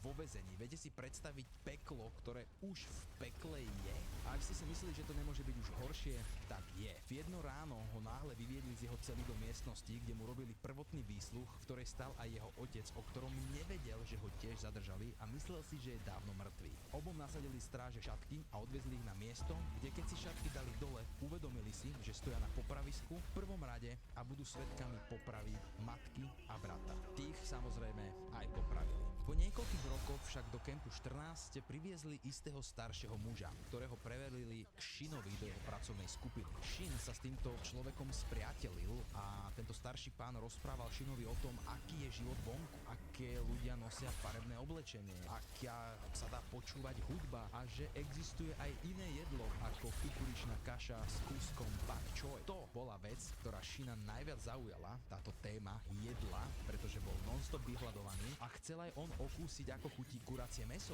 napríklad. A keď rozprával o tom, že čo ho vlastne donútilo újsť z tábora, tak to nebola ani myšlienka na slobodu, ale bola to myšlienka na jedlo. Jedného pochmúrneho večera bol Shin s jeho starším priateľom poslaný, aby nazbierali drevo na oheň. Miesto, z ktorého drevo brali, Shin veľmi dobre poznal, pretože tam nebol prvýkrát a vedel, že sa nedaleko nachádza plot, ktorý ho delí od slobody a jedla, po ktorom tak veľmi túžil. Dostali sa z očí stráži a spoločne so starším priateľom sa rozhodli ujsť. Rozbehli sa k plotu. Starec začal liesť ako prvý, no dostal silný elektrický šok a zahynul na mieste, no jeho nehybné telo sa zveslo na drôty z plota a vytvorilo medzeru, cez ktorú sa Shin dokázal prepchať, avšak tiež dostal ranu elektrinou. Spálilo mu obe nohy. Pri pohľade na svojho zosnulého kamaráta sa v ňom búrili všetky emócie, ale otočil sa, nehľadel už viac za seba a utekal, až kým sa nedostal do bezpečia. To sa mu aj podarilo, 2 roky bol na úteku v Číne, až sa nakoniec dostal do Južnej Kórey. Je to absolútne silný príbeh, určite si pozrite ten dokument. Nebolo mi všetko jedno, keď som ho pozeral ja celý, aby som mohol spísať túto kapitolu, a hrozne veľa maličkostí a detailov a ďalších príbehov som aj vynechal. Dneska Shin v podstate podporuje takéto rôzne skupiny, chodí na rôzne prednášky, pomáha takýmto utečencom, ale nechce moc rozprávať o tom, čo zažil, a vraj má veľmi veľký problém sa ako keby zaradiť do spoločnosti. Ďalšie video ešte je z kanála Fern, to vyšlo dokonca nedávno, myslím, že pár dní dozadu. Určite si pozrite aj to. By the way, na taký level produkcie by som sa možno niekedy chcel dostať s týmito videami, možno sa nám to podarí, neviem, ale pozrite si aj to, naozaj to odporúčam. Presunieme sa teraz do Ruska, kde sa nachádza jedna z najobávanejších väzníc s názvom Black Dolphin. Nachádza sa konkrétne v oblasti Orenburg v meste Solilieck, čo je blízko hranice s Kazachstanom. O tejto väznici som taktiež videl v minulosti niekoľko dokumentov, a National Geographic dokonca spravil, že Russian's toughest prison, čiže najtvrdšie väznice Ruska. Skúsim vám ho linknúť, možno niekde na Netflixe sa bude dať pozrieť. V tom dokumente sme sa mohli dozvedieť, že väznica má aktuálne okolo 700 najhorších väzňov z celého Ruska. Medzi nimi sú sérioví vrahovia, teroristi, kanibali alebo pedofili. Každý z nich si tu odpikáva doživotný trest bez možnosti odvolania sa. Táto väznica je zároveň jedna z najstarších v celom Rusku a funguje už od roku 1745, kedy najskôr slúžila ako miesto pre odsúdených na doživotný trest ťažkou nútenou prácou. Jedna z praktík ruského kriminálneho systému v minulosti. Okrem monštier, ktoré tu sú zavreté, o ktorých si čoskoro povieme, sú neľudské aj praktiky, ktoré dozorcovia voči väzňom denne robia. Nie je to tak hrozné a životu nebezpečné ako v prípade Severnej Kórey, ale nikdy sa nedozvieme, aké to tam skutočne je, pretože z niektorých výpovedí väzňov sa aj tu deje isté psychické a fyzické týranie, neustále zapnuté svetlá, telesné tresty. Väzni prežívajú v celách, ktoré majú trojicu mohutných železných dverí. 24 hodín sú pod dohľadom kamier a počas dňa musia stáť na nohách. Nesmú si sadnúť, lahnúť a ani len sa oprieť o stenu či kus nábytku. Ak to urobia, dostanú trest.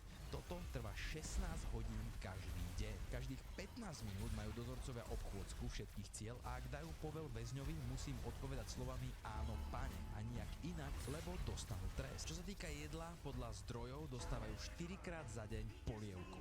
Je to vraj šetrenie financií. Môžu čítať knihy alebo počúvať rádio. Ich jediný pohyb je 90-minútový tréning v klietke, respektíve v ohradenom priestore, zatiaľ čo im prehľadávajú dopodrobna cely, či náhodou neskrývajú nejaký kontraband.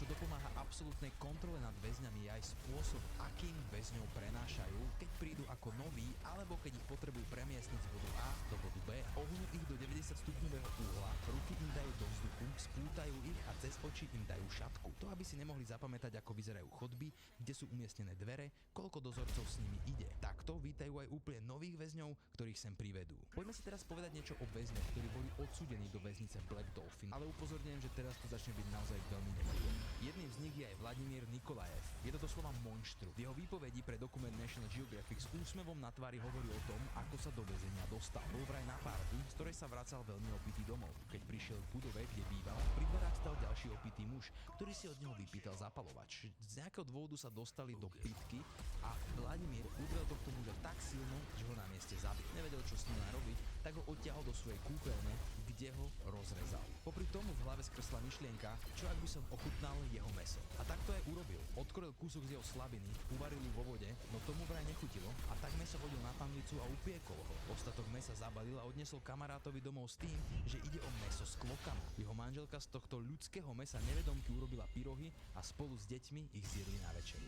Pritom ako toto rozprával, sa smial a usmieval. Za svoje činy dostal doživotný trest v tejto väznici, no podľa jeho slov by radšej dostal trest smrti, pretože byť odsúdený na doživotie a hniť vo väzení je ešte horšie, ako keby mu mali vziať život. Ďalším monštrom, ktoré bolo v tejto väznici, je Sergej Šipilov, ktorého príbeh je taktiež absolútne zvrátený. Sergej bol odsúdený na doživotie za 14 vražd a 9 znásilnení, ktoré sa udiali medzi rokmi 1995 až 2000. No o väčšine z nich sa nevedelo až do roku 2016. Šipilov bol za svoje prvé vraždy odsúdený na 8 rokov do kolónie UG42/14 vo Belsku. Ak to správne chápem, tak to bola kolónia, v ktorej sa väzni mohli voľne pohybovať a za dobré správanie dostali prácu mimo tejto kolónie, dokonca si mohli ísť mimo tejto kolónie vybavovať aj nejaké úradné záležitosti. Šipilov rokov bol údajne príkladový väzeň a za dobré správanie dostal prácu vodiča cisterny, vďaka čomu mohol pravidelne a voľne auto šoférovať von z kolónie.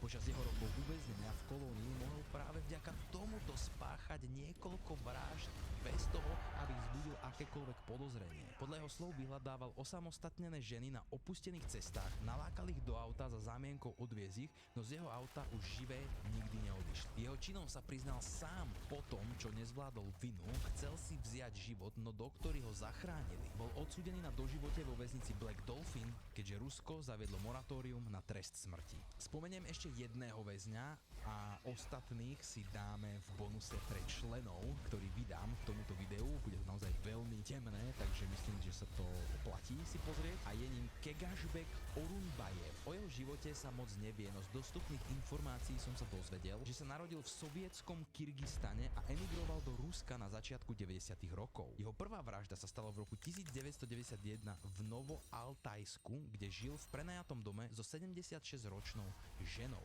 Tá žena vlastnila ten dom a on si u nej asi prenajímal izbu. Po večeri a alkohole, to je veľmi dôležité, navrhol tejto starej žene, že s ňou chce mať sex, táto odmietla, on sa naštval a ubil ju na smrť. Na druhý deň prišiel do domu, celý ho polial parafínom a zapálil ho. Podarilo sa mu utiecť a z tohto prípadu sa stal tzv. Cold case. Medzi tým do roku 1997 spáchal ďalšie dve vraždy, za ktoré bol na 8 rokov odsúdený. Po dokončení trestu sa v roku 2007 stretol s náhodnou ženou na ulici. Dali sa do reči, do pitia alkoholu, vzali si taxi a odvezli sa do dediny Miasokombinát. Veľmi zvučné meno pre dedinu. Keď bol poriadne opitý, navrhol mladej žene.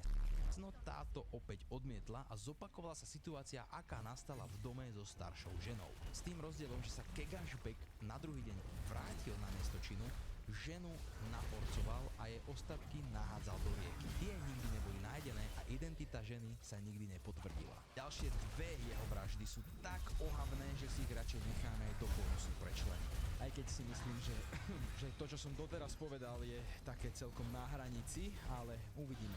Preto ďakujem všetkým členom za podporu. Nakoniec ho však chytili pri tom, ako sa pokúšal prekročiť hranicu do oblasti Tarbagatajsky a počas výsluchu sa postupne začal priznávať k vraždám, ktoré počas rokov spáchal. Povedal, že každý z činov spáchal pod výrazným vplyvom alkoholu a potom, čo mu bol odmietnutý. Je to aj nejaká vec, takáto halus, nejakí psychiatri ho skúmali a prišli na nejaké veci. Bol odsúdený na doživotný trest vo väznici Black Dolphin a až teraz v roku 2022 sa priznal aj k tej prvej vražde, ktorá bola označená za cold case. Za to dostal ďalší doživotný trest. To mi príde vždy také vtipné, keď niekto dostane 2 doživotné tresty, ale tak musel byť aj za toto odsúdený a nejakým spôsobom potrestaný. Ja viem, že sa toto video asi zvrhlo na najhorších ľudí, ktorí chodili po planéte a teraz sú zavretí, ale táto väznica je špecifická hlavne nimi. Preto som sa rozhodol ju zaradiť do tohto videa. Poslednou väznicou v tomto videu, aj keď by som mohol pokračovať samozrejme ďalej a ak bude veľký záujem, tak určite veľmi rád spravím aj druhé video o týchto väzniciach, pretože ten zoznam je naozaj dlhý a je o čom rozprávať. Je SECOT, alebo Center of the Confinement of Terrorism, teda Centrum pre zadržiavanie teroristov, ktoré sa nachádza v štáte El Salvador a ide o najväčšiu a najmodernejšiu väznicu v Latinskej Amerike. Toto zariadenie bolo vybudované po tom, čo v ostatných väzniciach pribudali čoraz viac väzní, hlavne z gangov Maras, konkrétne členovia gangov MS-13 a Barrio 18. Proti ním začal totiž novozvolený prezident Nayib Bukele viesť vojnu od roku 2019 s tým, že sa chce zbaviť všetkých členov týchto gangov. Totiž kvôli vojne medzi týmito dvoma gangami bol El Salvador najnebezpečnejšou krajinou s najväčším počtom vražd na počet obyvateľov. Prezident Bukele tvrdí, že vďaka jeho vojne a vybudovaniu zariadenia SECOT klesla kriminalita v krajine o 62% a vraj je El Salvador dnes bezpečnejší ako USA. Avšak analýza z roku 2020 tvrdí, že pokles gang aktivity nemá nič spoločné s týmto antiteroristickým procesom, ale že ide o akúsi tichú dohodu medzi gangami a vládou. To samozrejme novozvolený prezident absolútne odmieta. Toto zariadenie je naozaj pozoruhodné. Ide o komplex s 8 krídlami, ktoré sú skôr veľké hangáre, v ktorých sa nachádzajú cely. V celom komplexe sa nachádza 19 strážnych veží, 9-metrová vonkajšia betónová stena, ktorá je obohnaná elektrickým plotom, v ktorom je 15 000 V a k tomu dozorcovia, ktorí sú pomiešaní vojaci a policajti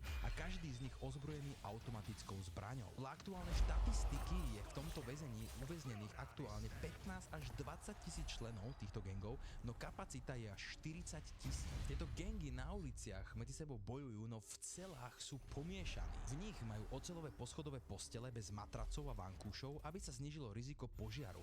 Keď sa chcú umyť, používajú jednu z dvoch betónových nádrží, ktoré sú plné vody a majú jeden záchod. A normálne mi behá nás po chrbte. Viete si to predstaviť? V týchto celách je niekde od 80 do 100 ľudí. Umývajú sa spoločne v jednej kadi, alebo teda v dvoch, a majú jeden záchod. Tiež mi napadlo, že spojiť dva riválne gangy do jednej cely, teda aspoň takto uvádzajú niektoré zdroje, ale myslím si, že logickejšie by bolo, keby ich oddelili, ale možno ich tam proste schválne všetkých nahádzali. Je absolútny nonsens a že to bude tvoriť vzburu každý deň. No nad každou celou sú vybudované mostíky, po ktorých chodia ozbrojení dozorcovia a non-stop väzňov sledujú kamerami a k tomu je stráž aj pred každou celou. Dokopy je v jednom krídle takmer 40 dozorcov. Dozorcovia sú dokonca vybavení aj bunkrom, v ktorom majú pripravený arzenál, keby došlo k vzbúre. Automatické zbrane, brokovnice vybavené ostrými aj gumenými nábojmi a špeciálne oblečenie a štíty, ktoré by ich mali ochrániť. Dozorcov je v celom objekte 850.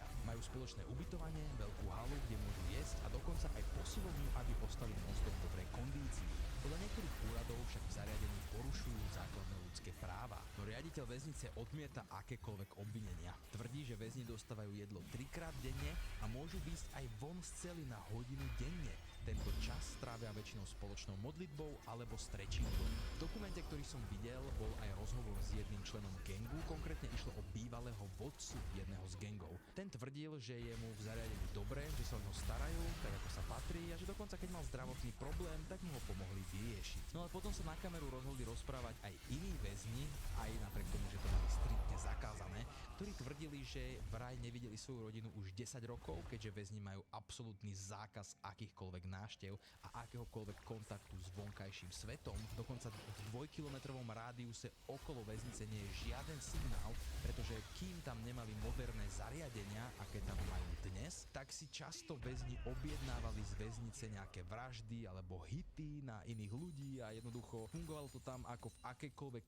inej takejto podobnej väznici v Latinskej Amerike. Jeden z väzňov dokonca tvrdil, že nepatrí k žiadnemu gangu, ešte nebol ani odsúdený, len čaká na súd a na svoj trest, ale napriek tomu ho umiestnili do tohto zariadenia. Dočítal som sa tiež, že sa jeden neprávom odsúdený po návrate do USA menom Abrego Garcia rozhodol rozprávať o tom, ako sa stal obeťou týrania a musel od 9. večer do 6. rána s ďalšími väzňami klačať na zemi a ten, kto padol od únavy, toho dozorcovia dobili. Tu by som sa na chvíľku teda zastavil, pretože videl som viac videí aj od youtuberov, ktorí si tam vraj vybavili vstup aj napriek tomu, že táto väznica má striktne zakázané akékoľvek médiá a vyberajú si veľmi dôkladne, koho tam pustia. Chodia tam tí youtuberi, chodia tam rôzne médiá a všetko mi to príde ako také jedno veľké divadielko a pozitívne PR pre médiá, ale to, čo sa tam v skutočnosti deje, sa nikdy na povrch nedostane. Jedine ak z výpovede väzňov, ktorú je takmer nemožné získať. Toto zariadenie stále funguje, plánujú tam zavrieť všetkých možných členov, plánujú jednoducho z El Salvadoru urobiť najbezpečnejšie miesto na zemi, vraj tam klesli aj vraždy vďaka tomuto novému zariadeniu, že je to tam proste bezpečné.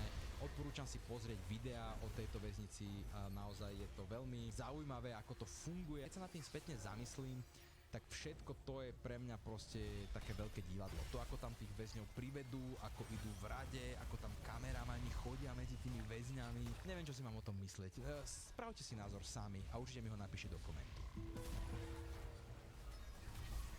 No No a kým si vy spravíte svoj vlastný názor, tak ja vám zdelím ten môj. Toto video sa mi písalo veľmi ťažko. Nechcel som, aby sa veci opakovali, preto som sa snažil vybrať väznice, ktoré vždycky boli niečím iným zaujímavé a boli niečím iným špecifické, tak dúfam, že som to trafil a dúfam, že som zdelil dostatok informácií o jednotlivých zariadeniach. Ak by som si mal vybrať najhoršie zariadenie z tohto zoznamu, tak je to určite pracovný tábor Camp 14 v Severnej Kórei. Udivuje ma, že aj napriek tomu režimu, ktorý je v tej krajine, existuje takéto miesto.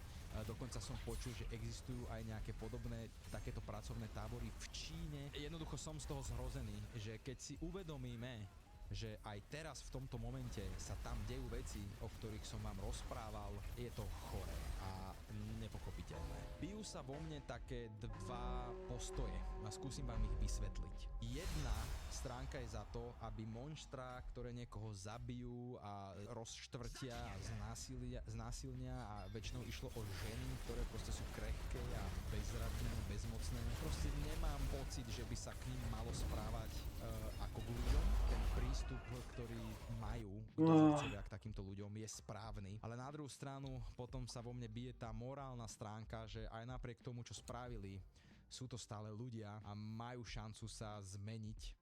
Ale kde je tá línia? Nemôžeme porovnávať človeka, čo ukradol chlieb, a človeka, ktorý je masový vrah a má za sebou zverstva, kanibalizmus a podobné veci. Nie som za fyzické a psychické týranie.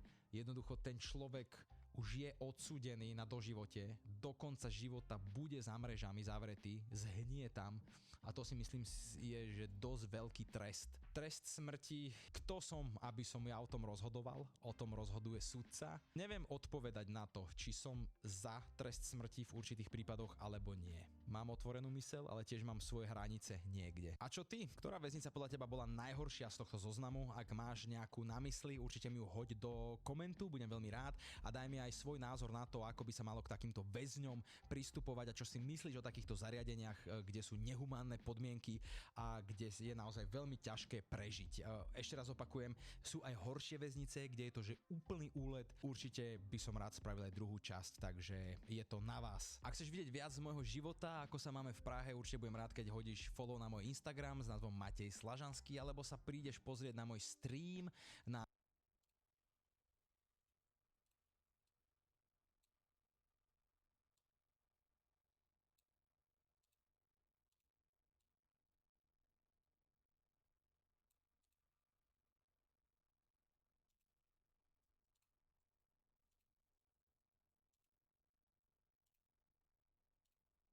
No, takže u nás to bylo úplně takový, že už se to řešilo i tak venku, že si nomé nesměl říct nikde svůj ani ID, protože lidi nomé byli hladoví na to. To je extrém. Ty si o tom někdy počul, Roman? No ináč to má neser, keď nám tu vymajnia komp, tak ja mám píči. Nemyslím si, ne. Yes. Teraz je posledná šanca. Je tam nejaký miner, alebo... Bráko, však to vypadá úplne důvěryhodně. Kámo, tá hra ti normálne 20 rokov krypto ťaží a ty ani nevieš. Daj to inštalovať, skúsime to. Tak máš antivir, ne, vole. Čak ako máš, ale niekto, vieš čo, Čína, to je magorinec, chápeš? Toho nie hocičo vymyslia, aby ti obišli spyware a všetko.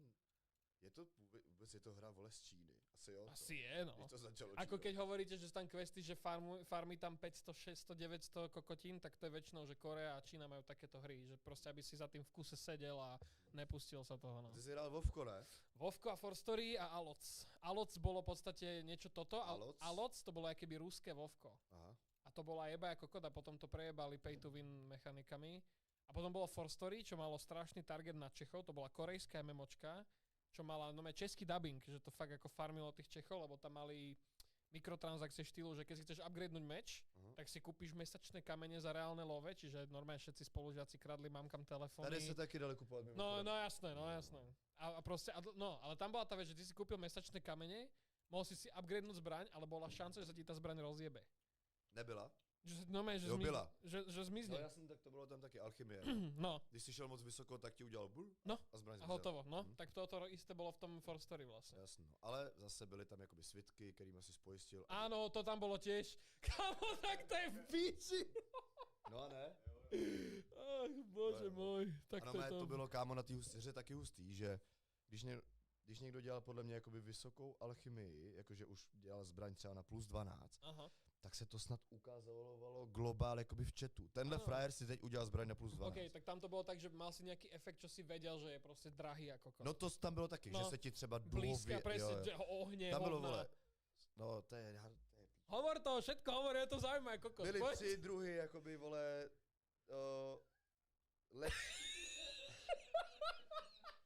byly 3 druhy lepších itemů. No. První byl Seal of Star, okay. Druhý byl Seal of Moon, okay. Třetí byl Seal of Sun. A ten třetí byl nejlepší, ten první byl nejhorší, ale nebyl špatný. A ten první měl, že okolo té zbraně se ti tak jako prášilo růžově. Ano. Ten druhý měl, že okolo té zbraně ti chodily takový růžový vlny. Nějakého ohně, něco? Ano, okay. a ten třetí měl všechno. Že všetko naraz. Bože, milujem internet. Už to bude, už si chcem zahrať, kámo, strašně. A vole, pozor, jo, to Seal of Sun, vole, drop rate byl strašně málo, brácho. Okay. Já jsem snad za ten život, co to hrál, jsem Seal of Sun dropl 3krát, píčo. OK, za kolko rokov, že jsi to hrál? Nevím, 6-7 let. 6-7 let, tak to je halus. A ještě je hustý, že tady je zrovna se mnou můj tenhle kamarád, protože... Jste to hráli spolu. Ano, ale počkej, já jsem v tu dobu jsem neměl tak silnýho kompa na to, abych to mohl hrát. Brácho, já jsem do toho byl tak chycenej, že jsem před školou na něj zvonil v 7, ať mi nechá hoďku za expit, než půjdem do školy. To je topka, já jsem mal to isté ku bratrancom, co chodil na ňu. Takže to jsem tady ke Kubovi, shoutout můj bráška Klubko. Ne, kurva, ty si povedal kombo 6-7 a nič iné v čete teraz není, já to mám píči. Ty nemáš TikTok, že? Já jsem to viděl, mě to stalo už u Davida, Kámo, vole. celý chat je 6-7, choď do piče. Ale teď jsem neudělal tohle, ne? No ne, ale povedal si to iba, to stáš a už si to spravil, ne! Tak šel dobre ten podcast. To je v píči. No vole, já jsem to viděl, já jsem teď udělal video s Davidem, shoutout David, zdravíme ho. No. A vole, já jsem to tam udělal. No, ale to píči. Nebylo to úmyslně. A píčo, pak jsem sedím doma, píčo na hajzlu a koukám na komentáře a říkám tohle, říkám, píčo, co je? Tak jsem si to hledal a našel jsem si to, ale ono to není nic tak strašného. Není, ale prostě ľudia to spamujú, lebo sú dementní, pozri. Díky hoši, taky vás mám rád, zmrdi. 6-7, kámo, to je najhorší mím, čo sa mohol stať. Máme start, daj to tam, okamžite to zapni. OK, prihlás sa. Dobre, máme čas ešte. Silk Road dáme trošku, iba chvíľu. Dáme postavu, nabeháme a... Že čo? Vedľa je. Chceš ísť tam? Ja ti to tam zapnem. Kámo, čum. Ale oni dali vole na... Rozbilo to komp? Aha, tak počkaj, však chat, asi nás počujete, vydržte sekundu. Čakaj. Haló? Musíš ísť do nastavenia, dať to na okno. Kámo, oni dali vole prostě... Alt Enter. Oni dali prostě Samarkand. Server. Ne, kámo, musí sa dostať do nastavení. Ja pozriem chat zatiaľ, čakaj. Chat, počujete nás? 1, 2, 3. Bomba. Jo, počuj nás, dobrý. Nám to rozbilo celý komp, hoši, lebo tá hra má rozlišenie, že 480p. Takže vydržte sekundu, Roman to čekne. Pozri sa, ja si myslím, že toto je najlepší lore, prečo sa tak volá ten album. Jo, určite, 100%, ja som úplne do hry. Roman sa nevie dostať do OBS-ka. Yes. Jak je to možné? Počkaj, ne, vieš čo urob? Ja viem, čo urobíš. Ukáž na ten OBS-ko iba na lište, iba na ňo ukáž.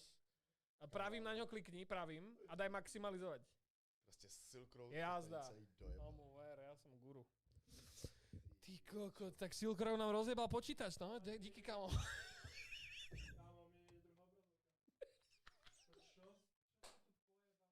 Počúvaj ma, Patrik. Bráško, ale jako stálo to za to, vole. No nejde nič na kompe robiť, kurva. GG's chat, no nič. A nebe slyšet? Jo, ja počujem. Nebe vidět? Jo, máme ten široký záber teraz, jak sme boli spolu. Čiže oni nevedia. nevedia. Do toho, jo, kamaráde. Jo, on to skúsi. Už sme moc deep. Už nemôžeme vycúvať. Silk Road online. Daj ľuďom potom monitor. Všimněte si, že tady už, to je Samarkand, ne, vole? Oni to ešte nevidia, ešte čakaj. Ešte musíme to nastaviť. No, zmrdí, vole. Když jsme hráli my, tak úvodní, vole, město bylo prostě, vole, naše město. Teď je to, vole, Samarkand pojebanej, vole. Jo, no. OK. No. Uka brácho, vole, ten list serverů. To mě zajímá. Server list? No daj, Kratos. Ani jeden nebyl za nás. A všechny jsou full crowdy. Všetky sú plné. Ale tak alebo je tam ten cap, že 4500 hráčov max. To je pičový hráta. To je max a druhá je... Čakaj, toto nastavíme. Chat, ja už som chycený, ja už ani neviem, že streamujem. Ne, to dobré, to je v pohode. Ja iba chcem povedať ľuďom, ešte to nevidia. Predstavte si fakt, že Prince of Persia a Sands of Time, starý proste oný, setup mesta, tak vyzerá to mesto, čo teraz vidíme. Je tam veľký nápis Silk Road a server list, ktorý má, že 8 serverov, z toho 4 sú, alebo 6 serverov, 4 z toho sú európske. Ja si myslím, že vie každý asi. Jako dobře se tam skrnul. No, musíš proste, ľudia majú ADHD, vieš, musíš im to trošku pomôcť. Ježišmarja, to kúkam. A ide im to, či nejde im to? Áno. No počkaj, iba zas na to ukáž, na tú listu. Ideme hrať, ale píci. Bare, nevole. Ešte raz to skúsime. No a medzi tým je tu 6600 ľudí. Yes, sir. Takže idú sa pozrieť, na čom si vyrastal. Ať se, vole, podívají, jakoby, co budou spolu ještě hrát, že? Ale budou se na to vyserou a nikdo tam nepřijde. Že kámo, že to je za hovno, to nebudem sťahovať vôbec. To asi tak bude. Ne, pár tých skalných, tých si zapamätáš do konca života, že tam boli. Tým po pár z paměti. Tak vidíš. Pojdu na koncert a budú načem. Čo budeme hrať na koncerte, než to show? You will create a secondary... Počkej, ty ukazuješ ľuďom, čo máš za password, Roman. Dobrý, okej. Pre tých, čo ešte nevidia, tak Roman teraz si dáva secondary password, pretože tá hra, keď dáte svoj password, ešte potrebujete číselný PIN kód. Asi sa kradli účty veľa, tak to museli spraviť. Čiže máme tu, teraz Roman robí nové PIN kód, jak v bankomate, to tam ťuká a dal to zle, ja to vidím odtiaľto, že ti tam 2 čísla chýbajú. Dobrá práca, Roman. Som v strese. 7000 ľudí. Bomba, vole. Bomba, kámo, jak, jakoby, když koukají na to, jak tady prostě se pastíme na úplných cance, která mi ovlivnila dětství a albíčko. Ja som zvedavý, aké to bude. Možno Já jsem rád, kámo, víš, co jsem rád. No. Takže to zajímá. Mňa to kámo, ale toto sú veci, lebo vieš čo, je úplne jasné, že ty to máš rád a sám to, jak keby pred verejnosťou v podstate tak zhadzuješ. Hele. 43 hodín budeme v queue? Hej, počúvajte, kto hráte teraz Silk Road, vypnite to, nech sa môžeme rýchlo napojiť. A fakt, že to nikto nehraje, vole. Zaplať to, ja ti to preplatím. No, to kúp. Musíš dobít si silky. Dobí si silky! Okamžite, prečo to otvára Edge? To je Internet Explorer, to ani není Edge. Čo ti jebe? To má v sebe vnútri Internet Explorer? Čo si kokot? Tak to je goated hra. Dobí si silky, kámo. Okamžite to kúp. Ja ti to preplatím, Roman. Ty píčo. Hele, a víš, co jsme měli my záhe, když jsme byli malí? No. Že tam taky byli views, už když jsme byli malí. Áno, dobre spolu. Když jsme byli malí, už tam byli taky, kámo, my jsme si udělali prostě na klávesnici na bezemní těžítko píčovinku a šli jsme do píči. Same. Jo, to na Vovku to samé. Poď si kúpiť tie goldy zatiaľ. Na stránku, normálne to kúpim. Silky, pozor. Silky, silky si choď kúpiť. Premium silky, 13 ich bolo a môžeš instant access na server, som to videl.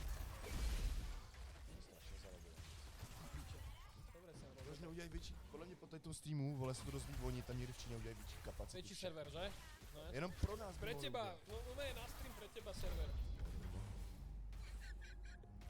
Ale ty máš i dole, vole, vpravo, dole, to je No to je slovenské. Takže klávesnice slovenská. Ty už vidíš všade Silk Road. Možno vlastne Slovakia je akronym pre Silk Road. To bude... Daj tam kreditku, tak vytvor jednorázovú sezóny cez ten Revolut. Normálne to urob, ja to urobím, keď chceš.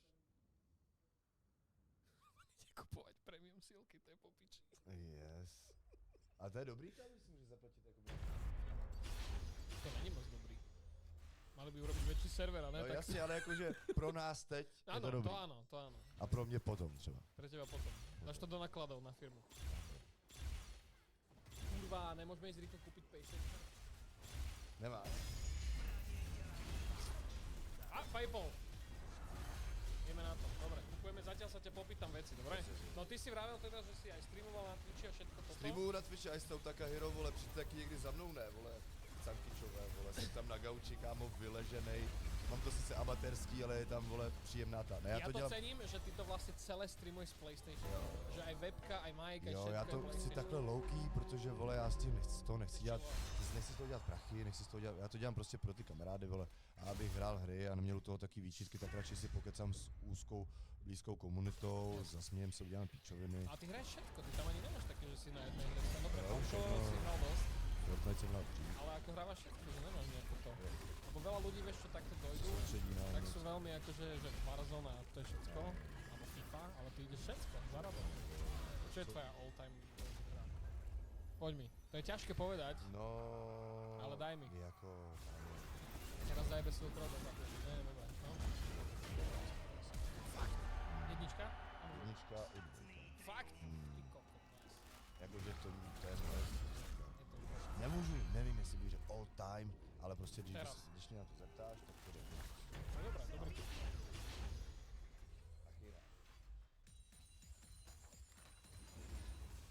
City of Lost Haven je proste Goated, no, ale akože chápem. Já jsem myslel trošku jako ze současnější doby. Áno, áno. Teraz, čo by si proste povedal človeku, že bomba hra, tak proste Last of Us. No, tak myslím, že to bude. No tak máš to dičo. All time, to je výzve, to nemůžu říct jedno, prostě to nemůžu. Tak vieš to rozjet na obdobie? Keď si bol decko, tak asi si upravil. Vetřelec, okej. Tenkrát já jsem to právě z toho přestože a v brzo. Když mi bylo 6, 7, v roce 2000 jsem dostal pejsta a to mi změnilo, že jo. To bylo prostě PlayStation, chápu. Jasné. No a pamatuju si, jsem v něm ještě původně neměl čip, byl originál, takže jsem nehrál originální CDčka. A to jsem to měl večer. A vypadalo to mýto. No, dobré, to bylo dobré.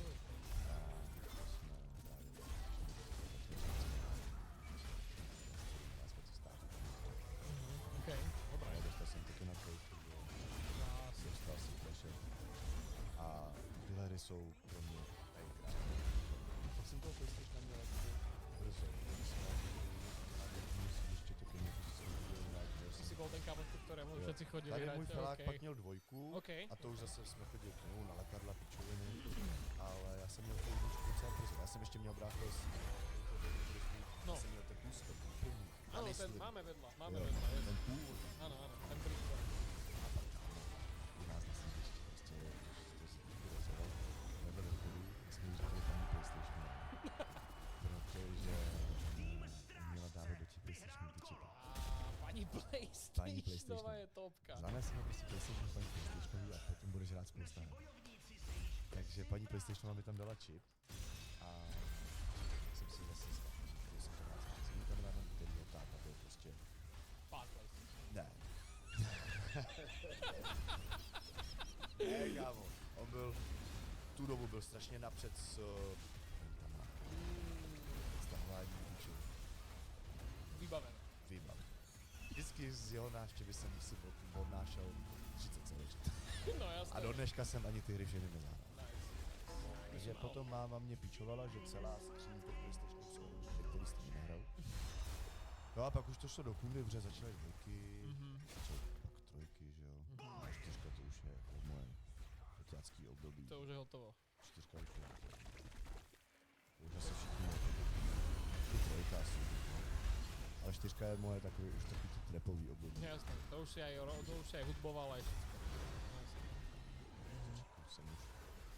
Těším se na šestku. Ja som zvedavý, ako už vlastne v podstate je 27.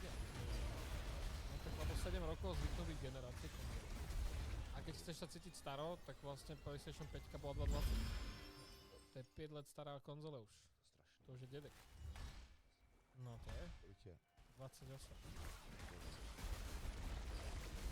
Čo, starý kokot, alebo jak to myslíš? Dobrá politická odpoveď, ďakujem pekne. Tam je pani Patrik. No jasné. Ja som 9,7, Já jsem no. starší než ty. Čo, ty 9,4. Kolik ti je, kamaráde? Počkaj, už sa prihlasuje, daj mu sekundu a hneď ti odpoviem. Chudák jako pes vizira. On má plnú rámku.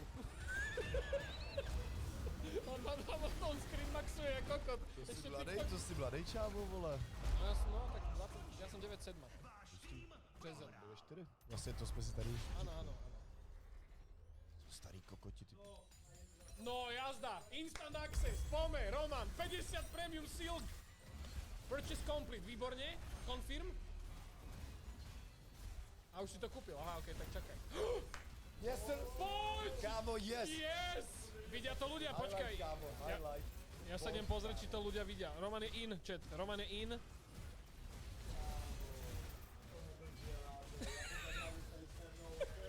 Čakajte, ešte to ľudia nevidia, ešte vydržte. Hele. Ešte čakaj, lebo ľudia, ono je to dojebané a nechce nám to ukázať tú hru, chápeš? To nemôžeme skipnúť, tak počkaj, Roman. Vráť sa iba von. To je v píči, kam, ja to chápem, no, ale kurva, to je problém. Ono, tá hra je proste, není robená na nové kompy. No počkaj, vybavíme to. Teď se odloží. Jo, okej, a teraz nás jebni, aby bol vidno monitor. Hele. Sme tam! Pecka. Teď se omylem odhlásíš a znova 13 dej zmrdal. A ešte on kúpil 50, dobrý. No čum, jo. Tohle je... Dej cancel. Cancel? Jo. Daj, preč. Tady máš, vole, to... Když jsi přišel do hry, tady máš to základní molo, kde pak vidíš svoje postavy, že jo. No, molo, píčovinu. No a dáš prostě create, že jo? A když dáš create, tak ti to právě už dá na výběr. Můžeš to tam dát klidně, kamaráde? Ešte čakám, on tam ešte nastavuje veci. Ale hovor, rozprávaj. Tak ti to dá na výběr právě, jakoby chceš být Čína nebo Evropa. Okej, tak ten čakaj. zásadní moment. No ty asi nemáš, vieš, Roman. Ty nemáš iba zapnutý, lebo ja myslím si, že ideme.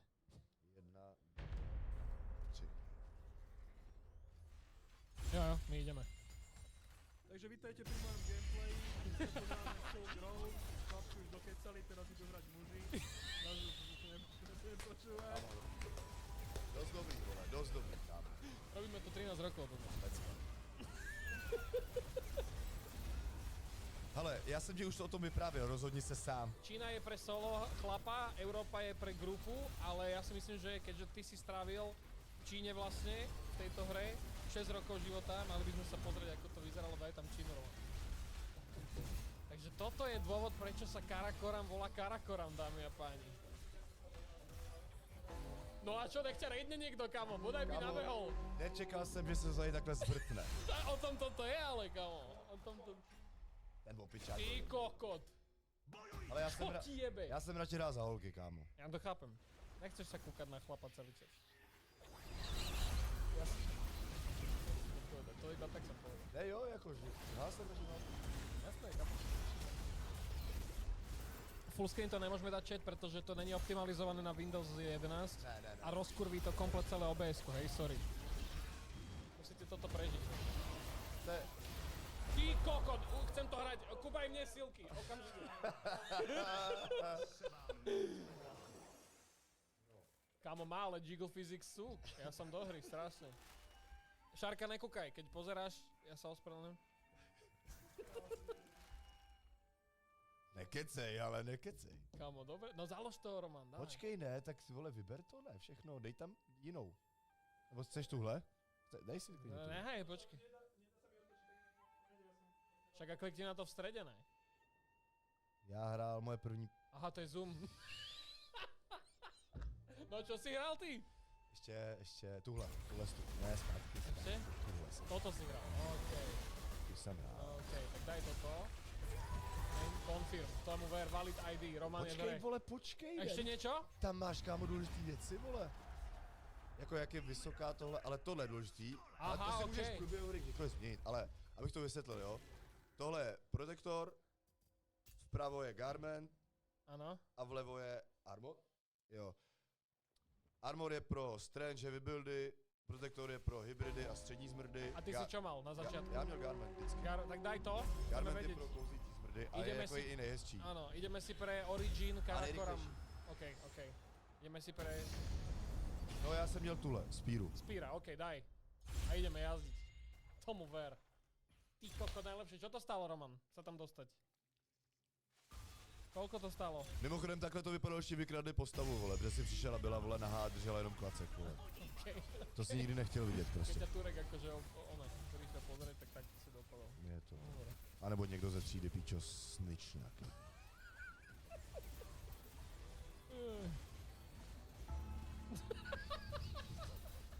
27 €, aby sme dali tento experience, je to v pohodě. Nejde, ne. Hele, už si rovnou, ty píče, tak to za nás nebylo, už si rovnou můžeš zvolit, jestli budeš Thief anebo Hunter. Okay. Thief okrádá karavany, Hunter je krátí. OK, a ty si čo robil? Já jsem dělal všechno, tak za tu dobu, co jsem to hrál, jsem si vystřídal všechny joby, protože u nás se to nemuselo vybírat na začátku. My jsme si to počas hry mohli změnit. S nějakým samozřejmě 30denním dílem, aby si nemohl to switchovat furt. Takže Thief, lepší Thief, Savage, kámo. Aj Thief a... Stejně tady asi nebudeme koukat. Ne, iba sa pobeháme tam trošku a potom ideme ďalej. Jo. Vypíčo, no. Ale to třeba u nás nebylo hned na začátku. Jasné, že až potom si mohol, hej? Ty kokot, zazvonili. Okamžite otvor. Yangan. Yangan, první město, první lokace. Základ, Čína. No, daj im to, nastavím to ľuďom, nech majú krajší obraz. Tam není 2K? Je tam, 2.5, 2.5.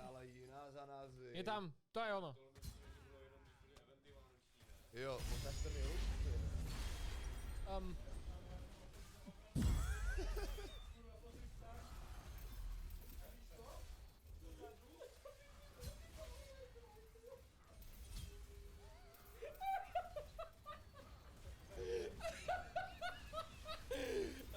Nie, Roma, daj to, stále to daj vo window mode, no nech je to väčšie, chápeš?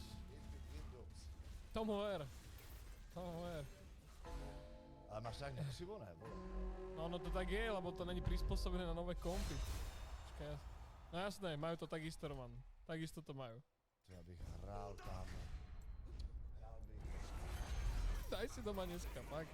Nemám kompa, Tak rýchlo cupíš, a my tu máme nejaký. Můžu hrát na Macu. Není prej, ne. No, dáš emulátor a pôjde to. Chod si zahrať, keď chceš. Jdu, vole? Počkaj, otočíme na ňo kameru. A poď si sadnúť sem, Roman, a urob nám let's play, kámo.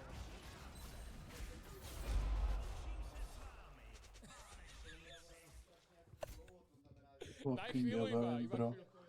I'm getting fucking EK, bro. Like, what the fuck? Dámy a páni, toto je kino. Toto je absolútne kino. Áno, kľudne, yes.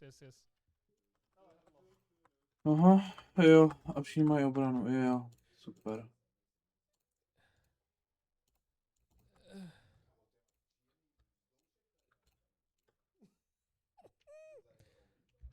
No, tam má, no. Počkaj, ja dám na svetlo. No teraz streamer, kamo. Si tam, kamo. Počkej, pojď sem a zavolej tady to číslo. Kamo, na podcaste sme Let's Play ešte nemali, dámy a páni. Mike, že mu treba dať. No nic. Yes, Mike ide. Tak, takže hoši, jo, tady jsme, Mko, yes. Tady jsme, vole, v základním městě Yangan, jo. OK.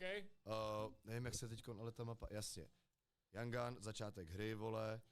Tady začíná Čínu, jdeš doleva, Donghang, střed hry, furt jsi v Číně, jdeš dál, Hotan, Čína, pořád jakoby Čína.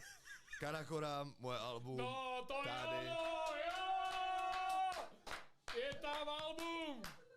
Tak, jdeš nahoru, Taklamakan, pozor, nejsilnější boss z Číny, Lord Jarkan, spawnuje se tady. Vieš tam iba dojsť ho pozrieť, že jak vyzerá, či to je ďaleko? Kámo, tě zabiju, když jsem level 1. A to je ďaleko aj asi, že? Ano. Okay, tak To bys musel koupit další silky, aby jsme se... A já, No a vole, Nabít na 30 euro, čiže ak s 30 eurami budeš šarovať, tak to môžeme pridať. Môžeme to tam dať. hele fakt. chat, já už vás tady vidím, takže vole, jestli vás to nebaví, řekněte jdi do prdele, ale stejně, já jsem teď chycenej, takže to je píči. Daj nám nejakých 15 minút tohto a... Rock Mountain, vole, přechod do Evropy, Evropa začíná tady, Chcanka, Samarkand, píčovina, tady se dají tunelem z Číny do Evropy, jdeš doleva, tady přejdeš lodí, tady, vole, Konstantinopole, základ Evropy. Jako Yangan má Čínu, jako Čína má Yangan, tak Evropa má Konstantinopole. No a my jsme tady, tohle je moje postava. 7000 ľudí. Tak, nejde to zoomnout, nevím, je. Joj, pozor, hej, opat...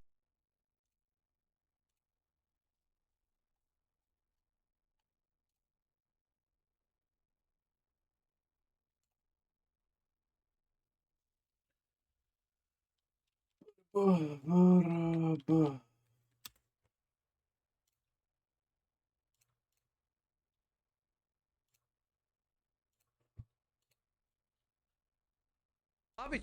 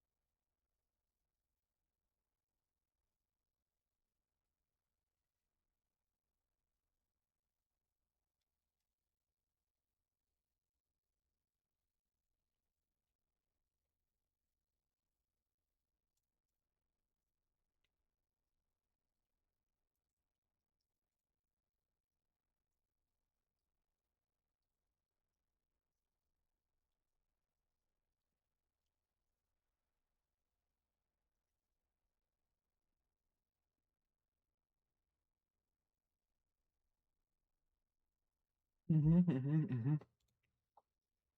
Mhm.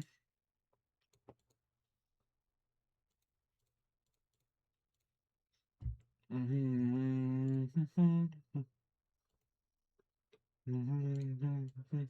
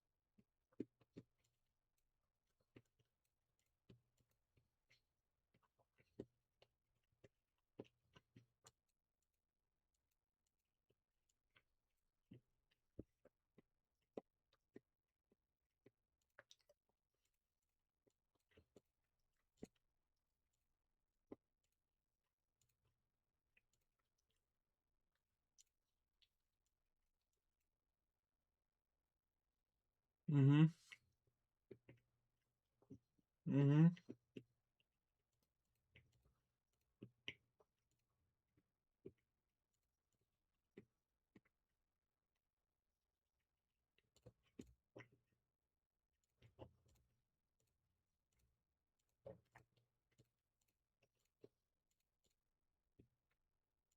Bez soketu, jo.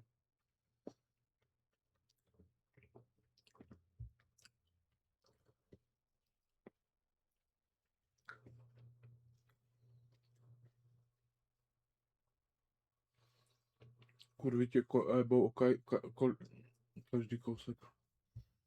Bude to zdarma. Ale moment.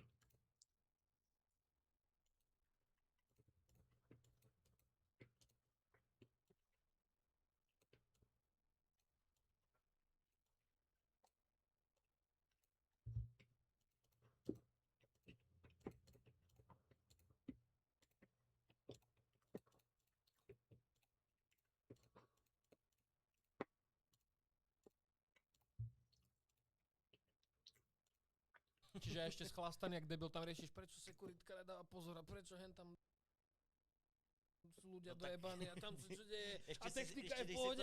s tím, že jdeš chlastat. No jasné no. A technika je v pohode, kamery idú, všetko je, že tak to tam chodíme k piču, takže super. Joj. No. Patriku, dobre? No vráť sa do hry. Prepáč, že ťa takto swapujem, ale striedačka jak na hokeji, vieš.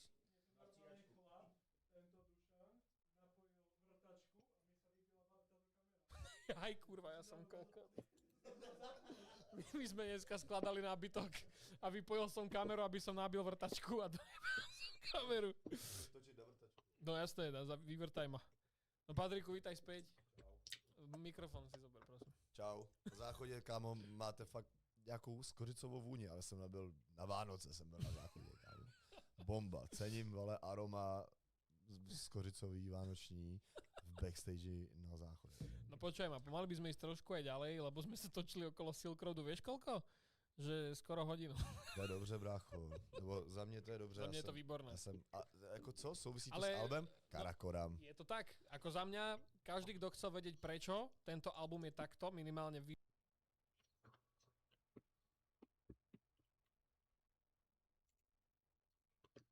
Rare photos that will blow your mind. 9-year-old kid who kept getting in trouble for doodling in class gets a job. Decorating a restaurant with his drawings. Napoleon's private bathroom features a unique recessed bathtub in northern Italy. Pizza owner found out that people are eating from the shop's garbage. This is what he did. What years of boiling water hitting concrete does. A pod of humpback whales spouting at the same whales. This is what he did. What years Holy fuck. of boiling water hitting concrete does. A pod of humpback whales spouting at the same time in a Norwegian fjord. Stools made out of discarded books, created with the help of a volunteer for new library seating. This near life-size sculpture of a gorilla made entirely of colored pencils. Someone found purple mushrooms. Italy's Gorgonzola cheese is the oldest blue cheese in the world, dating back to 879. This 15-year-old girl lived in the Inca Empire and was sacrificed 500 years ago as an offering to the gods. Ancient Roman helmet worn by the elite Roman cavalry, Equites Romani, 2,000 years old. Mount Toblerone, Zermatt, Switzerland. This Wile E. Coyote sticker on this car. Terry Sawchuk, the face of a hockey goalie before masks became standard game equipment, 1966. Eliseevsky, grocery store, Moscow. Rio de Janeiro in Brazil was the capital of Portugal in the 19th century. The three best preserved woolly mammoth mummies due to permafrost, their names are Dima, Luba, and Yuka. In 1992, 24-year-old Chris McCandless's emaciated body was found by moose hunters after he left society to live in an abandoned bus in the wilds of Alaska. He lived on squirrels, mushrooms, and berries for 113 days before accidentally eating toxic potato seeds. These weird eyes were found in a person's backyard in New Zealand. Heroin, cough, medicine bottle from the early 1900s. A compilation of animals with vitiligo. This is what the inside of the mouth of a leatherback sea turtle looks like. A doll hanging in an abandoned asylum. Nikola Tesla never married, but claimed to have fallen in love with a white pigeon. This snake trying to scare the camera. In 2016, a baby was born with DNA from 3 people, her mother, her father, and a donor woman whose mitochondria prevented a fatal genetic disease. Man drives through front door of LDS Church in Michigan, exited his vehicle and opened fire. A house cat suffering from myostatin-related muscle hypertrophy, a rare condition that causes muscles to grow excessively large. 19-year-old Brandon Swanson drove his car into a ditch on his way home from a party on May 14, 2008, but was uninjured, as he told his parents on the phone. Nearly 50 minutes into the call, he suddenly exclaimed and then went silent. He has never been seen or heard from again. The skeletal remains of King Richard III, who died in 1485 at the Battle of Bosworth, were found underneath a parking lot in Leicester, England in 2012. Gentleman helps little girls reach the designated water fountain for them to drink. Alabama, 1956. Kodachrome shot. A terrifying surgical prosthetic makeup. Shaved alpacas are both hilarious and terrifying. Thanks for watching.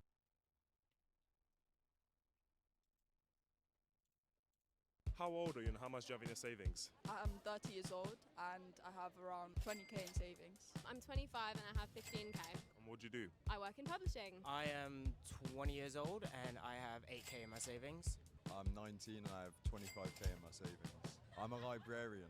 It pays good, but you know, I donate a lot of my earnings. To what? To feminist literature, libraries. I'm 18 and I have 10k in my savings. And what do you do? I go to school. I'm 27, I have about 25k in my savings. I'm 20 and I recently inherited 200k from passing in the family, but due to tax I'm only getting 140. So I'm 25 and I have around 30k maybe in my savings. And what do you do? I'm actually a pilot. I'm 21, I think I have 31,000 pounds. And what do you do? I sell guitars. I'm 32 and I miss how much Tesco meal deals used to be. How old are you and how much do you have in your savings? I'm 30 years old and I have around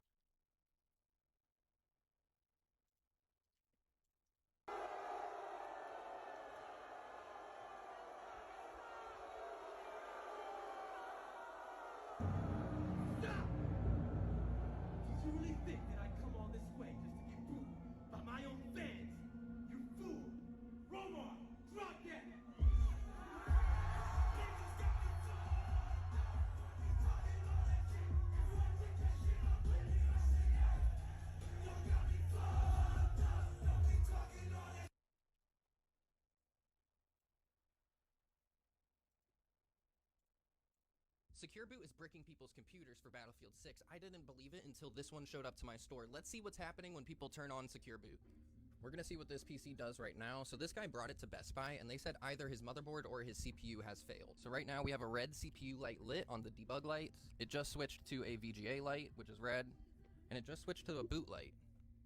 And now it should be booted, but we have nothing on the screen. The fact that it cycled to VGA and then to boot, that typically means that it's booted. It's been about a minute, we have no activity, let's try it again. We pulled the CMOS battery out. I'm sure that Best Buy tried that, but you never know. Now that it's out, we're gonna spam the power button. Same exact thing. I'm taking out the graphics card now because the model of the motherboard is printed under it. And just before I go and start working with BIOS, I'm gonna throw another graphics card in here just for gigs. Same thing. So we formatted a flash drive as FAT32. You do that just by right-clicking your flash drive, hitting format, and then making sure it's FAT32. We copied in the latest BIOS file, rename this to msi.rom.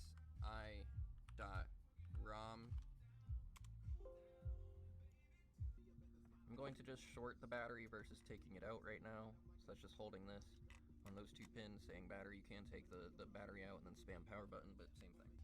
We stick the flash drive into the BIOS flash drive slot. We're gonna hit flash BIOS. It should blink longer than like 5 seconds if it's working. It shouldn't do anything, but I do have a suspicion. I'm going to take out both solid states right now. I'm gonna attempt to flash the BIOS again with the button now that both SSDs are out. Button down for a few seconds. And solid. So here I have an 8GB SanDisk that I converted to MBR, and also it is FAT32 and only has msi.rom file. I'm going to short the battery button, and now I'm going to press the flashback button.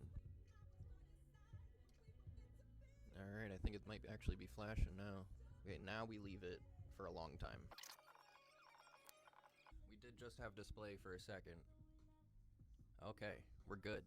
We're good. Okay, so this is a BIOS issue all day long. We're not breaking computers, we're breaking BIOSes. I did not believe that changing to secure boot was breaking hardware. I just didn't. It sucks that the BIOS reset by removing the battery doesn't work, but here we are. So here we have both of his NVMEs, both are Western Digital blacks. We're gonna figure out which one has his Windows on it. And I just wanna mention that Best Buy said that either his motherboard or his CPU had failed. Just gonna throw that out there again. This is going to be his OS drive. It is also a GPT disk, which is good. We have a recovery. Secure boot is bricking people's computers for Battlefield 6. I didn't believe it until this one showed up to my store. Let's see what's happening.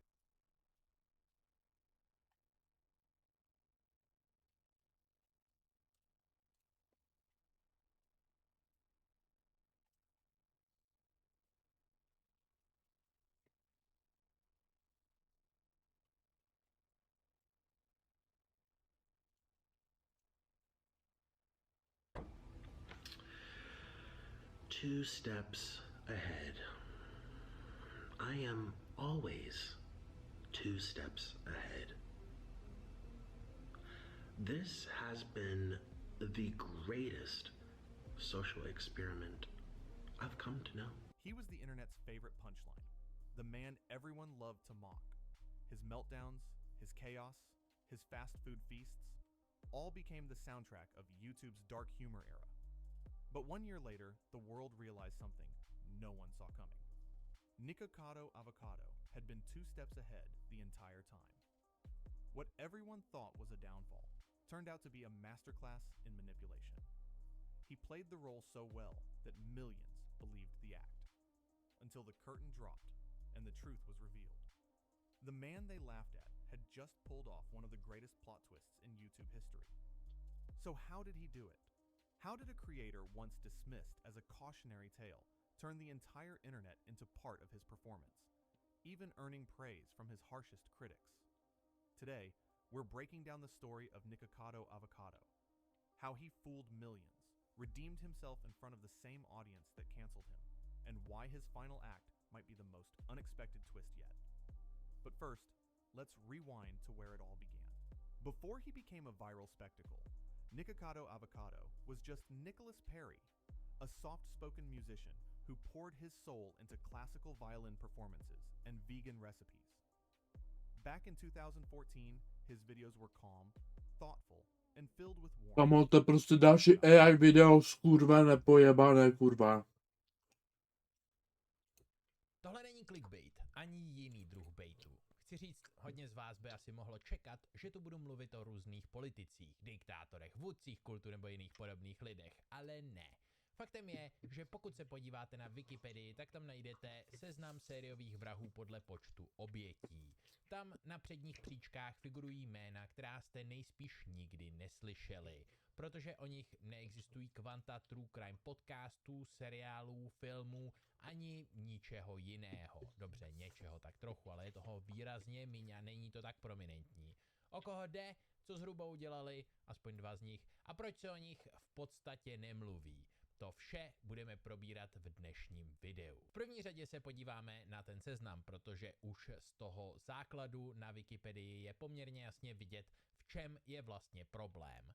Žádný z těch sériových vrahů na prvních příčkách není Američan. Samuel Little je tu až 12. Je teda vcelku zajímavý, že ani on není zdaleka tak populární jako Jeffrey Dahmer, Ed Gein a další z těch nejznámějších, ale k tomu se dostaneme později, podle mě to taky není tak složitý rozklíčovat. V první řadě je jasný, že když je většina nejpopulárnějších dokumentů o true crime z Ameriky a tím pádem logicky pro Američany, tak se soustředí hlavně na lokální zločiny.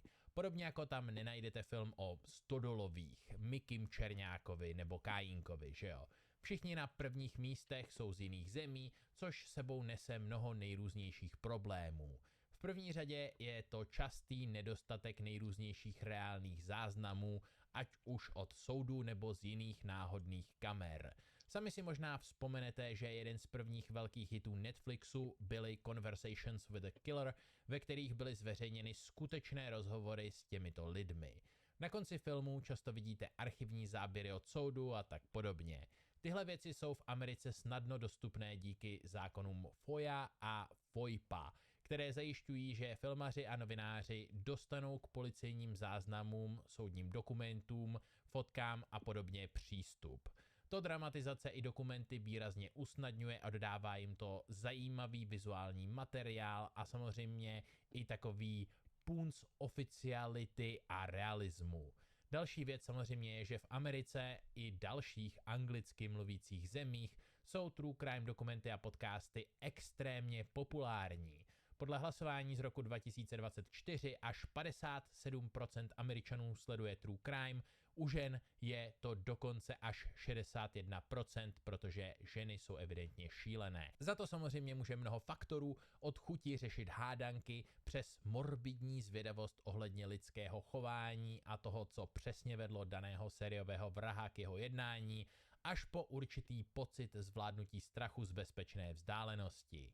Speciálně to zvládání strachu či odhalení nebezpečného chování má ale mnohem větší význam, když jde o osoby, které se pohybovaly ve stejné zemi a kultuře jako vy. Z toho důvodu chtějí Američané logicky spíš historky o sériových vrazích z Ameriky než z jiných států. Přidejte k tomu fakt, že jména jako Dahmer prošla v USA zprávami a médii obecně hodně a často jimi procházela několikrát, protože tihle zločinci často nezemřeli až tak dávno, takže o nich slyšela většina platící dospělé populace a máte tu vcelku jasný indicie, proč se dokumenty od Netflixu zaměřují hlavně na ně. No a samozřejmě, že pokud je o někom dost dokumentů v angličtině, tak se na něj pak zaměřují i tvůrci podcastů, protože přiznejme si to, podcastři speciálně v tomhle odvětví, ale obecně často opakují informace odjinud a dobře zpracovaný dokument či pořad se do videa zpracuje líp a navíc obsahuje kvalitní vizuální materiál, který udělá video poutavější. Tím vzniká takový klasický začarovaný kruh popularity, kdy se o někom víc mluvilo a tak se stal populární, díky čemuž se o něm doslechlo víc lidí, kteří se začali dál zajímat o tohohle člověka a tak se o něm zase víc mluvilo a tak dál. To ale pořád nevysvětluje někoho jako Samuel Little, který z USA pochází. Jeho případ má mnoho společného s dalšími lidmi, kteří jsou na seznamu před ním.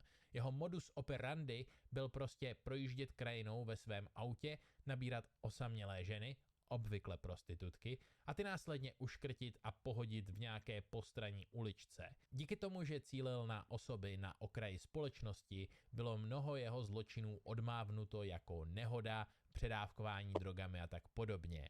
Proto taky pobíhal po světě až do roku 2012. Od roku 1970, jakože od té doby byl, řekněme, aktivní, OK? Je teda otázka, kdy přesně skončil, protože potvrzené zločiny končí v roce 2005, což tehdy už mu bylo 65, čili pochopitelný, že by šel do důchodu, je to běžný důchodový věk. Nicméně teoretizuje se o obětech i z roku 2012, což je pochopitelný, že historka o staříkovi, který někoho uškrtil v 72, zní tak trochu neuvěřitelně. Problém je tu v tom, že na rozdíl od lidí jako Bundy nebo Dahmer, teda z tohohle týpka většina normálních lidí nebude mít takový strach, protože nejsou žena ulice, nebo jak to říct.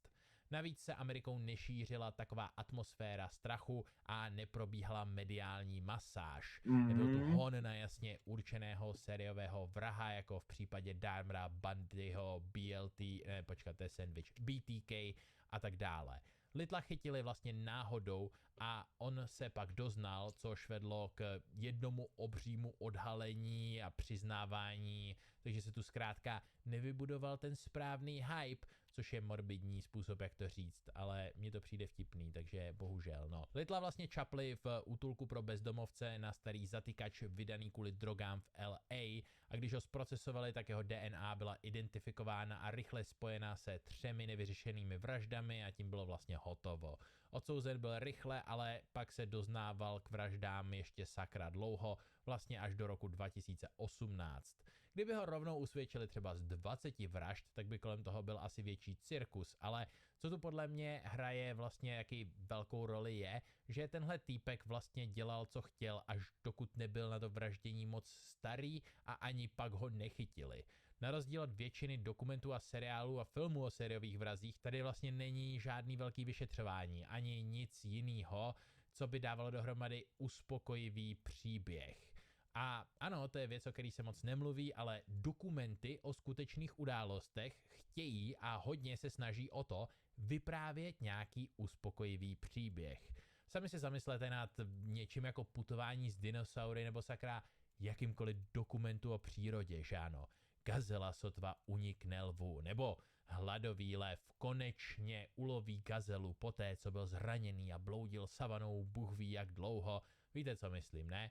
Reálně je potřeba prostě v divákovi vyvolat nějaký emoce a vybudovat narrativ, aby ty informace nebyly tak suchý. Pokud skutečný příběh nic podobného nemá, je tu výrazně menší šance na to, že ho zpracují ve formě nějakého dokumentu. K tomuhle všemu přispívá ještě jeden zajímavý fakt, a to sice, že podle nejlepších dostupných dat má USA nejvíc identifikovaných sériových vrahů na počet obyvatel i obecně. Musím tady teda zdůraznit, že report FGCU, což je doslova univerzita v Americe, která má nejdetailnější databázi sériových vrahů, sama zdůrazňuje, že mimo anglicky mluvící státy nemají tolik dat, což znamená, že čísla z ostatních států jsou pravděpodobně nižší, než je realita, že jsou podhlášeny.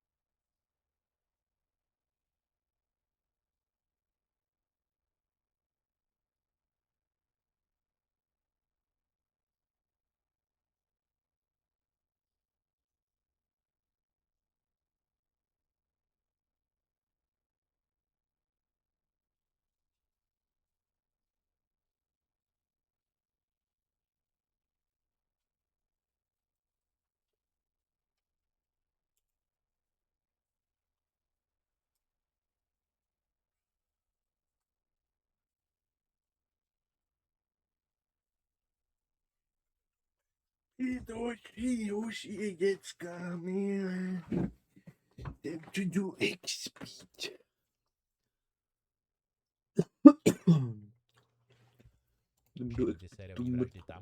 Otázkou je, o kolik nižší, protože tak, jak to je, se zdá, že 64 všech sériových vrahů pochází z USA, což znamená, že tam mají zhruba 15krát víc sériových vrahů na hlavu než zbytek světa. Čili dává smysl, že když je jich tam o tolik víc, že i v těch dokumentech budou zastoupeni víc. Nicméně dneska jich už samozřejmě nejspíš moc není, protože zlatá éra těchto týpků byla v 70. až 80. letech minulého století ještě k tomu. V 90. přišel díky DNA, kamerám, telefonům, profilování zločinců s pomocí behaviorální psychologie, což mimochodem, pokud vás tohle zajímá, tak doporučuji seriál Mindhunter, který je fakt super, bohužel má jenom 2 série, nikdy nebude dokončený. Proč Netflixy? Hashtag smutné. No, ať už tahle statistika vypadá jakkoliv děsivě, tak dneska už rozhodně neplatí, že by USA bylo nějak výrazně nad zbytkem světa v počtu sériových vrahů. Teď místo toho mají masové vrahy, v pořádku. Tohle vše jsou teda podle mě ty hlavní důvody a samozřejmě jsou i nějaký menší, jako třeba prostá jazyková bariéra, ale kdybych se měl snažit tady vyjmenovat každou maličkost, budeme tu opravdu dlouho, čili tohle podle mě stačí. Kdo má teda na svědomí nejvíc obětí? Luis Gravito z Jižní Ameriky. Působil v Kolumbii, Ekvádoru a Venezuele, kde během let 1992 až 9 odživil minimálně 193 lidí, ale možná i víc než 300. Takže dost extrém. Podobně jako Little se zaměřoval na lidi z ulice, akorát v jeho případě to byly převážně děti, takže ještě nechutnější. Bohužel většina těch extrémně aktivních vrahů se zaměřovala na ten typ oběti. Děti a jiní lidi, kteří jsou na ulici, prostě logicky nikoho tak moc nezajímají, proto jsou na ulici. A v zemích, které nemají moc rozvinutou sociální síť, podobné případy logicky můžou tak trochu zapadnout. Podobní lidé teda tvoří velkou část men na tomhle seznamu, nicméně rád bych vám řekl ještě pár vět o ženě, která je tu druhá, což upřímně v odvětví tak moc dominovaném muži jako sériové vraždění je dost na pováženou. Mariam Soulakoitis, známá také jako matka Rasputin, pocházela z Řecka, kde byla aktivní od roku 1939 do roku 1951. Z té doby logicky nemáme úplně dobré záznamy, ale jistě víme, že vystupovala jako světice a léčitelka starokalendářenického kláštera Panagia Pevkovounogiatrisa u Keratei, který vedla nebo byla jeho igumenou. OK, jestli jsem tohle přečetl rámcově správně, je to malý zázrak. Ona tam teda lákala lidi na spásu pomocí asketismu a lékařskou péči. Slibovala například uzdravení z tuberkulózy, což prováděla pomocí horského klimatu. Cílila primárně na zranitelné ženy, staré, nemocné, movité vdovy a tak podobně. Po příchodu do kláštera byly oběti izolovány, podvyživeny, fyzicky trestány, drženy v naprosté závislosti na její vůli. Prostě fakt špatný. Pod tlakem a během hladovění a bytí nutila novicky i lidi, kteří se sem přišli léčit, k přepisům jejich domů a úspor na ní. Falšovala jejich závěti a taky zneužívala zpovědní důvěru. Lidé byli často poté zanecháni bez lékařské péče a mnoho úmrtí se tedy vedlo jako přirozené, či byly připsány tuberkulóze. Proto to mohla provádět tak dlouho. Koncem roku 1950 se na prokuraturu konečně dostaly stížnosti na to, že v klášteře zadržují nezletilé a týrají nemocné, na základě čehož proběhla noční razie. Přes 85 policistů, soudce i koroner naběhli do kláštera a odvezli desítky dětí, zbědované, svázané staré ženy a další hrůzy tam našli. To samozřejmě odstartovalo velkou kauzu, soudy trvaly až do roku 1953 a tady Mariam byla odsouzena a teď se připravte na šok, na celých 14 let. Podle anglické Wikipedie teda. Řecká píše 16, což je pořád sakra málo. Myslím, že ten rozpor je v tom, že tam jsou nějaký extra měsíce navíc, který ale mám pocit běžely vlastně souběžně s jiným trestem, takže vlastně by seděla 14 let, ale odsouzená byla na 16 let, ale nevím řecky, nevím, jak dobře překladač funguje, berte to prosím vás všechno s takovou notnou dávkou soli, OK?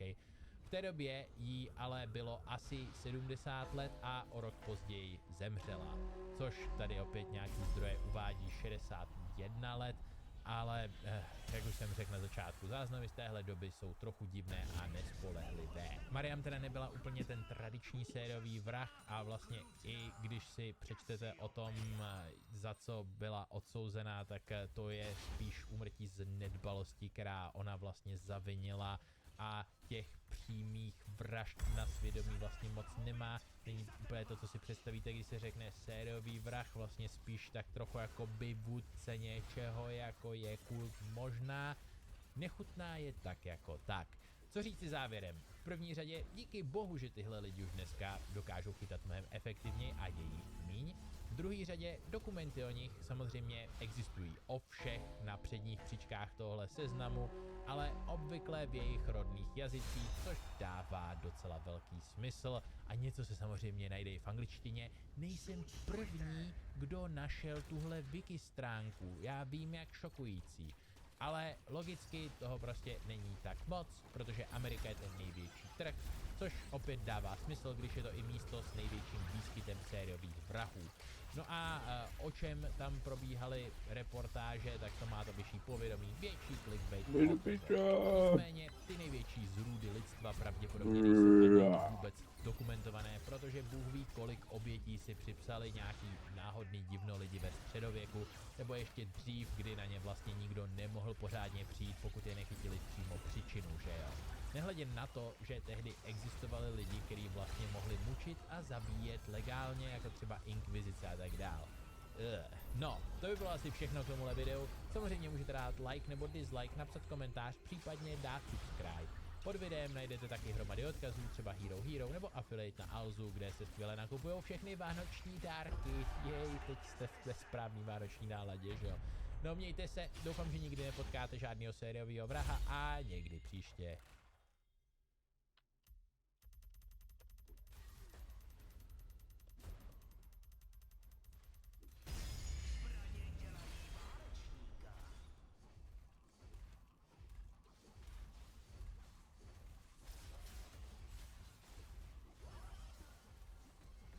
Spoilery jsou zvláštní věc. Existuje zajímavá studie ohledně toho, že lidem vůbec nevadí. Vlastně právě naopak. Vědci na základě 13 příkladů zjistili, že lidé si příběh užijí víc, když vědí, jak skončí. Ano, nestudovali to na filmech, ale na krátkých povídkách. Nicméně, ať už se jednalo o vtipné, akční či mysteriózní příběhy, výsledek byl vždy stejný.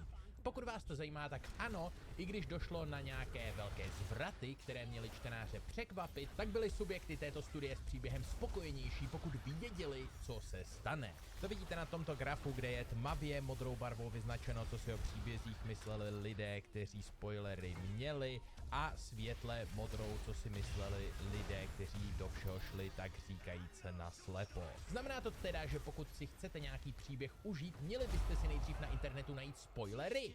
Možná, že technicky vzato jo, ale já si to nemyslím. A proč přesně? O tom bude tohle video. Ale než se k tomu dostaneme, potřeba říct si něco o sponzorovi tohle videa, kterým je Surfshark. Ano, Surfshark VPN, služba, díky které se můžete připojit na internet přes citlivou a mě evidentně dělaný s tím videem. Ale teď už zpátky k videu. Existují filmy, které jsou evidentně dělaný s tím, že byste fakt neměli vědět, co se stane. A speciálně u těch je opravdu smutný, když se jejich děj stane tak nějak obecnou znalostí. Asi nejlepším příkladem je Psycho. Tenhle film je úžasný žánrový mix, který vám dlouho nedá vědět, o co vlastně jde. Postava, kterou považujete za hlavní hrdinku příběhu, ukradne peníze a odjíždí pryč. Následně mění auto, střetává se s Poldou a každý instinkt filmového diváka vám říká, že tenhle Polda by třeba mohl být hlavní antagonista pro naši postavu. Jenže o chvilku později přijíždí Marion do Batesova motelu a nastává známá scéna ve sprše, kde jí Norman ubodá v kostýmu svojí mámy. Všechno tohle pravděpodobně víte, i když jste Psycho nikdy neviděli. Tenhle film je parodován i v animacích pro děti, takže šance, že byste ho v dnešní době mohli vidět, aniž byste přesně věděli o největším zvratu, tedy o tom, že Marion zemře, je prakticky nulová. Dá se na film podívat i tak? Určitě. Je pořád dobrý? Jo, jasně. Hudba je skvělá, režie na svou dobu taky, Anthony Perkins je úžasný v roli Normana Batese, prostě hodně kvalitní záležitost. Nicméně je vám asi jasný, že ten dojem z filmu nebude ani omylem stejný, když víte, že Norman je šílený magor, který Marion ubodá ve sprše. Tohle není jenom nečekaný zvrat, je to změna samotného žánru. Upřímně není těžký pochopit, proč si někteří lidé podobná překvápka tolik neužívají. Přece jenom v dnešní době internetu, kdy ovšem obvykle víme už od prvního traileru všechno, je něco podobného nezvyklé. Sakra, na tržbách je vidět, že o nějaká překvapení a novoty vlastně nikdo nestojí. Jenže já nejsem, abych se hádal o tom, co se lidem bude víc líbit.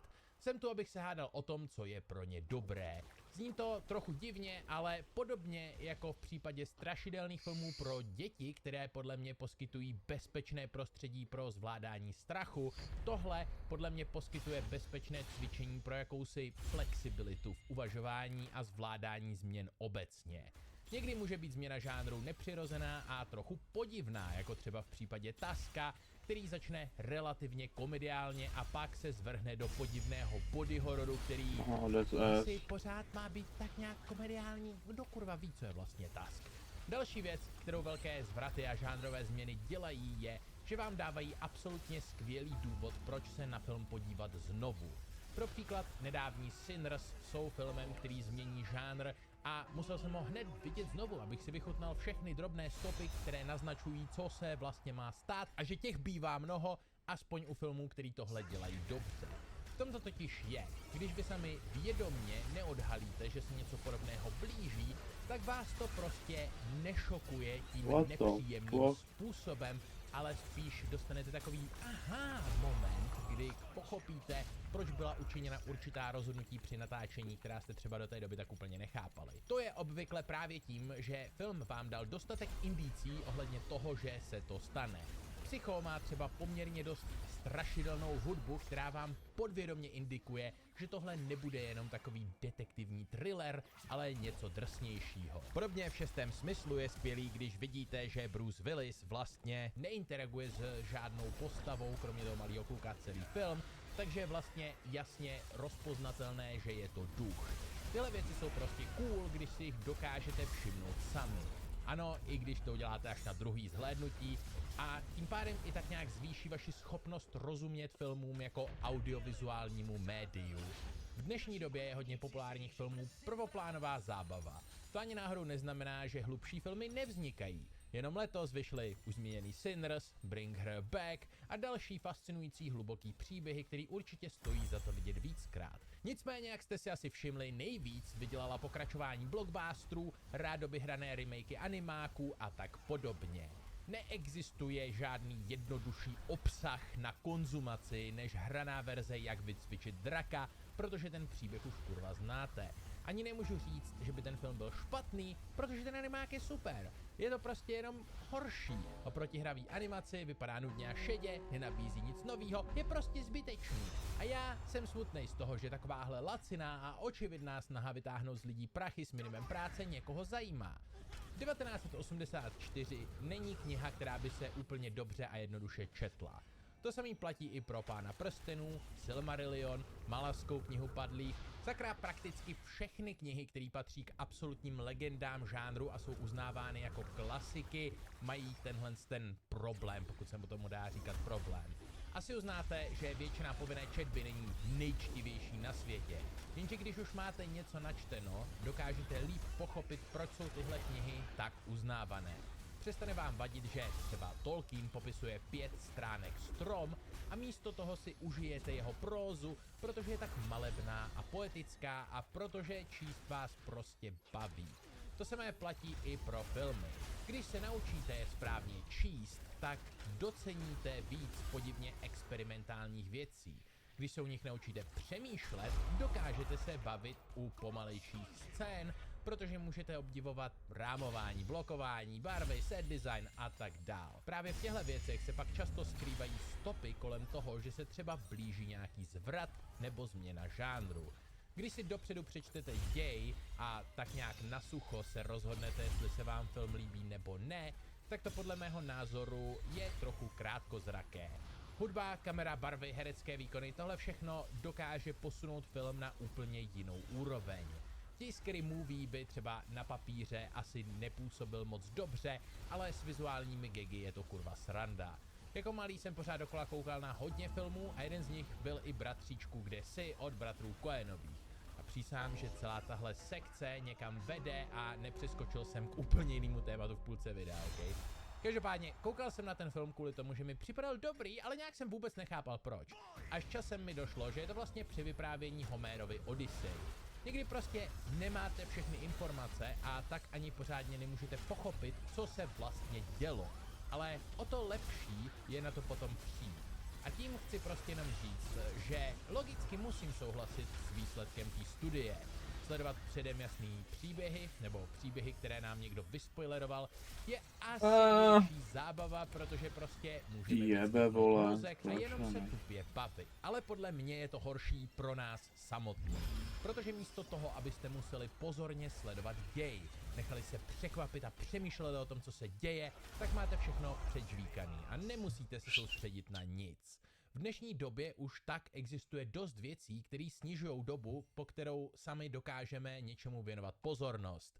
Sledování krátkých videí na TikToku a tak podobně doslova snižuje množství šedý kůry mozkový. Rychlý dopamin se na nás valí odevšud a doba, po kterou se zvládneme soustředit, se snižuje. Pokud se nebudete snažit s tím nějak aktivně bojovat, tak se to stane i vám, protože velké firmy kurva zajímá jenom to, kolik času strávíte na jejich nejnovější aplikaci. Zkuste teda příště možná nesledovat TikToky a videa o filmu před filmem a soustřeďte se na ten film samotný. Zkuste nad filmy třeba trochu přemýšlet a já nevím, možná si třeba i přečíst knihu nebo tak něco, to by podle mě mohlo být fajn. Nicméně, samozřejmě nebudu vám nic nakazovat, nejsem váš fotr. Čili ve finále dělejte si co chcete a napište mi do komentářů, že jsem kokot. Díky moc za sledování, samozřejmě můžete dát like nebo dislike. Sheev Palpatine, Imperátor, Darth Sidious, tenhle týpek. Upřímně je to právě jeho šílený plán na ovládnutí celé galaxie, který mě na prequelech fascinuje úplně nejvíc. Protože když se nad tím zamyslíte, tak on reálně nemohl od začátku prohrát. O tom si pojíme v tomhle videu. Smutný je, že většina Palpatinovy geniality ale není v prequelech vlastně pořádně ukázaná, což je tak nějak klasika pro celý Star Wars. Jak už jsem říkal, tahle série má často hodně dobrý myšlenky, které ale nejsou tak úplně dotažený nebo jsou špatně provedený. Jaký je teda vlastně Palpatinův plán? No, začněme od těch velkých tahů, kde vlastně nemusíme úplně o ničem spekulovat, že jo?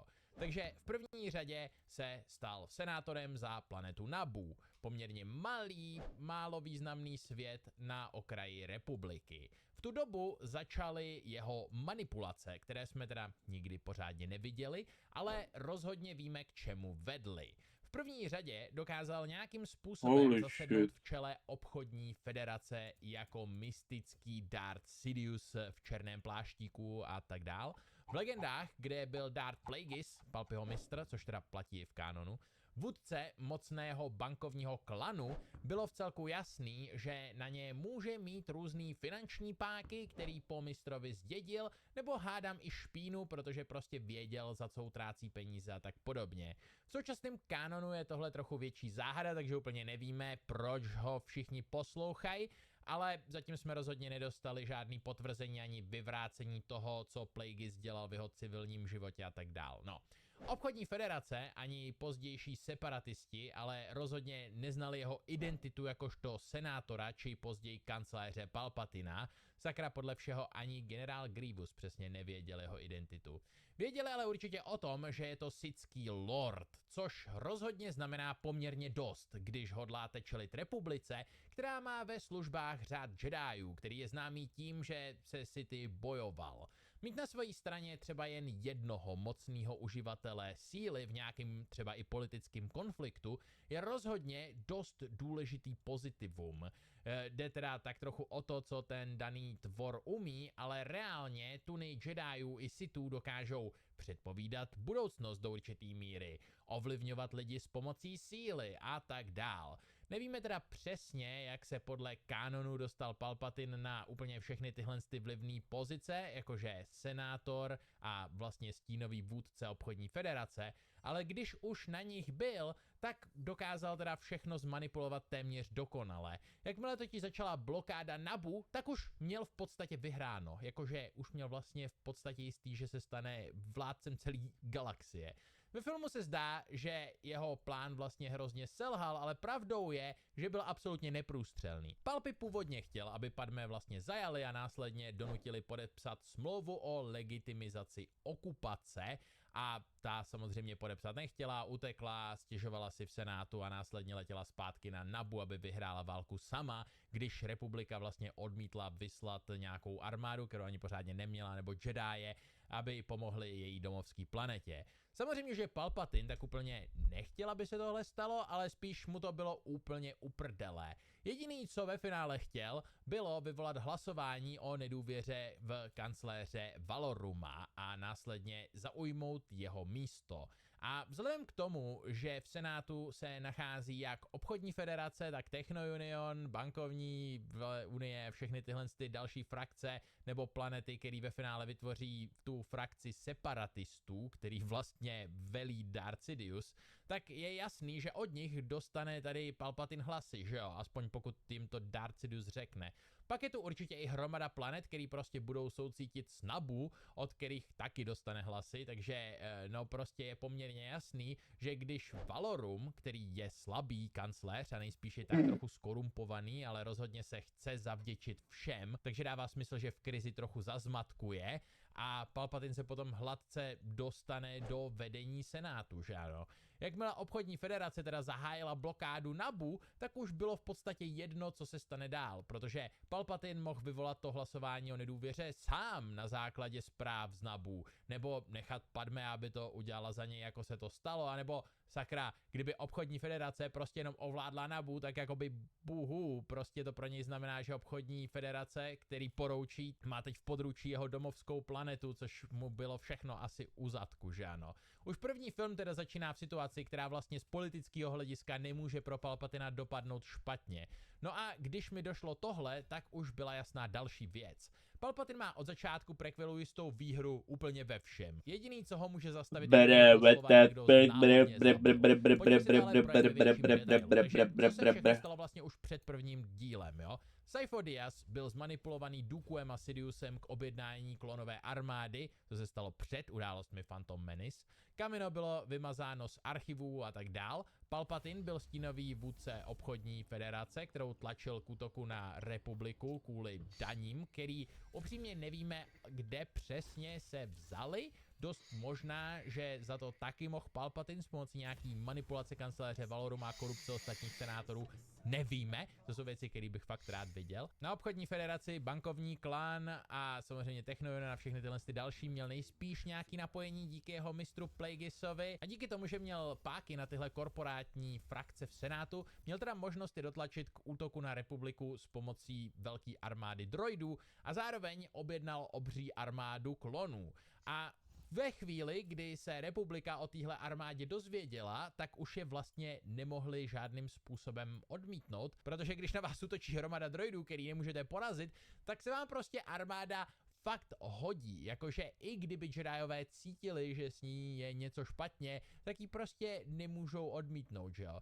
Zajímavá otázka tu tak trochu zní, proč vůbec Sidious tuhle klonovou válku začal, když vlastně už věděl, že galaxii může ovládnout s pomocí té droidí armády, ale pointa je, že udělat to takhle je prostě čistší a lepší, protože když ovládnete někoho silou, budete pravděpodobně muset čelit nějakým místním rebelům úplně od prvního momentu a tak dál. Místo toho, když vlastně to tak nějak nafingujete způsobem, že ti hodní hoši vyhráli, tak to logicky znamená, že ty lidi ve vás budou vidět spíš takového toho zachránce a všechno bude v pořádku. Palpatine si teda mohl nejenom která ze dvou armád je silnější, neuvěřitelně moc oslabit všechny Jedi díky tomu, že je prostě donutí poměrně dlouho bojovat ve vleklý válce, ale zároveň taky mohl působit jako zachránce, jako zástupce těch hodných hochů, místo toho, aby to byl prostě podivný stínový Sith, který se vynořil odnikud. Takže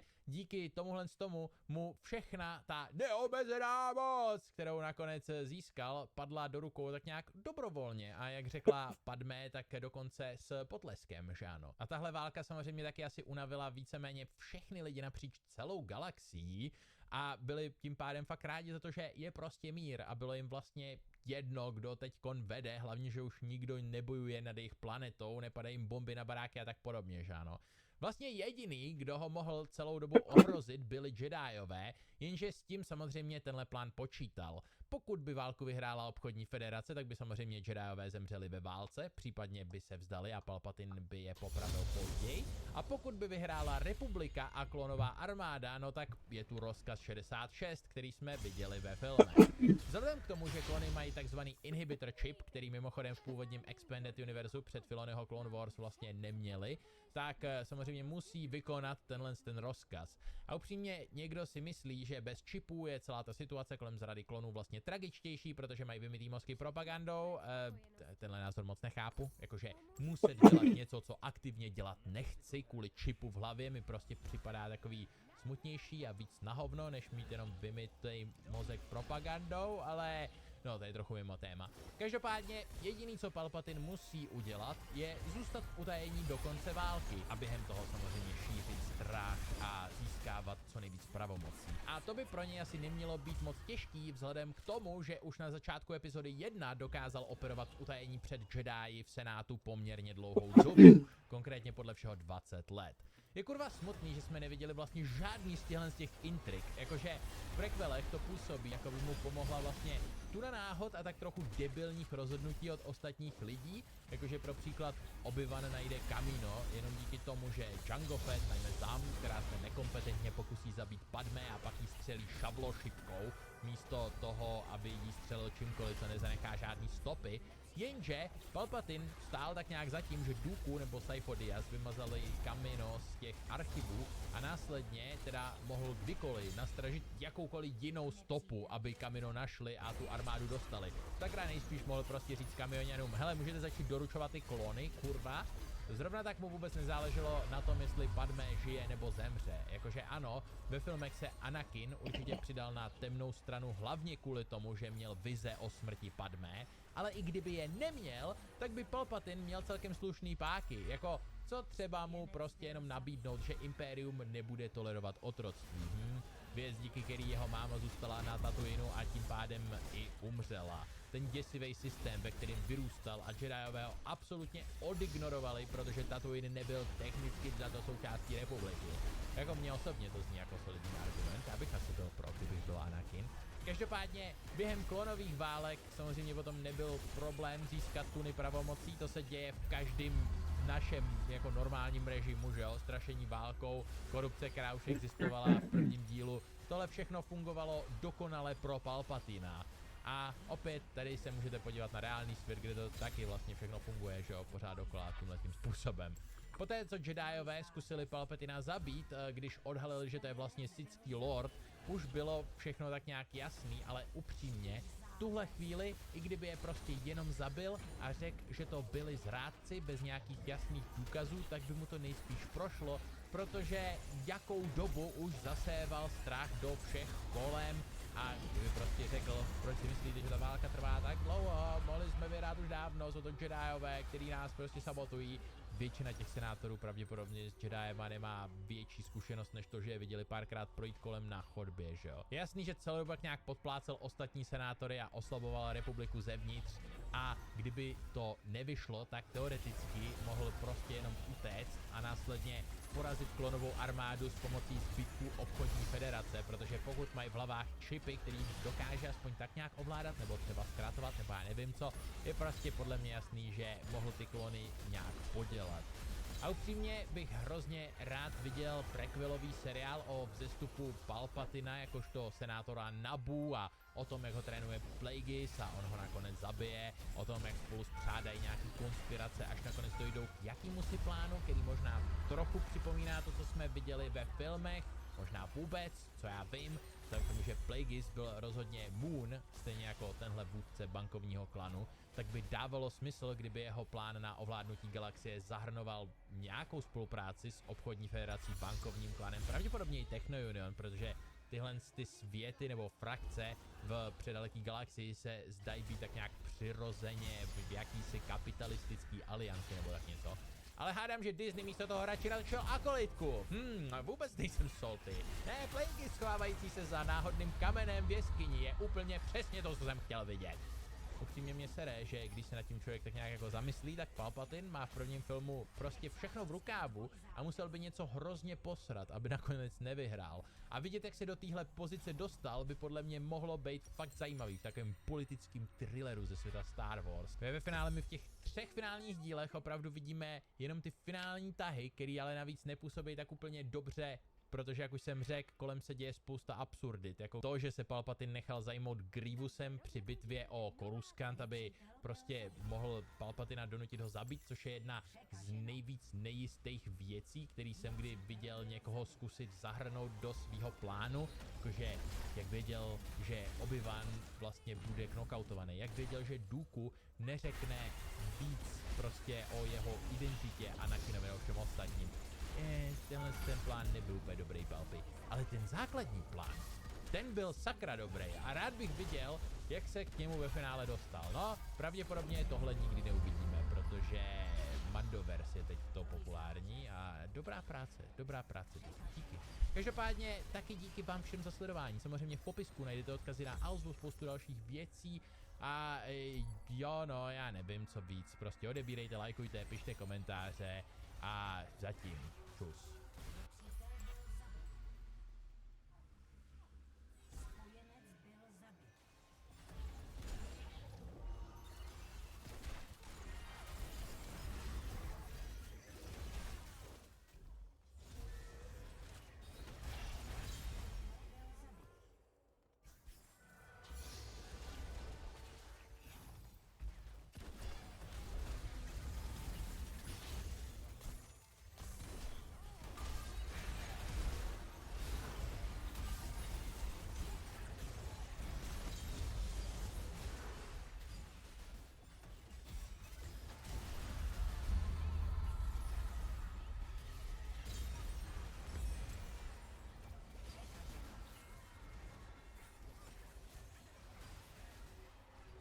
Máme to doporučuje, byl na to. Never mind.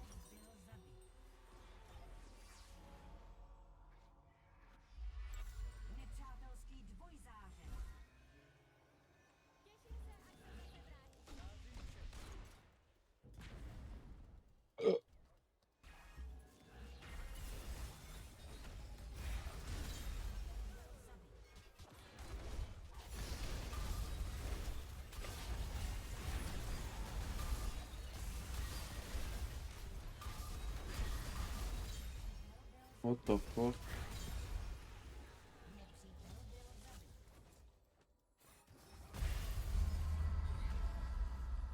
Okay.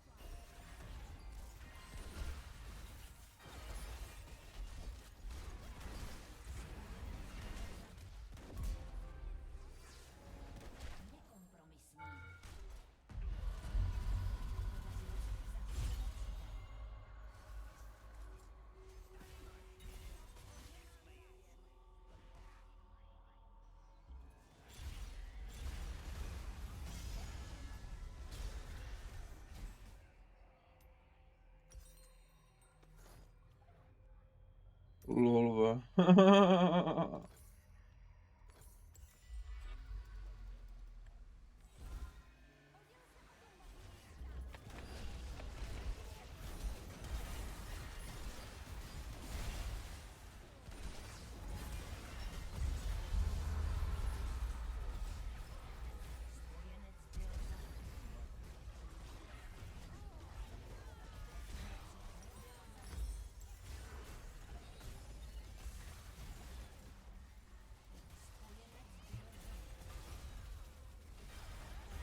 lidi, tak jsem zpátky. No a stejně jako jsem se po letech vrátil, já se vrátil i...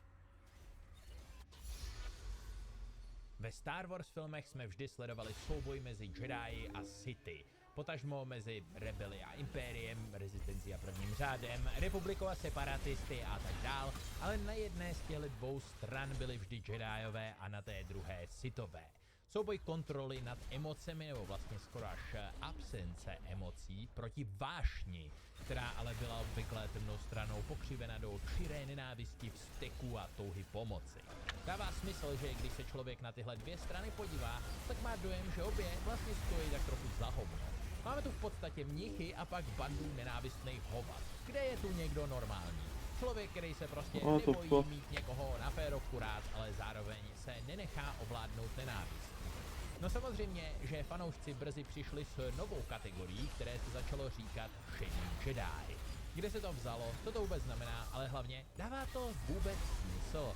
Na to se podíváme v dnešním videu. Termín šedý Jedi se poprvé objevil v komiksech Star Wars Republic během eventu The Stark Hyperspace War, který dnes už samozřejmě spadá do legend. V čísle 36 byl takhle popsán Qui-Gon Jinn. Ano vážně, Qui-Gon. Toho si asi moc lidí pod tímhle termínem tak úplně nepředstaví vzhledem k tomu, že je to v zásadě normální Jedi, který jenom dělá věci po svým, že jo? A tím se dostáváme k jednomu z hlavních problémů, které termín šedý Jedi má. Vlastně to znamená dvě různé věci. Jednak je to Jedi, který neposlouchá radu a jedijská pravidla bere spíš jako seznam doporučení, a druhák uživatel síly, který kráčí mezi světlou a temnou stranou. Což mimo jiné znamená, že používá schopnosti Jediů i Sithů.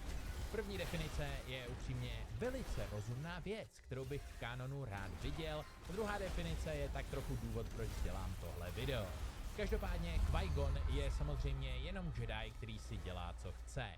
Můžete ho vidět mluvit o temné straně a ze všeho, co řekne, rozhodně nikdy nevyplyne, že by ji používal. Důvod, proč byl šedý Jedi, je jen jeho neortodoxní přístup a možná i trochu moc silné vztahy k různým lidem, jako třeba Anakinovi nebo Obi-Wanovi. Nicméně pořád je to Jedi, který zůstává plně na světlé straně. Qui-Gon je vlastně i v té neposlušnosti ještě docela máslo, protože bychom určitě našli i drsnější příklady. Třeba uživatele světlé strany, kteří mají dokonce i romantické vztahy, jako je Kanan z Rebels, kterému se ale z nějakého důvodu šedý Jedi neříká, přestože porušuje tradiční pravidla mnohem víc očividným způsobem než Qui-Gon. Sakra, má zhrou dítě, okej? Ale to je hádám jedno. Technicky vzato, vzhledem k tomu, že během událostí Rebels neexistovala žádná rada Jediů, Kanan ani Ezra vlastně nemohli být šedý Jediové, protože nemohli porušovat její pravidla nebo tak něco. Co je teda ta druhá definice? No, Jedi, který není na světle ani temné straně, ale uprostřed. To znamená, že umí dělat cool blesky, i Jedi mind trick nebo léčit s pomocí síly. Je to prostě celkově absolutní badass, že ano? Tahle definice vychází primárně z tohohle a různých podobných obrázků, který často kolují internetem a obsahují jakési krédo pro všechny tři skupiny uživatelů síly. No a hádám, že teď by teda bylo dobrý si je všechny přečíst. Začněme u Jediů. Není emocí, pouze míru. Není nevědomosti, pouze poznání. Není vášně, pouze klidu. Není chaosu, pouze harmonie. Není smrti, pouze síla. Mimochodem, myslí se tu síla s velkým S, ne chození do posilky. OK, dohromady poměrně jasný. Sithský kód zní v podobně zkrácené verzi takhle. Mír je klam, je jen vášeň. Skrze vášeň získám sílu. Skrze sílu získám moc. Skrze moc získám vládu. Skrze vlády dosáhnu vítězství. Skrz vítězství budou má pouta zlomená. Síla mě osvobodí. Tahle sithská mantra poměrně jasně říká, že klíčem k moci temné strany je prostě vášeň a síla. A nejspíš právě to hodně lidí trochu mate, nicméně než se do toho zanoříme víc, tak šedé krédo zní. Neexistuje tma a světlo, pouze síla. Udělám, co musím, abych zachoval balanc. Bez zla není dobro, ale zlu musí být dovoleno vzkvétat. Je tu vášeň a přesto mír, je tu klid a přesto emoce, je tu chaos a přesto řád. Kde se tohle vzalo? No, kód citů pochází z Clone Wars, jedajská mantra zase z filmu Phantom Menace, který převzal z novely Heir to the Empire z roku 1991, která mimochodem nyní spadá mezi legendy, ale předtím se prý něco podobného ukázalo v draftu ke scénáři pro epizodu 5. No a šedý kód vymysleli fanoušci a nikdy se neukázal ani v legendách. Jak už jsem říkal, na Wikipedii nemají šedý Jediové vlastně vůbec žádný kanonický popis, protože v Disney Star Wars nikdy nikdo takový neexistoval a v legendách dva významy, které už jsem popsal. Buď uživatel obou stran síly, nebo někdo, kdo neposlouchá radu. Celý tenhle kodex je teda čistá fanfikce a to navíc velice špatná fanfikce, která vůbec nebere v potaz, jak síla funguje. Za což bohužel ze všeho nejspíš může vlastně sám George Lucas. Já ho upřímně nechci nějak moc kritizovat, ale snažil jsem se kvůli tomuhle videu dopátrat toho, co je vlastně podle něj balans síly a ve výsledku můžu říct, že fakt kurva netuším. A ve finále o tom nejspíš udělám celý video, ale tady máte pro teď hromadu citátů, který si navzájem tak trochu odporují a ano, podle některých je síla jako yin-yang, ale zároveň podle jiných temná strana je prostě špatná a vychyluje sílu z balancu, takže výborná práce. Ze začátku nejspíš bylo v plánu něco jako yin-yang, protože se vycházelo z východních filozofií, ale upřímně ty očividně byly tak nějak nepochopený už díky modrým duchům, který prostě odporují tématům, který najdete v 5. filmu. Víc o tom později. Nicméně, ať už je balans síly cokoliv, tak od toho, že existují pouze Jediové přes klasickou rovnováhu, kdy je Jediů asi tu stejně až po podivný grafik, kde je tak nějak ukázaný, že temný strany má být jiný než světlý, protože má větší páku. Jako sorry, ale fakt, že tohle všechno jsou relevantní fanouškovské teorie, ke kterým se dá dojít po tom, co studujete, co má být balans, je prostě šílený. Tak nebo tak, temná strana není něco, v čím by si člověk mohl jen tak pohrávat. Je jako herák nebo něco podobného. Není možný ji užívat jen tak trošku jednou za čas.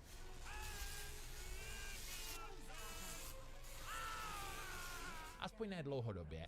To je rozhodně věc, na který se shodnou prakticky všichni, co kdy stvořili nějaký Star Wars příběh. Pokud totiž projdete Wikipedii, tak zjistíte, že uživatelů síly, který používali obě strany, je vlastně víceméně nula.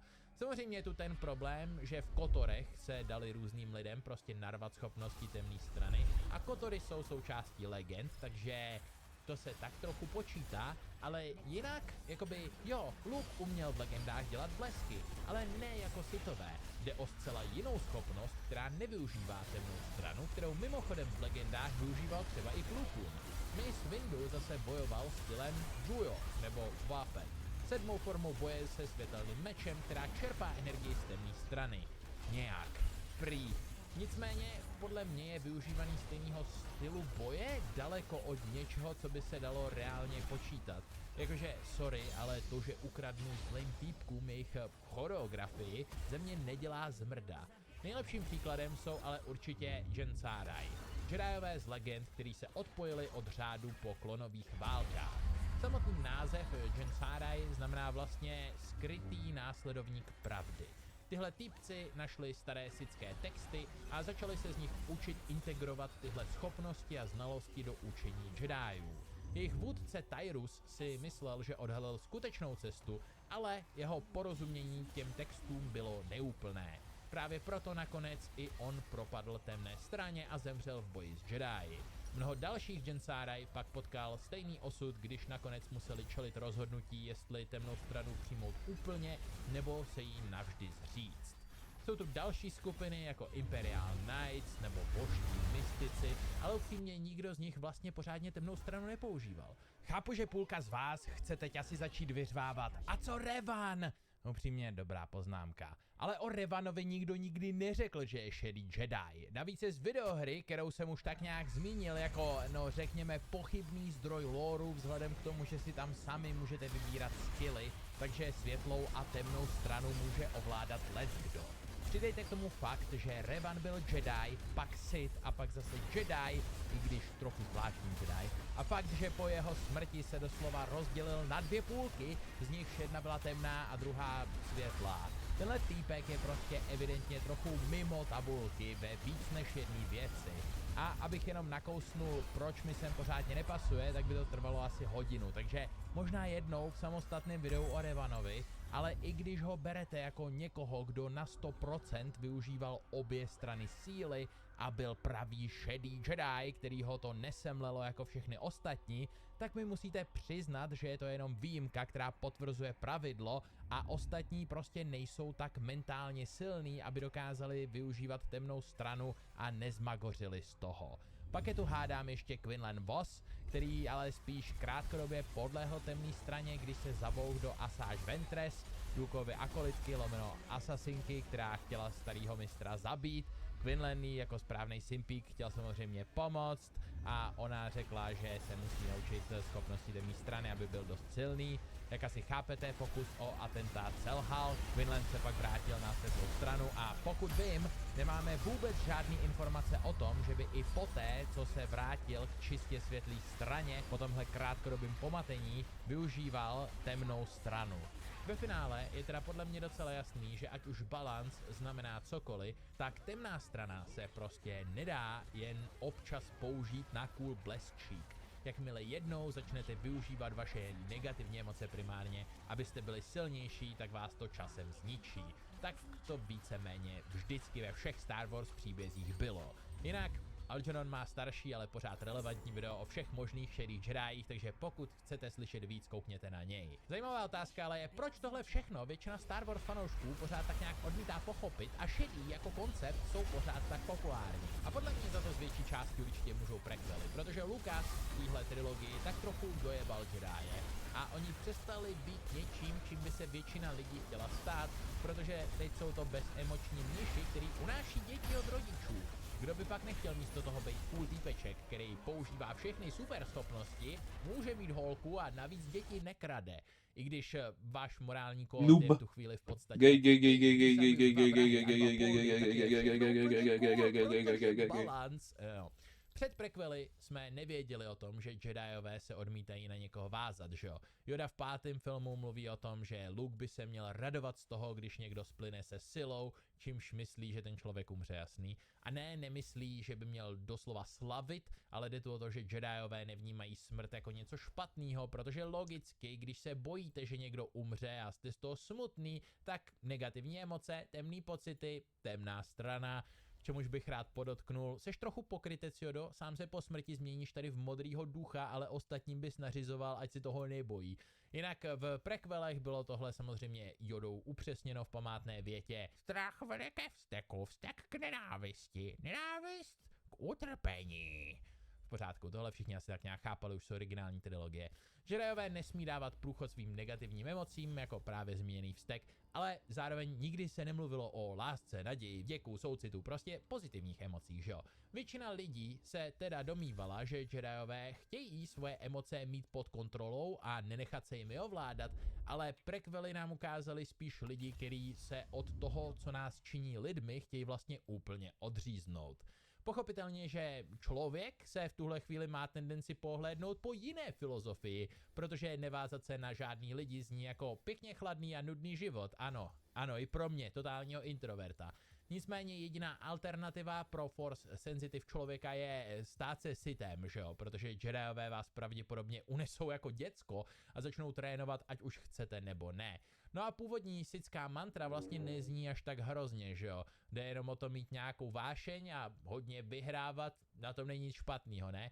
Až na to, že evidentně to špatný je. Samozřejmě ten problém je v tom, že stejně jako jedajský kodex v pár větách, ani ten sithský úplně neukazuje tu pointu temné strany. Sithové čerpají sílu ze svých emocí a čím silnější ty emoce jsou, tím lepší. Což v podstatě znamená, čím negativnější, tím lepší, protože žít neustále v tuně nenávisti a bolesti je prostě docela jednoduchý. Speciálně, když se snažíte pořád s někým bojovat a získat co nejvíc síly, že jo. Trochu podivný problém je, že takhle to nějak jako působí, jako by emoce vždycky měly zdegenerovat do negativity, což ale prostě není pravda, že jo. Pokud člověk chce být na Lucase a prequely hodný, tak slovo attachment, který se tam používá a který vlastně znázorňuje to, čemu se má každý Jedi vyhnout a který znamená vlastně navázání se na někoho, se dá chápat spíše jako touha potom danýho člověka kontrolovat, jakože nepřijít o něj za žádnou cenu. Láska by oproti tomu měla ale znamenat i to, že dokážete někoho nechat jít svou cestou, jako já nevím, když Ash pustil Butterfree nebo tak něco. Problém je, že ve filmech jsou prostě romantický vztahy pro Jedi zakázaný. Aspoň podle toho, co vidíme. Sakra, Obi-Wan v Clone Wars taky jasně vzdoruje jeho citům k Satine Kryze, přestože k ní evidentně něco cítí. To v podstatě odporuje těm původním Expanded Universe věcem, kde například vidíme, že Luke a Leia měli poměrně blízký vztah. Sakra, Leia pak evidentně měla podle sequelů dítě s Hanem, zatímco se učila ovládat sílu, nejspíš. Stalo se to mimo záběr, takže kdo ví, možná se všechno naučila až po rozchodu s Hanem, kdo sakra ví. A ve starém Expanded Univerzu měl Luke dokonce ženu, děti a všechno ostatní.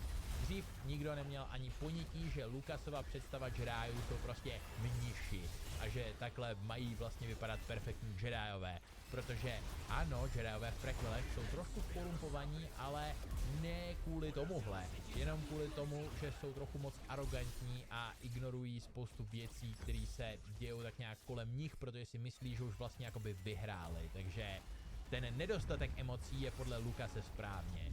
Navíc, když se podíváte na Jedi v knihách, který respektují tuhle představu, sakra, i na Jedi v seriálech, který respektují, jako třeba Akolitka, tak prostě nejsou moc zábavný. Snaha potlačovat emoce vede k tomu, že všichni jednají tak trochu roboticky a v podstatě mezi sebou jako nemůžou mít konflikty. Ono by se to dalo napsat i tak, aby je pořád měli. Ku příkladu v prequelech vidíme Obi-Wana s Anakinem poměrně dost nesouhlasit v hromadě věcí, že ano?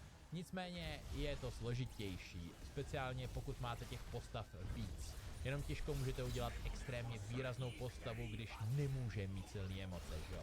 Nicméně tenhle šedý kód prostě není cesta. Ne ve světě Star Wars.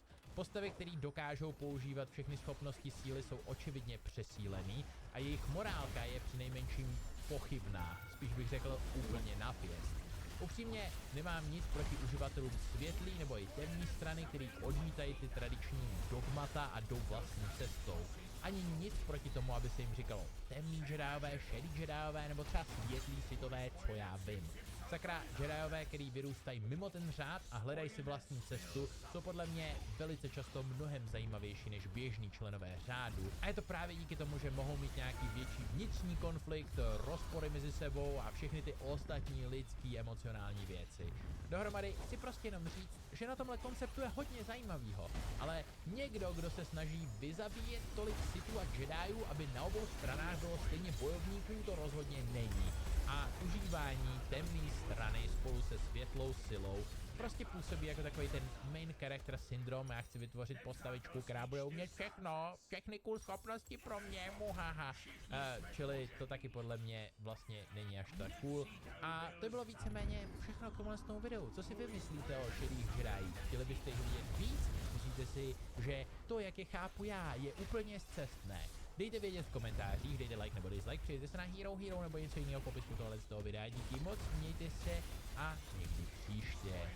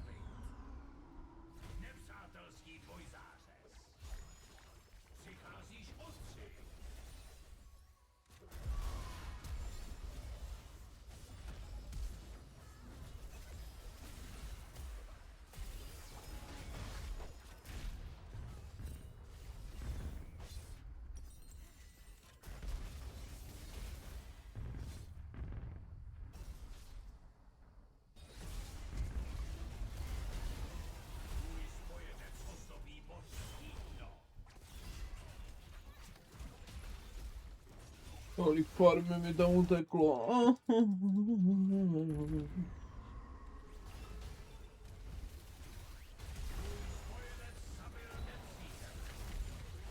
Bro.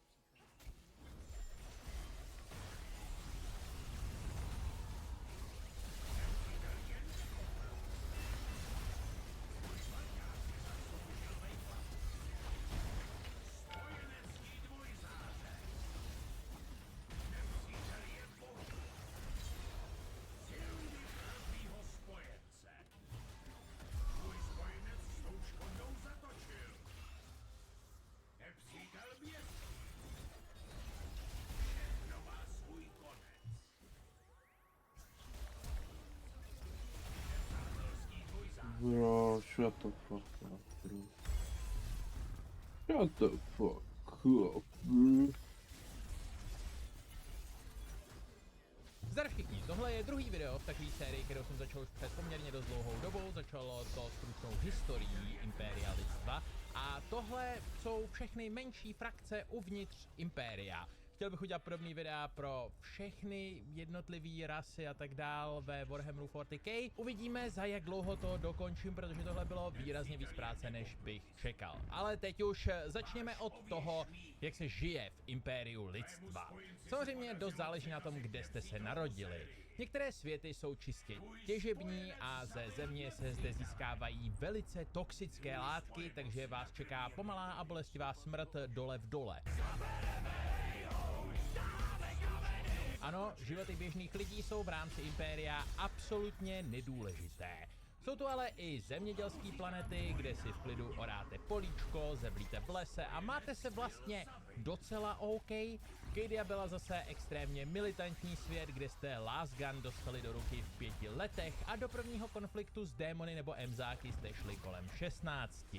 Můžete být z mocného šlechtického rodu a žít si jako prase v žitě, syn bohatého obchodníka nebo důležitého funkcionáře, ale taky třeba Psycher, který ho po odhalení jeho schopností prostě odvede inkvizice jako jednu z obětí pro císaře. Můžete žít na relativně přírodní planetě nebo v obřím Hive City, kde platí, že čím vyšší patro, tím lepší životní podmínky. Dohromady je prostě těžký udělat z toho nějaký průměr. Teoreticky je to docela podobný jako současná země, kde taky máme takovou genetickou loterii, ale ty nejhorší možnosti jsou ještě mnohem horší a ty nejlepší hádám i o něco lepší. Jenom o životě v Impériu by se dalo udělat video na několik hodin, ale to po mně nemůžete momentálně chtít, takže abych ještě chvíli zůstal u takových nebojových věcí, musím krátce zmínit, že lidstvu patří víc než 1 000 000 planet. A takové množství lidí je kurva těžký zorganizovat. No a protože to už dlouho nikdo neudělal žádnou pořádnou reformu, tak se tu poměrně dost rozmnožilo papírování. Adeptus Administratum je teda souhrnné označení pro tu obrovskou armádu byrokratů, který se starají o papíry. Díky rozsáhlosti Impéria jsou tu celý sekce byrokratů, který vyplňují papíry, o kterých už nikdo neví. Budovy plný labyrintů z polic naplněných šanony, do kterých se nikdo nikdy nepodívá. No prostě je to jako u nás, jenom znásobený plus minus milionem. Věřte tomu, že získávat na něco povolení může trvat roky a auditoři se mohou ukázat kdykoliv a zkontrolovat cokoliv. Existují celé budovy plné úředníků, na které se zapomnělo a oni evidují věci, které nikoho nezajímají, nebo se třeba jen starají o archivy zbytečných informací a tak podobně. Opět velice podobné tomu, jak to funguje u nás, jenom znásobený, no v tomhle případě hádám jenom tak 1000. Hele, dělal jsem ve státní správě a vím, že na 99% papírů, který my tady vyplňujeme, se nikdy nikdo nepodívá, jasný? Dál je tu samozřejmě eklesiarchy, neboli adeptus ministerum. V normální mluvě je prostě kostel nebo klášter imperialistva. Podle názvu je vám asi jasný, že to jsou v zásadě mniši a kněží a další muži víry, kteří šíří slovo imperátora, nebo aspoň víru v něj, protože dneska už toho Big E moc nenamluví. Napříč celým impériem tahle víra není ani zdaleka tak jednotná, jak by se mohlo na první pohled zdát, a existuje tu mnoho nejrůznějších názorových proudů. Jedna věc je ale jistá, císař ochraňuje. A kdo ho neuznává, ten je zasranej kacíř, který by měl zhebnout. Až na kult mechanicus, nějaký pejsmany nějaký, který ještě pamatují císaře a tak podobně, ale normální lidi rozhodně nemají na výběr. Opět se tu tak nějak liší, jak moc jste pod drobnohledem podle toho, na který planetě se narodíte, ale uznávat císaře rozhodně budete. Eklesiarchy teda primárně hlásí, že císař je bůh, modlitby k němu fungují a lidstvo má právo na to vládnout doslova všemu a každý obyvatel má teda v podstatě až svatou povinnost sloužit impériu lidstva a císaři tak, jak jen může. Obětovat se těmto cílům je čest, blablabla, klasická propaganda fanatických diktátorských režimů. Abychom se konečně dostali k trochu bojovnějším frakcím, tak tady můžeme hezky přejít k inkvizici. Ta je rozdělená do několika frakcí, nebo spíš řádů, případně pokud chcete zůstat přesní lóru, tak ordo nebo ordos, kdo ví, jak dělá latina množný čísla, někdo v komentech určitě jo. Ale mně stačí můj kvalifikovaný odhad, takže první větší rozdělení je na kategorie těchto ordos, konkrétně ordos majoris a ordos minoris. Ordos majoris, já nevím přesně, rozdělují inkvizitory podle toho, jakými hrozbami pro lidstvo se primárně zabývají. Máme tu teda Ordo Maleus, kteří loví démony, Ordo Xenos, který se zabývají emzáky a poslední je Ordo Hereticus, které, jak jste si asi domysleli, chytá zrádce, což znamená i mutanty, zdivočelý psykry a no prostě lidský heretiky. Je to samozřejmě právě Ordo Hereticus, který velmi často úzce spolupracuje s Adeptus Ministerum, neboli s tou církví. A Ordo Minoris jsou pak rozdělení, který se zabývají často spíš výzkumem nebo hlídáním menších povinností. Máme tu Ordo Chronos, to se zabývá časem, hlavně tím, jak skrz něj cestovat s pomocí warpu. Ordo Maledictum, který se snaží zmenšit nebo zavřít celý ten velký rift, a.k.a. díru do warpu. A další hromady menších ordos, který mají různý účely, na který nemáme čas a dohromady vlastně nejsou moc důležitý. Co teď bude asi důležitější je říct si o dalším neméně zajímavém rozdělení inkvizitorů, a to sice na radikály a puritány. Tohle rozdělení je čistě názorové a jak asi tušíte, puritáni odmítají jakkoliv porušit normy a jsou teda konzervativní ohledně jejich metod.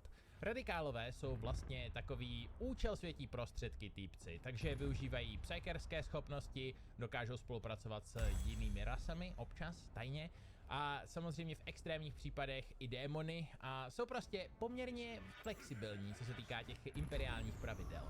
Teď k takové věci, která mě osobně trochu zmátla. Inkvizice je tajná organizace, ale zároveň je nechvalně známá prakticky všem občanům impéria. To v praxi znamená, že většina lidí tak nějak ví, že něco jako inkvizice existuje a když nebudete uznávat imperátora, tak je tu velká šance, že přijdou a pěkně vás zmučí. Ale vůbec nic netuší o tom, jak přesně tahle organizace funguje, komu podlíhá, ani jaký má vlastně pravomoci. No a když už jsme u pravomocí, tak by asi bylo dobré říct, že inkvizice je jedna z mála organizací, která může nařídit exterminatus, neboli zničení nějaký planety. Také mají jako jedni z mála povolení využívat ty psykerské schopnosti, jak už jsme se jak nějak řekli, a nikdo je samozřejmě nebude chtít obětovat císaři, pokud to dělají. Ano, jedni z mála, protože, jak už jste si asi všimli, Imperium má docela rádo výjimky z jejich svatých pravidel.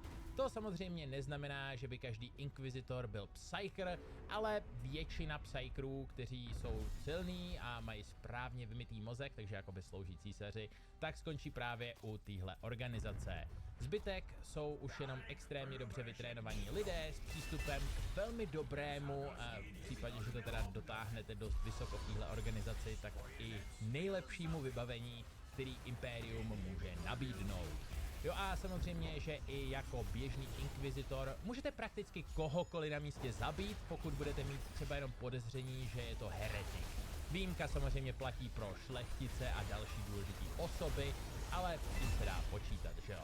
Abychom na stupnici důležitosti tak nějak popošli trochu níž, máme tu Adeptus Arbites, což je v podstatě federální policie. Zajišťují vynucování zákonů neboli Lex Imperialis. Fungují federálně, takže prostě všude. A to zní možná trochu divně, protože každá planeta má svoje vlastní zákony a strážce pořádku, ale tady arbitři se nezabývají těmi úplně běžnými vraždami a krádežemi. Jejich hlavním posláním je dohlížet spíš na vůdce těchto planet, případně to, jestli se něco úplně totálně nesere. To znamená placení desátků, potlačování vzpour, hlídání toho, že ty zákony jednotlivých planet nejsou v rozporu s imperiálními nařízeními, třeba se tam nepěstuje kanibalismus nebo něco takového, prodej zakázaných mimozemských technologií a podobně. Takže hádám, že spíš než běžná policie, kterou má každá planeta svojí, je to FBI, ale míň tajná, nebo nevím, jak to přesně přirovnat. Adeptus Arbitres mají na mnoha světech své pevnosti či soudní dvory, jejich příslušníci se nazývají arbitratoři, čili vlastně soudci, a bývají těžce ozbrojeni, čímž se myslí brokovnice, karabiny, energetický obušky a lehký pancíř, aby mohli čelit davům a tak dál. Samozřejmě jsou tu hodnosti a hromada dalších věcí, ale myslím, že do toho není potřeba moc zabředat. Často jsou trnem v oku těm lokálním vůdcům, ale jejich přítomnost je nutná, protože jsou důkazem toho, že zákony císaře platí všude. Dále je tu Astra Militarum neboli imperiální garda, největší jednotná bojová síla z téhle galaxie. Ano, přestože orků existuje víc, tak se o nich dá jen těžko říct, že by byli jednotní. Odhadované množství jednotek tady jde do miliard, a to jakože opravdu mnoha miliard. Přestože existuje tohle jednotné označení pro všechny tyhle běžné vojáky Impéria, tak se ani náhodou nedá říct, že by tu všichni byli stejný nebo třeba jenom podobný. Pro příklad je tu planeta Katachan a ten patří mezi planety láskyplně označované jako Imperial Death World. To znamená, že je tam extrémně nebezpečná fauna i flora, takže tam jen tak někdo nepřežije. Proto je tak působivý, že tam dokážou přežít tyhle hovada, kterým se říká Katachan Jungle Fighters. Jsou to takový kopie Ramba. Jejich specialitou je pochopitelně boj v džungli, ale vám nebo mě by zvládli nakopat prdel i ve sněhu nebo na poušti. Díky tomu množství planet má Imperium specialisty na boj prakticky ve všech podmínkách, jako třeba Valhalla, tady Nice Warriors z mrazivé planety Valhalla, který pochopitelně nejvíc užijete tady na boj v mrazu, nebo Kalaran Desert Rider, který jsou mistři pouštního boje a partizánských taktik a tak dál. Pak jsou tu ale i planety, kde je prostě bohatá vojenská tradice, jako třeba Vostroa. Místní se Bohorově herezi totiž zavázali, že každý prvorozený bude sloužit imperiální armádě, a to dodržují.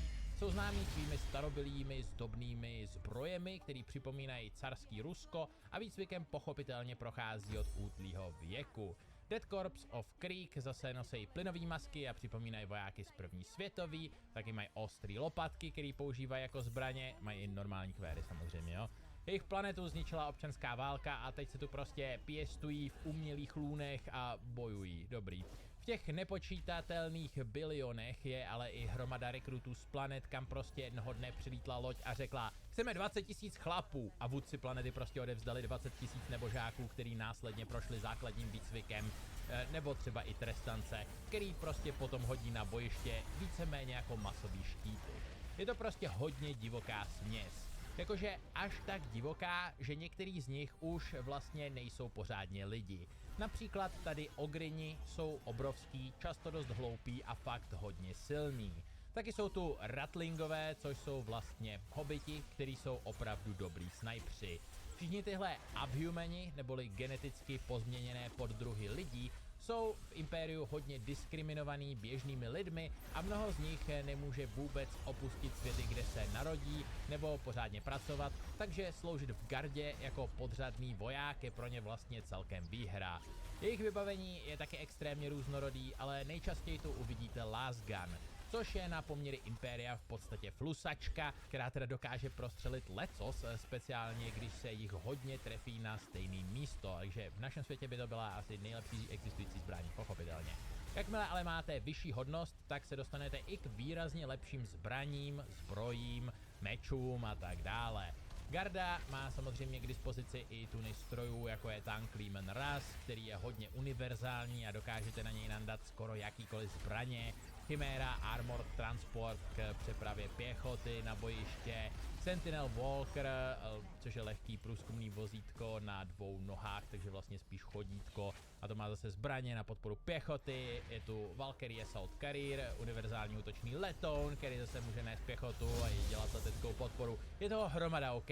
Warhammer je doslova hra, kde si budujete armádu, takže logicky jenom o zbraních, zbrojích, vozících a tak dál se dá mluvit hodiny. A samozřejmě, že jako u nás je i u Impéria vlastně letectvo oddělené od pěchoty, takže je tu i Imperial Navy, neboli Navis Imperialis. A tím se myslí celá flotila vesmírných lodí, jejich piloti, navigátoři a tak podobně. Jejich úkolem je zabezpečování vesmírných tras, přeprava vojáků, ale samozřejmě i kosmické bitvy a ochrana všech světů před útoky z vesmíru. V jejich výzbroji jsou tisíce válečných plavidel od menších fregat až po gigantický bitevní lodě dlouhý několik kilometrů. Galaxie je v imperiální správě rozdělena na 5 segmentů. Máme tu segmentum Solar, Obscurus, Pacificus, Tempestus a Ultima. A v každém tomhle segmentu se nachází hlavní segmentová flotila se svým velitelstvím, takže třeba segmentum Solar, pochopitelně kolem sluneční soustavy, má ústředí na Marsu a tak dál. V minulosti za velké křížové výpravy a horovy hereze bylo námořnictvo a pozemní armáda jednotný jako imperiální armáda, ale po horově herezy byly odděleny na 2 tyhle složky, aby žádný velitel neměl příliš mnoho moci. Námořnictvo také zajišťuje komunikaci a zásobování napříč obrovskými vzdálenostmi vesmíru a je to takový pomyslný lepidlo, který prostě drží Impérium pohromadě, kontroluje warpové cesty, doprovází obchodní konvoje, potírá pirátství a tak dál. Když dojde ke galaktickým krizím jako invaze tyranidů, orkský vágy, nájezdy chaosu a tak dál, právě tyhle flotily námořnictva jsou první na ráně a často rozhodují o tom, jestli civilizace vydrží nebo ne. Hádám, že závěrem vám řeknu, že největší lodí tady Navis Imperialis je Apocalypse Class Battleship, která je 10 až 12 km dlouhá a disponuje asi nejničivější zbraní Impéria jménem Nova Cannon, což je vlastně masivní akcelerátor, který urychlí projektil blízko k rychlosti světla. Samotná kinetická energie střely je teda tak obrovská, že bez výbuchu dokáže zničit lodě a spoustu věcí. Ale samozřejmě, že Imperium se nebojí do toho narvat hlavice, který umí explodovat energií srovnatelnou s malou hvězdou, nebo třeba udělat takovou malou černou díru. Prostě je to fakt děsivá zbraň. A když už jsme tady, tak kdo dělá Gardě a Navis, Imperialis a všem ostatním tyhle hračky? Samozřejmě Adeptus Mechanicus. Jejich slogan je: v mase není pravda, jen zrada. V mase není síla, jen slabost. V mase není stálost, jenom rozklad. V mase není jistota, jen smrt. Technicky vzato se jim taky říká Kult Mechanicus nebo Cult of the Machine. Jejich základné na Marsu, kde je kdysi našel imperátor, který okamžitě pochopil, jak důležití jsou pro budoucnost lidstva a přiměl je, aby se k němu připojili díky tomu, že v podstatě předstíral, že je takzvaný Omnisaia, neboli Machine God, neboli bůh strojů. Imperátor vlastně možná ani tak moc nepředstíral, protože vlastně kdysi dávno zasel na Marsu takový semínko tohohle kultu, když někdy ve středověku jako rytíř porazil jednu extrémně mocnou entitu známou jako Void Dragon. Mrtvolu téhle entity, mrtvolu jako v uvozovkách, ona nemůže jako úplně umřít, dal na Mars a Mechanicum se sformovalo právě kolem ní a možná z části i díky ní, kdo přesně ví. Ne, že by celý Mechanikum uznávalo císaře jako boha. Většina věří, že je živá manifestace jejich boha strojů, neboli Omnisája. Nicméně jejich víra je taky dost různorodá a někteří nevěří ani tomu, jiní si myslí, že je to spíš prorok, no prostě se to různí. Ale Mechanikum má zkrátka výjimky z těch běžných imperiálních doktrín a nemusí nutně uznávat císaře jako boha, protože jejich vynálezy, nebo spíš jejich opečovávání technologií je až moc důležitý pro přežití impéria jako takovýho. Takže se nezodpovídají impériu tak jako zbytek jeho obyvatelstva. A jejich spojení s impériem je teda primárně dílem tak trochu nutnosti, protože Mechanikum není vlastně dost velký na to, aby přežilo tuhle válkou rozervanou galaxii a impérium prostě potřebuje technologie, aby dokázalo bojovat. Zajímavé je, že vzhledem k zákazu AI po Age of Strife, kdy se AI proti lidstvu vzbouřila, se v podstatě zakázalo komukoli cokoliv vynalézat. To se teda nestalo hned, protože sám císař si vědců dost cenil, ale časem, když ho začali považovat za boha, což on sám vlastně nikdy nechtěl, tak k tomu Mechanikum zkrátka došlo. A jejich úkolem je teda objevovat a opečovávat starou technologii. Udržovat stroje funkční a jejich duchy spokojené. Ano, duchy, protože Mechanikum věří, že ve strojích jsou prostě duchové, že jo. Mechanicus disponuje také vlastními ozbrojenými složkami, takzvanými skytáry, což jsou kyberneticky vylepšení vojáci. Oni teda všichni tady jsou vlastně kyberneticky vylepšení, protože to je taková ta doktrína mechanika, že jo. Taky mají obří bojové stroje chodící zvané jako titány, který zase spravuje odnož zvaná kolegia Titanica, či rytíři, to je jedno. A dokonce mají i vlastní vesmírnou flotilu. Adeptus Mechanicus je doslova páteř imperiální moci, poskytuje ty technologie, umožňuje cestování vesmírem a vlastně i vedení války, protože zajišťují i komunikaci. Každá puška, vozidlo, kosmická loď a tak dál vděčí právě jim za svou existenci. Jejich znalosti jsou ale také přísně střežené tajemství. Běžní občani považují fungování strojů takřka za magii, ne úplně magii, to by byla trošku hereze, a technokněží za mystické průvodce. Čemuž dost pomáhá i fakt, že tyhle týpci reálně recitují nad motorama mantry, pálej kadidlo a různý podobný rituály. A co víc, tyhle věci reálně fungujou. Když jenom spravíte motor, nebude fungovat tak dobře, jako když ho potom pořádně vysvětíte a trochu posmrdíte kadidlem. To je prostě fakt. Takhle Warhammer 40k funguje. Vlastně tak funguje i reálný svět. Zamyslete se nad tím, jak často se vám stane, že se něco načítá a když na to nedíváte, děje se to rychlejší, tak no, abychom přešli k chirurgičtější odnoži bojových sil, máme tu Assassinorum, což je samozřejmě souhrnný název pro imperiální asasíny. Mohlo by to znít jako, že tyhle týpci jsou jen skrytí zabijáci, ale to není tak úplně pravda. Officio Assassinorum se dělí do 4 různých chrámů, které mají poměrně různorodé účely. Asasíni se cvičí odmala a pro tento účel se vybírají pouze sirotci, aby bylo zachováno to přísné utajení. Abychom si vyjmenovali ty chrámy, máme tu Calidus Temple, to je dost blízko takový té tradiční představě asasina, takže jeho členové se specializují na infiltraci a dokážou splnit úkol, aniž by si jich někdo všimnul a tak dál. K tomu jim pomáhá tvar měnící droga polymorfín, díky který na sebe mohou vzít podobu téměř jakéhokoliv humanoida. Dokážou teda infiltrovat nepřátelské síly a vynést informace, nebo třeba zaujmout místo vůdce a zničit celou organizaci zevnitř. Dál je tu Culexus Temple, nejobávanější ze všech chrámů. Jeho členové jsou takzvaný Blanks. Tyhle vzácný lidi nemají žádný spojení s Warpem a tuhle nemožnost spojit se s imatériem projektují kolem sebe. Díky tomu mají i pro normální lidi poměrně nepříjemnou auru, ve které prostě nechcete být. A kvůli tomu proti nim má hodně lidí předsudky a říká se o nich, že nemají duše a tak podobně. Důležitý ale je, že poblíž nich není možný kouzlit. Culexus Temple teda zaměstnává jenom tenhle druh lidí, ale navíc se snaží co nejvíc zesílit jejich schopnosti. Dál je tu Eversor Temple, který je plný bionicky vylepšených zabijáků, který jsou doslova napumpovaný drogama a naprogramovaný k neustálý zuřivosti. Tyhle vrazy se využívají vlastně spíš jako bomby než co jinýho. prostě hodí na bojiště, když je potřeba zlikvidovat všechno kolem. Jsou teda nasazováni jenom když je potřeba vyhladit celou organizaci nebo menší armádu. A konečně Vindicare Temple. Snajpři, který excelujou ve střelbě na extrémní vzdálenosti. Dokážou trpělivě čekat na svoji šanci i měsíce, když vědí, že má přijít a svůj cíl zasáhnou na stejnou vzdálenost, z jaké na něj dostřelí tank. Teda tak to funguje ve hře, ok? Zkontroloval jsem si dostřely v pravidlech. Reálně mají stejný dostřel jako Basilisk tank prostě. Technicky vzato existují ještě 3 další chrámy. Adamus Temple se specializací na stínání hlav. Nejsem super jistý, čemu je to dobrý? To bude no for. Myslí se tím hlav nejrůznějších organizací, což nechápu, proč by tohle nemohl tak úplně udělat ten Vindicare Temple nebo Calidus Temple, ale v pořádku. Vanus Temple, který hlavně sbírá informace, a Vaneum Temple, který všechny jenom otravuje, jakože jeden.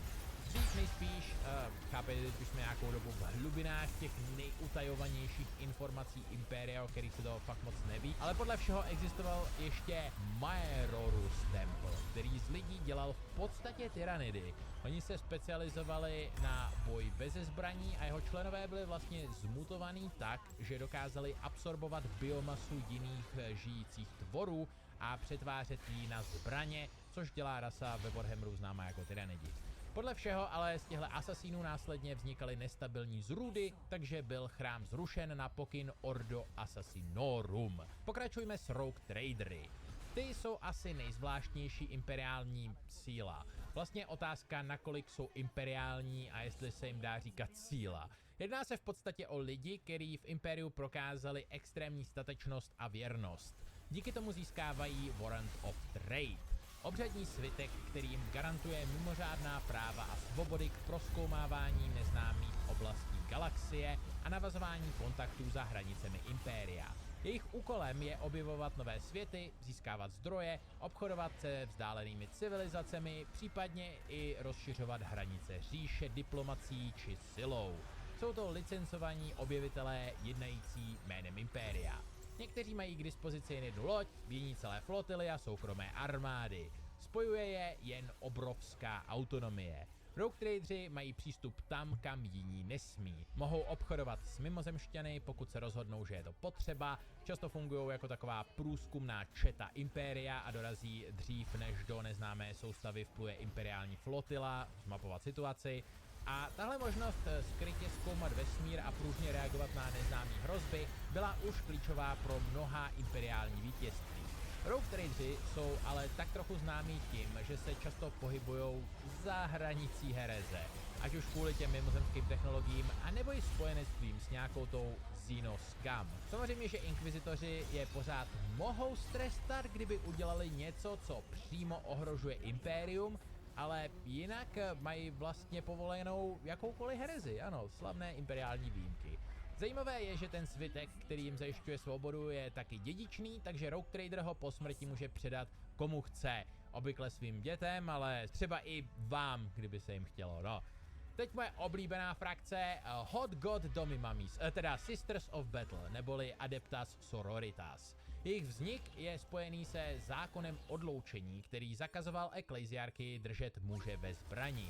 Tenhle zákon byl přijat, aby zabránil opakování Age of Apostasy, kdy ekleziarchie, čili ten kostel, Impéria víceméně, vedla občanskou válku s administrátem, takže církev proti byrokratům, o kontrolu nad Impériem. Jenže o ženách ve zbrani v tom zákonu nic nebylo. Takže ekleziárch Sebastian Thor nechal založit tady sororitky. Základem sester bitvy je neotřesitelná fanatická víra v císaře lidstva, která jim dává sílu k boji. Tahle víra je tak silná, že mohou provádět skutečné zázraky, acts of faith. Takže když stojíte proti těmhle holkám na bojišti, tak pravděpodobně prostě najednou spadne kostel, z něj se vyřítí hromada nasraných jeptišek, který recitují modlitby, zpívají chorály a díky tomu se jim vyhejbají kulky, jejich kulky se trefujou, jejich zbroj je silnější, zázračně se uzdravujou, jsou silnější a tak podobně. Na sobě mají power armor, která je podobná jako to, co nosí vesmírní mariňáci, ale lehčí, pružnější a vlastně trochu horší. Co se zbraní, které používají, týká, tak myslím, že tenhle citát mluví za vše. střelou z boltrů, salvou z plamenometů a výbuchem meltaganu je mutant kacíř i zrádco čištěn od svého hříchu existence. Tak tomu bylo po 5000letí a tak tomu bude až do konce věku. Jak už jsem naznačil, jejich drop pody opravdu vypadají jako kostel nebo kláštery, takže když přichází do útoku, tak z nebe fakt prší kostely, to je tak cool. Podívejte se třeba na tohle vozítko, to jsou doslova kurva varhany. Já miluju tu jejich estetiku. Vzhledem k tomu, že jim od malička je vlastně vymývaný mozek, aby byli maximálně lojální, tak je téměř nemožný, aby podlehli chaosu. Adepta Sororitas plní v Impériu jako dvojí roli. Jednak jsou vojenskou silou, která zasahuje proti vnitřním hrozbám, jako kultům, kacířům, čarodějům a tak, což teda dělá vlastně i inkvizice, ale jinak bojují i na frontách po boku gardy a mariňáků a druhak jsou morální autoritou. Taky slouží jako oči církve na bojišti a zajišťují, že i armádní velitelé zůstávají horlivě věrní víře. Často spolupracují tedy s Ordo Hereticus Inkvizice, tak trochu podobný frakce, že ano, a pro obyčejné občany jsou živoucím důkazem císařovy vůle. Jejich mučednictví a zázraky na bitevním poli posilují vůli miliard. Navíc existence sester garantuje, že ekleziarchie má nástroj k obraně víry bez porušení toho imperiálního zákazu mužů ve zbrani a tak udržují i takovou rovnováhu moci mezi církví a státem.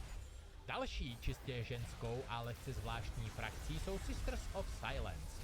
Velmi specializovaná jednotka složená pouze z žen, které jsou všechny takzvaný blank, což už jsme si vysvětlovali, oni nemají to napojení na warp, čili doslova negují tu magii kolem nich. Abych to vysvětlil trochu líp, tak ono tady trochu závisí na jakýmsi pomyslným power levelu, jakože když přijde mag level 100, tak proti němu tady Blank level 1 zneguje jenom část jeho magie a ne všechnu, chápeme se, že jo? Ale být v přítomnosti někoho, kdo je odříznutý od warpu, je i tak velice nepříjemný pro normální lidi a tyhle osoby jsou často šikanovaný a tak. No a tyhle ty Sisters of Silence mají ten pravý neředěný Pariah Gene, čili jsou to vlastně nejsilnější blanks v celém impériu, což znamená, že být poblíž nich je extrémně nepříjemný pro úplně všechny, včetně custodies, který teda psychři nikdy nejsou, ale jsou extrémně psychicky odolný, a nebo i pro extrémně silný psychry, který jsou zase schopný ty slabší blanks tak nějak odignorovat. Podle všeho jediný, pro koho to nepříjemný není, je sám imperátor. To je pravděpodobně i důvod, proč jsou právě jemu všechny tyhle ženy tak věrné. Jejich úkolem je obvykle prostě krýt či eskortovat a chránit mocné osoby, nebo se účastnit zásahům proti démonům a silám chaosu. Samozřejmě taky hledají a loví nebezpečný psychry, protože je doslova negujou a tak podobně. Jo, a to Silence ve jméně nemají jenom na parádu, ale i kvůli tomu, že skládají přísahu mlčení, takže od chvíle, kdy se stanou plnohodnotnými členkami sesterstva, už nemluví. Teď je hádám čas na Space Mariňáky neboli Adeptus Astartes.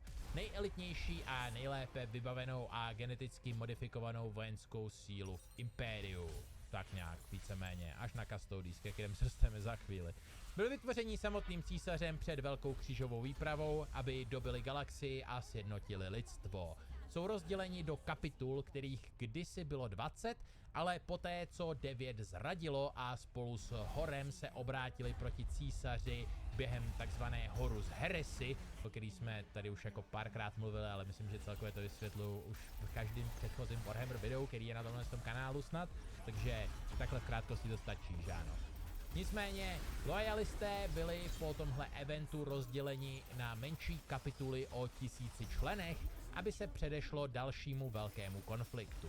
Vytváření Space Mariňáka je náročný a dlouhý proces, který obsahuje množství chirurgických zákroků, tvrdý výcvik i nějaké to biologické inženýrství. Rekrutům je implementováno 19 geneticky vypěstovaných orgánů, kterým se říká Gene Seed. Tyhle Gene Seed jsou tak nějak specifický pro ty kapituly a dávají jim pro příklad nadlidskou sílu, rychlost, odolnost, reflexy, ale i třeba schopnost přímo se napojit mentálně na ty jejich zbroje, kterou třeba Sisters of Battle ani Inquisitoři, který taky můžou používat víceméně Power Armor, nemají. Rekruti také prochází desítkami let indoktrinace, aby byla minimální šance, že by mohli císaře opět zradit. Každá kapitula je nezávislá entita, která se dělí do 10 rod. První z těchto rod jsou ty nejsilnější veteráni a 10. absolutní nováčci. Kapitulám velí tzv. Chapter Master a pod ním jsou kapitáni rod a tak dál. Mnoho kapitul má svý vlastní specialisty, jako třeba apothecary, což jsou vlastně lékaři a genetici, kteří se starají o zdraví ostatních bratrů, librariani, což jsou vlastně psychři, nebo taky ty mágové, 40k, ty nemá teda úplně ani zdaleka jako každá jedna kapitula, nebo ani každá jedna chapter tedy, jo, v těch mariňácích. Samozřejmě jsou tu i technici, kteří se starají o zbraně a stroje, či kaplani, což jsou v zásadě duchovní vůdci. Space mariňáci jsou cvičeni v různých stylech boje a každá kapitula se zaměřuje na něco jiného. Absolutní klasika jsou Ultramarines, tyhle šmoulové jsou vlastně nějaký základní mariňák, stělesnění toho kodexu a Astartes, což je obrovský manuál, který po herezi sepsal jejich primarch Robutek Gilliman. Primarchové budou dál, jo? Nemusíte hnedka znát odpovědi na všechno. Tenhle kodex stanovuje pravidla pro organizaci, taktiky, logistiku a doktríny každé kapituly. Ultramarines jsou teda symbolem pořádku, disciplíny a efektivity. Právě jejich obyčejnost je dělá výjimečné. Ano, to si namlouvá každý retard. Jsou tak dokonalí, že představují takový zlatý standard, no. Ale ne všechny kapituly jsou úplně normální, že jo. Dál jsou tu třeba Flash Terrors, krvelační berserkři, který jsou potomky Sanguinia a trpí takzvanou Red Thirst, rudou žízní. A tohle tradičně dědičný prokletí je žené do stavu krvelační zuřivosti, ve kterým prostě ztrácí kontrolu a trhají nepřátelé na kusy. Jejich divokost a kruté taktiky jsou i na poměry Impéria šokující. Taky jsou tu Black Templars, kapitula, která naprosto ignoruje pravidla kodexu, především to o velikosti do 1000 bojovníků, a místo toho prostě táhnou galaxií jako obrovská křižácká armáda a bojují proti všem nepřátelům Impéria, na který narazí. Jejich fanatismus je vážně silný a má jediný cíl: vymítit všechny mutanty, kacíře a mimozemšťany v galaxii. Kapitol je vážně mnoho a mají různé specializace od přímého boje až po plížení, dobývání, tvorbu opevnění a tak dál. Ale dvě z nich jsou tak nějak nejvýjimečnější. Tou první je Death Watch. Ta se specializuje na boj proti mimozemským hrozbám a je prakticky celá složená z elitních veteránů z různých jiných kapitul. Každý Space Marine, který je sem na nějakou dobu přidělen, oblékne černou zbroj, ale na levém nárameníku, který je stříbrný, si ponechá insignii své mateřské kapituly. Jejich výzbroj je speciální, aby zvládli čelit všemu, co si pro ně tady Zino Scum připraví, ale to nejzvláštnější je, že tak nějak podléhají inkvizici. Konkrétně Ordo Xenos. Nicméně, když se bavíme o frakcích, jako jsou prostě inkvizitoři, který můžou mít nějaký opravdu velmi vysoce postavený tady jednotlivce, a frakcích, jako jsou prostě mariňáci vesmírný, který taky můžou mít velmi vysoce postavený jedince, tak prostě se většinou nedá tak úplně říct, že by někdo jako 100% podléhal někomu jinému zkrátka. No nic. Na závěr Grey Knighti. Jejich úkolem je bojovat proti démonům a chaosovým hrozbám. Jsou tak tajní, že o nich většina Impéria neví, nejenom běžní občani. Většina Impéria. A pokud je někdo uvidí, tak jsou všichni svědci následně umlčeni zabitím.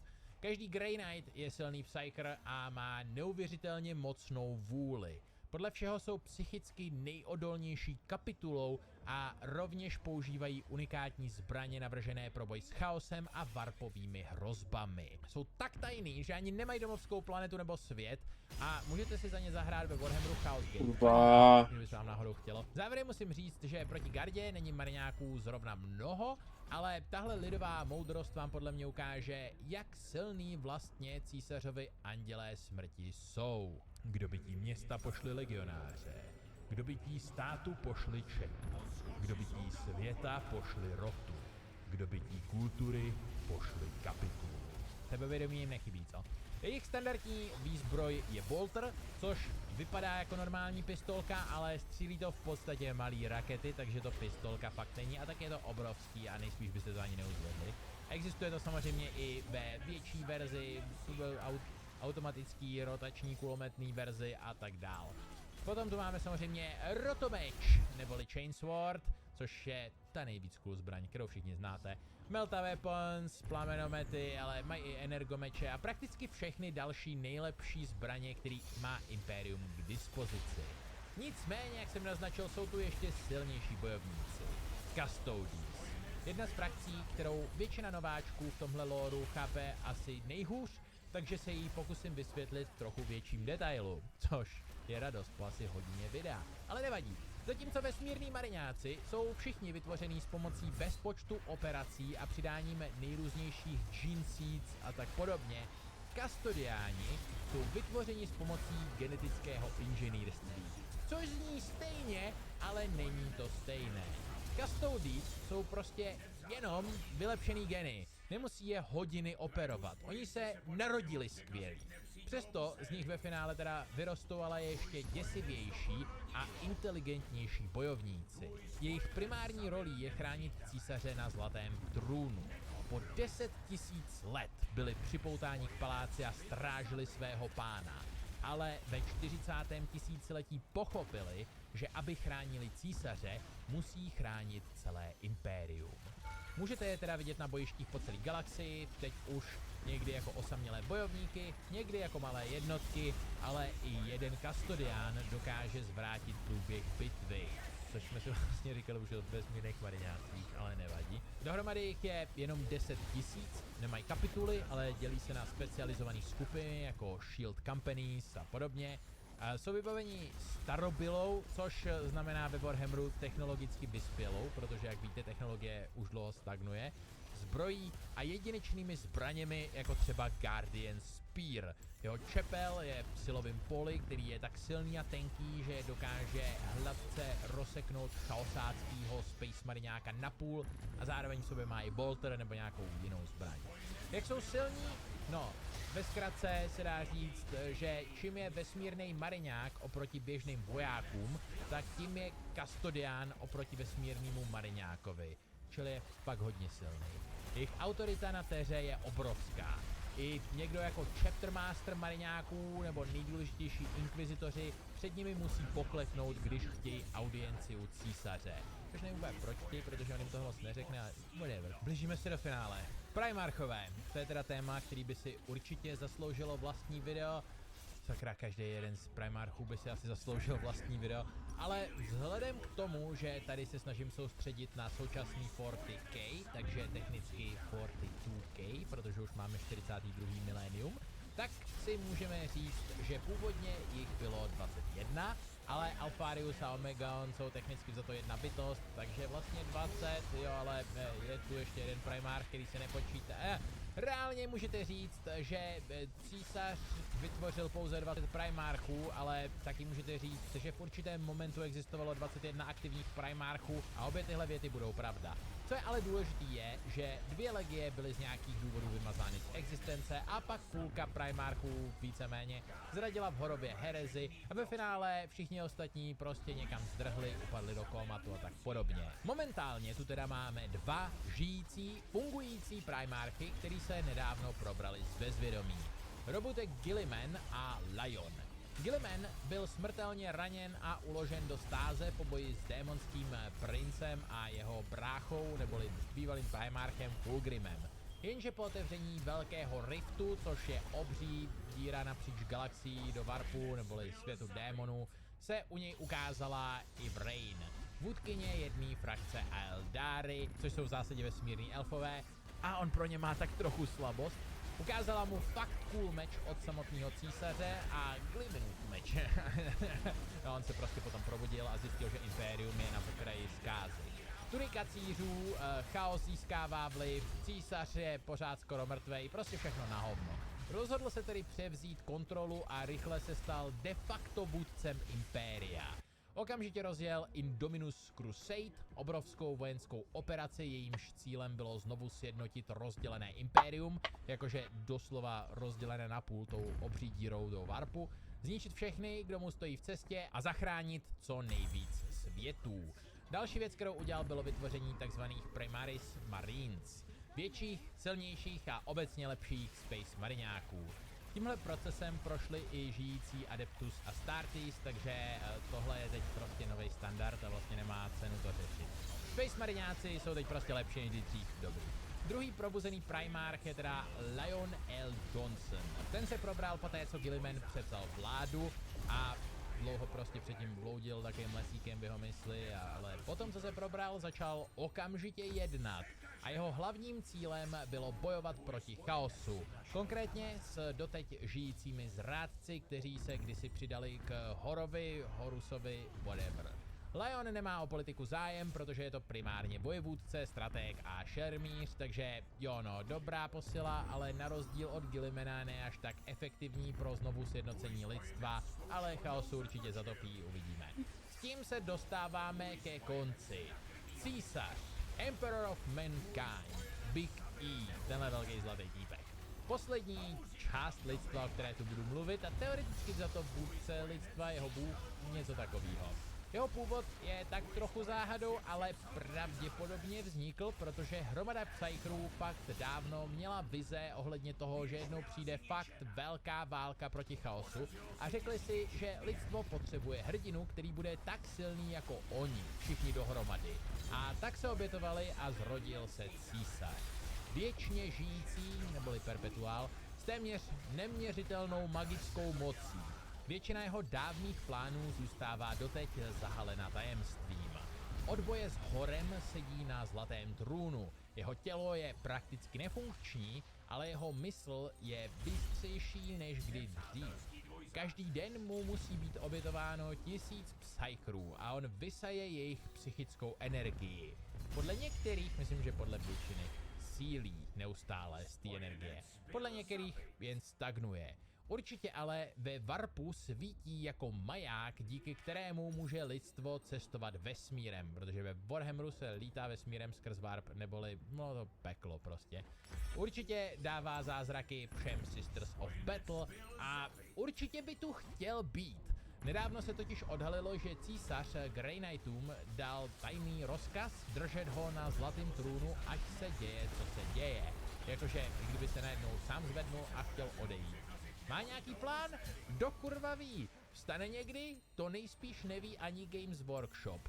Možná pokud se jednou dostaneme na konec všech frakcí a přes pár popisů dalších důležitých událostí, tak o tomhle týpkovi udělám celý video, ale prozatím vám musí stačit tohle. Císař je napříč lidstvem uznávaný jako bůh z dobrýho důvodu. V podstatě je na úrovni bohů, doslova mentálně dokáže tak nějak bojovat s bohy chaosu a to všechno i přes jeho fyzický stav, nebo možná, že z části dokonce i díky němu. No a to by bylo zhruba všechno k tomuhle krátkému výčtu frakcí v impériu lidstva. Ano, vážně krátkému, protože kdybych to chtěl udělat úplně kompletně, a tak na každý jedný z nich musím strávit minimálně hodinu, někdy musím strávit hodinu na každém jednom člověku z té frakce. Kdo ví, možná někdy.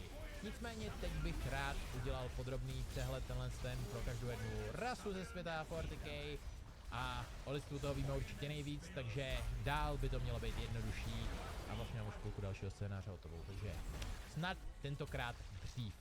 Dobrý, to je bylo všechno k tomuhle videu, přidejte se na Hero v popisku, jestli chcete, samozřejmě můžete dát like nebo dislike, můžete komentovat, koupit si něco na Alze, tak je v popisku. Já už jsem vymluvený, dobrý, čus a někdy přijde.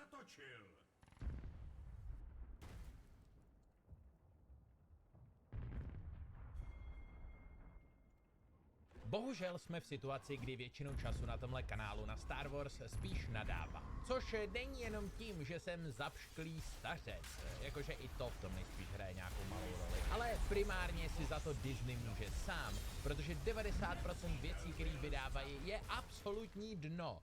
Na druhou stranu už jsem tu nadával i na prequely, Expanded Universe, Clone Wars a tuny dalších věcí, které jsou mnoha fanoušky považovaný za dobrý. A upřímně, já mám prakticky všechny tyhle filmy a seriály a knihy rád.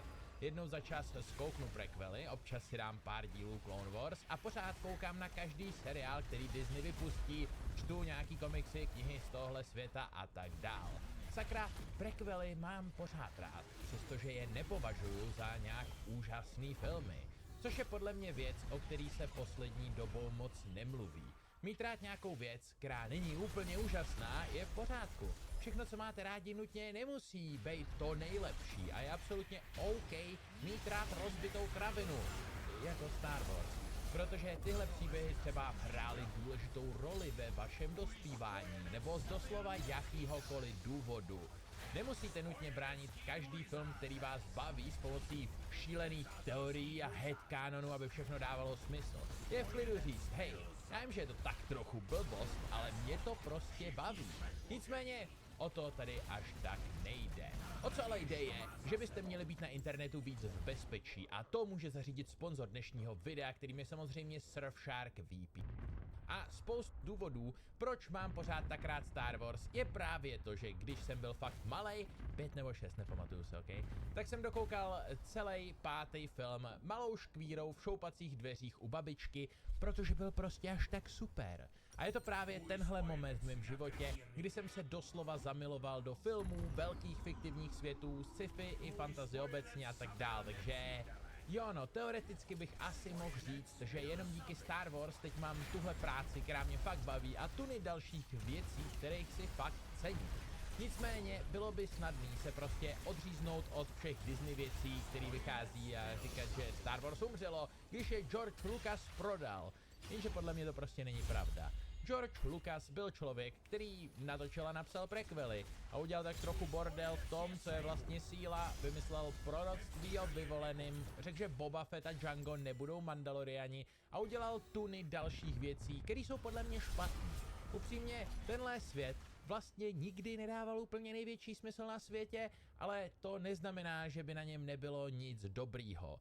V nedávném videu o sithských mečích, aspoň doufám, že už vyšlo, vím, že už vyšlo, teď jsem ho vydal, teď píšu hodně scénářů najednou, ok. Jsem mluvil o tom, že Star Wars je plný skvělých konceptů, který jsou špatně zpracovaný nebo nevyužitý a čím víc o tom přemýšlím, tak tím víc jsem si jistý, že přesně to je důvod, proč všechny ty seriály sleduju.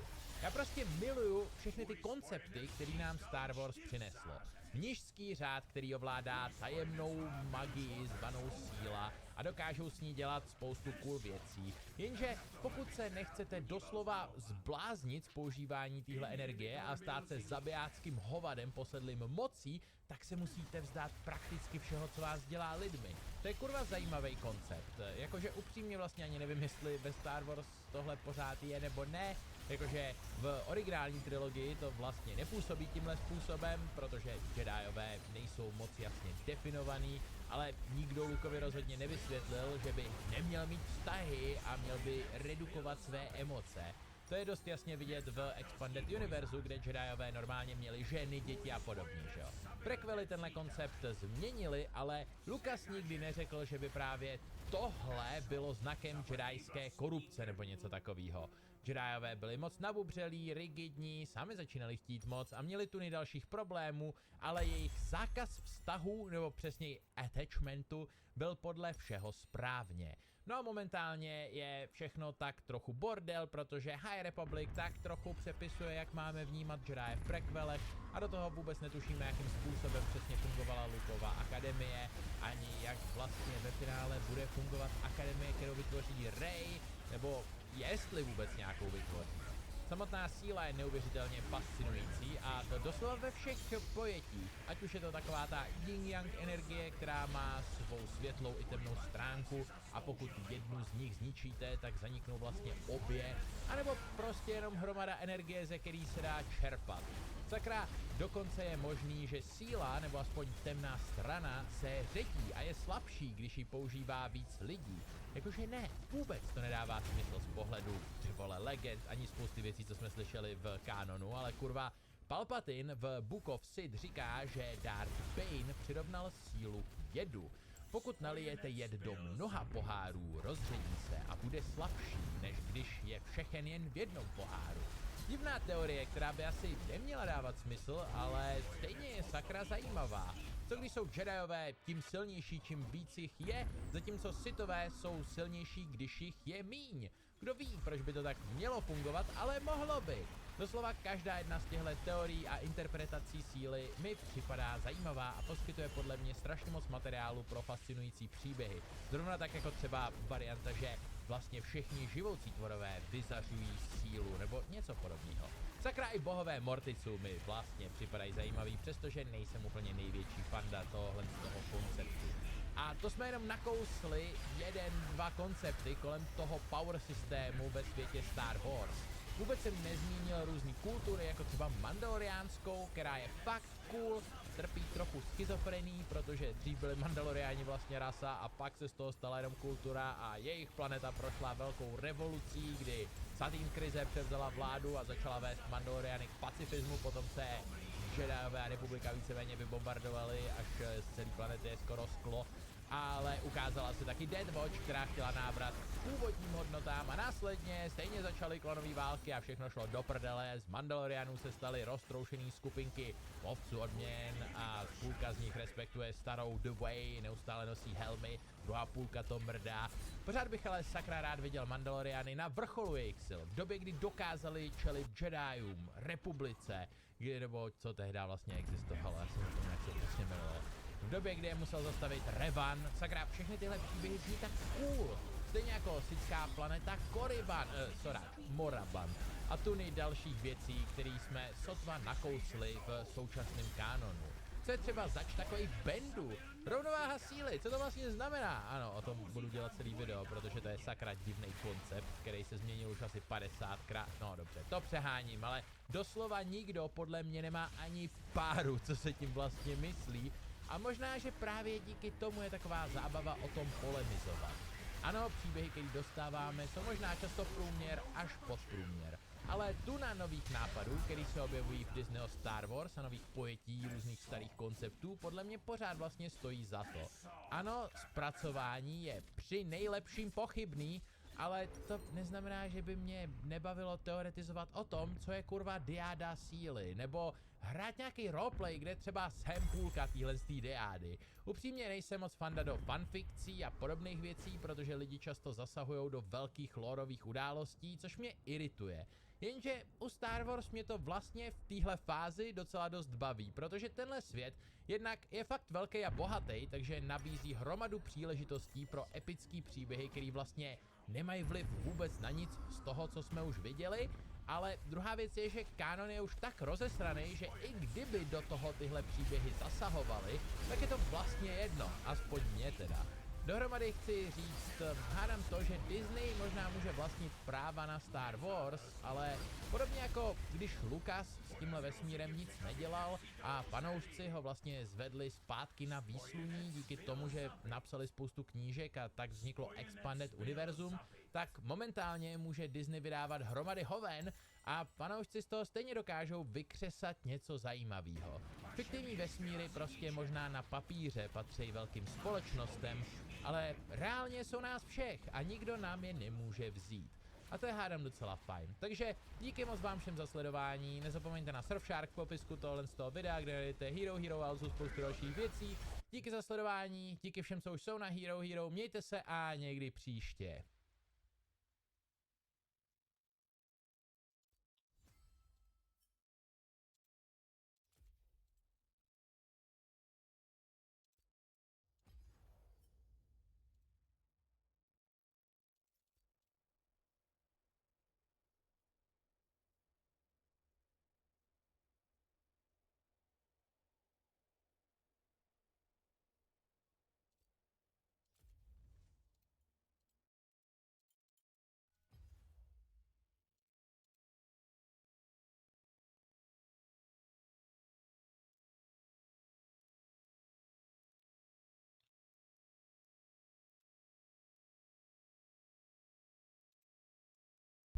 What's up guys, my name is the Below Average Gamer and today we're going to be talking about Portal. Once upon a time, Valve stuffed an evolved version of the dumb little street project into a game bundle and figured, what's the worst that can happen? Turns out, the worst that can happen didn't. Instead, what is arguably the opposite.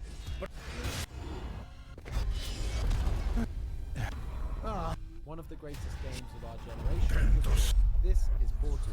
What at first seems to be a short and relatively simple puzzle game evolves over the course of its runtime into a deep, sinister and impeccably written enigma, and one that you find yourself laughing through the majority of. But what is Portal really about, and why do people love it so much? And how did it go from a scrappy student demo to outsmarting the entire industry? To talk about Portal requires context and learning a little bit about its history. You need to know where it came from, the time period it landed in, and the ideas that were developed on to reach the game's final state that we'll talk about. The game came out in 2007, an incredibly strong year for gaming. It was around the beginning of the golden age for video games that had that iconic piss filter. Meanwhile, Valve's over there making narrative shooters that redefine the genre, and Steam is becoming the iTunes of PC games. During I'm this, done, Valve dropped the bro. orange I'm box, done.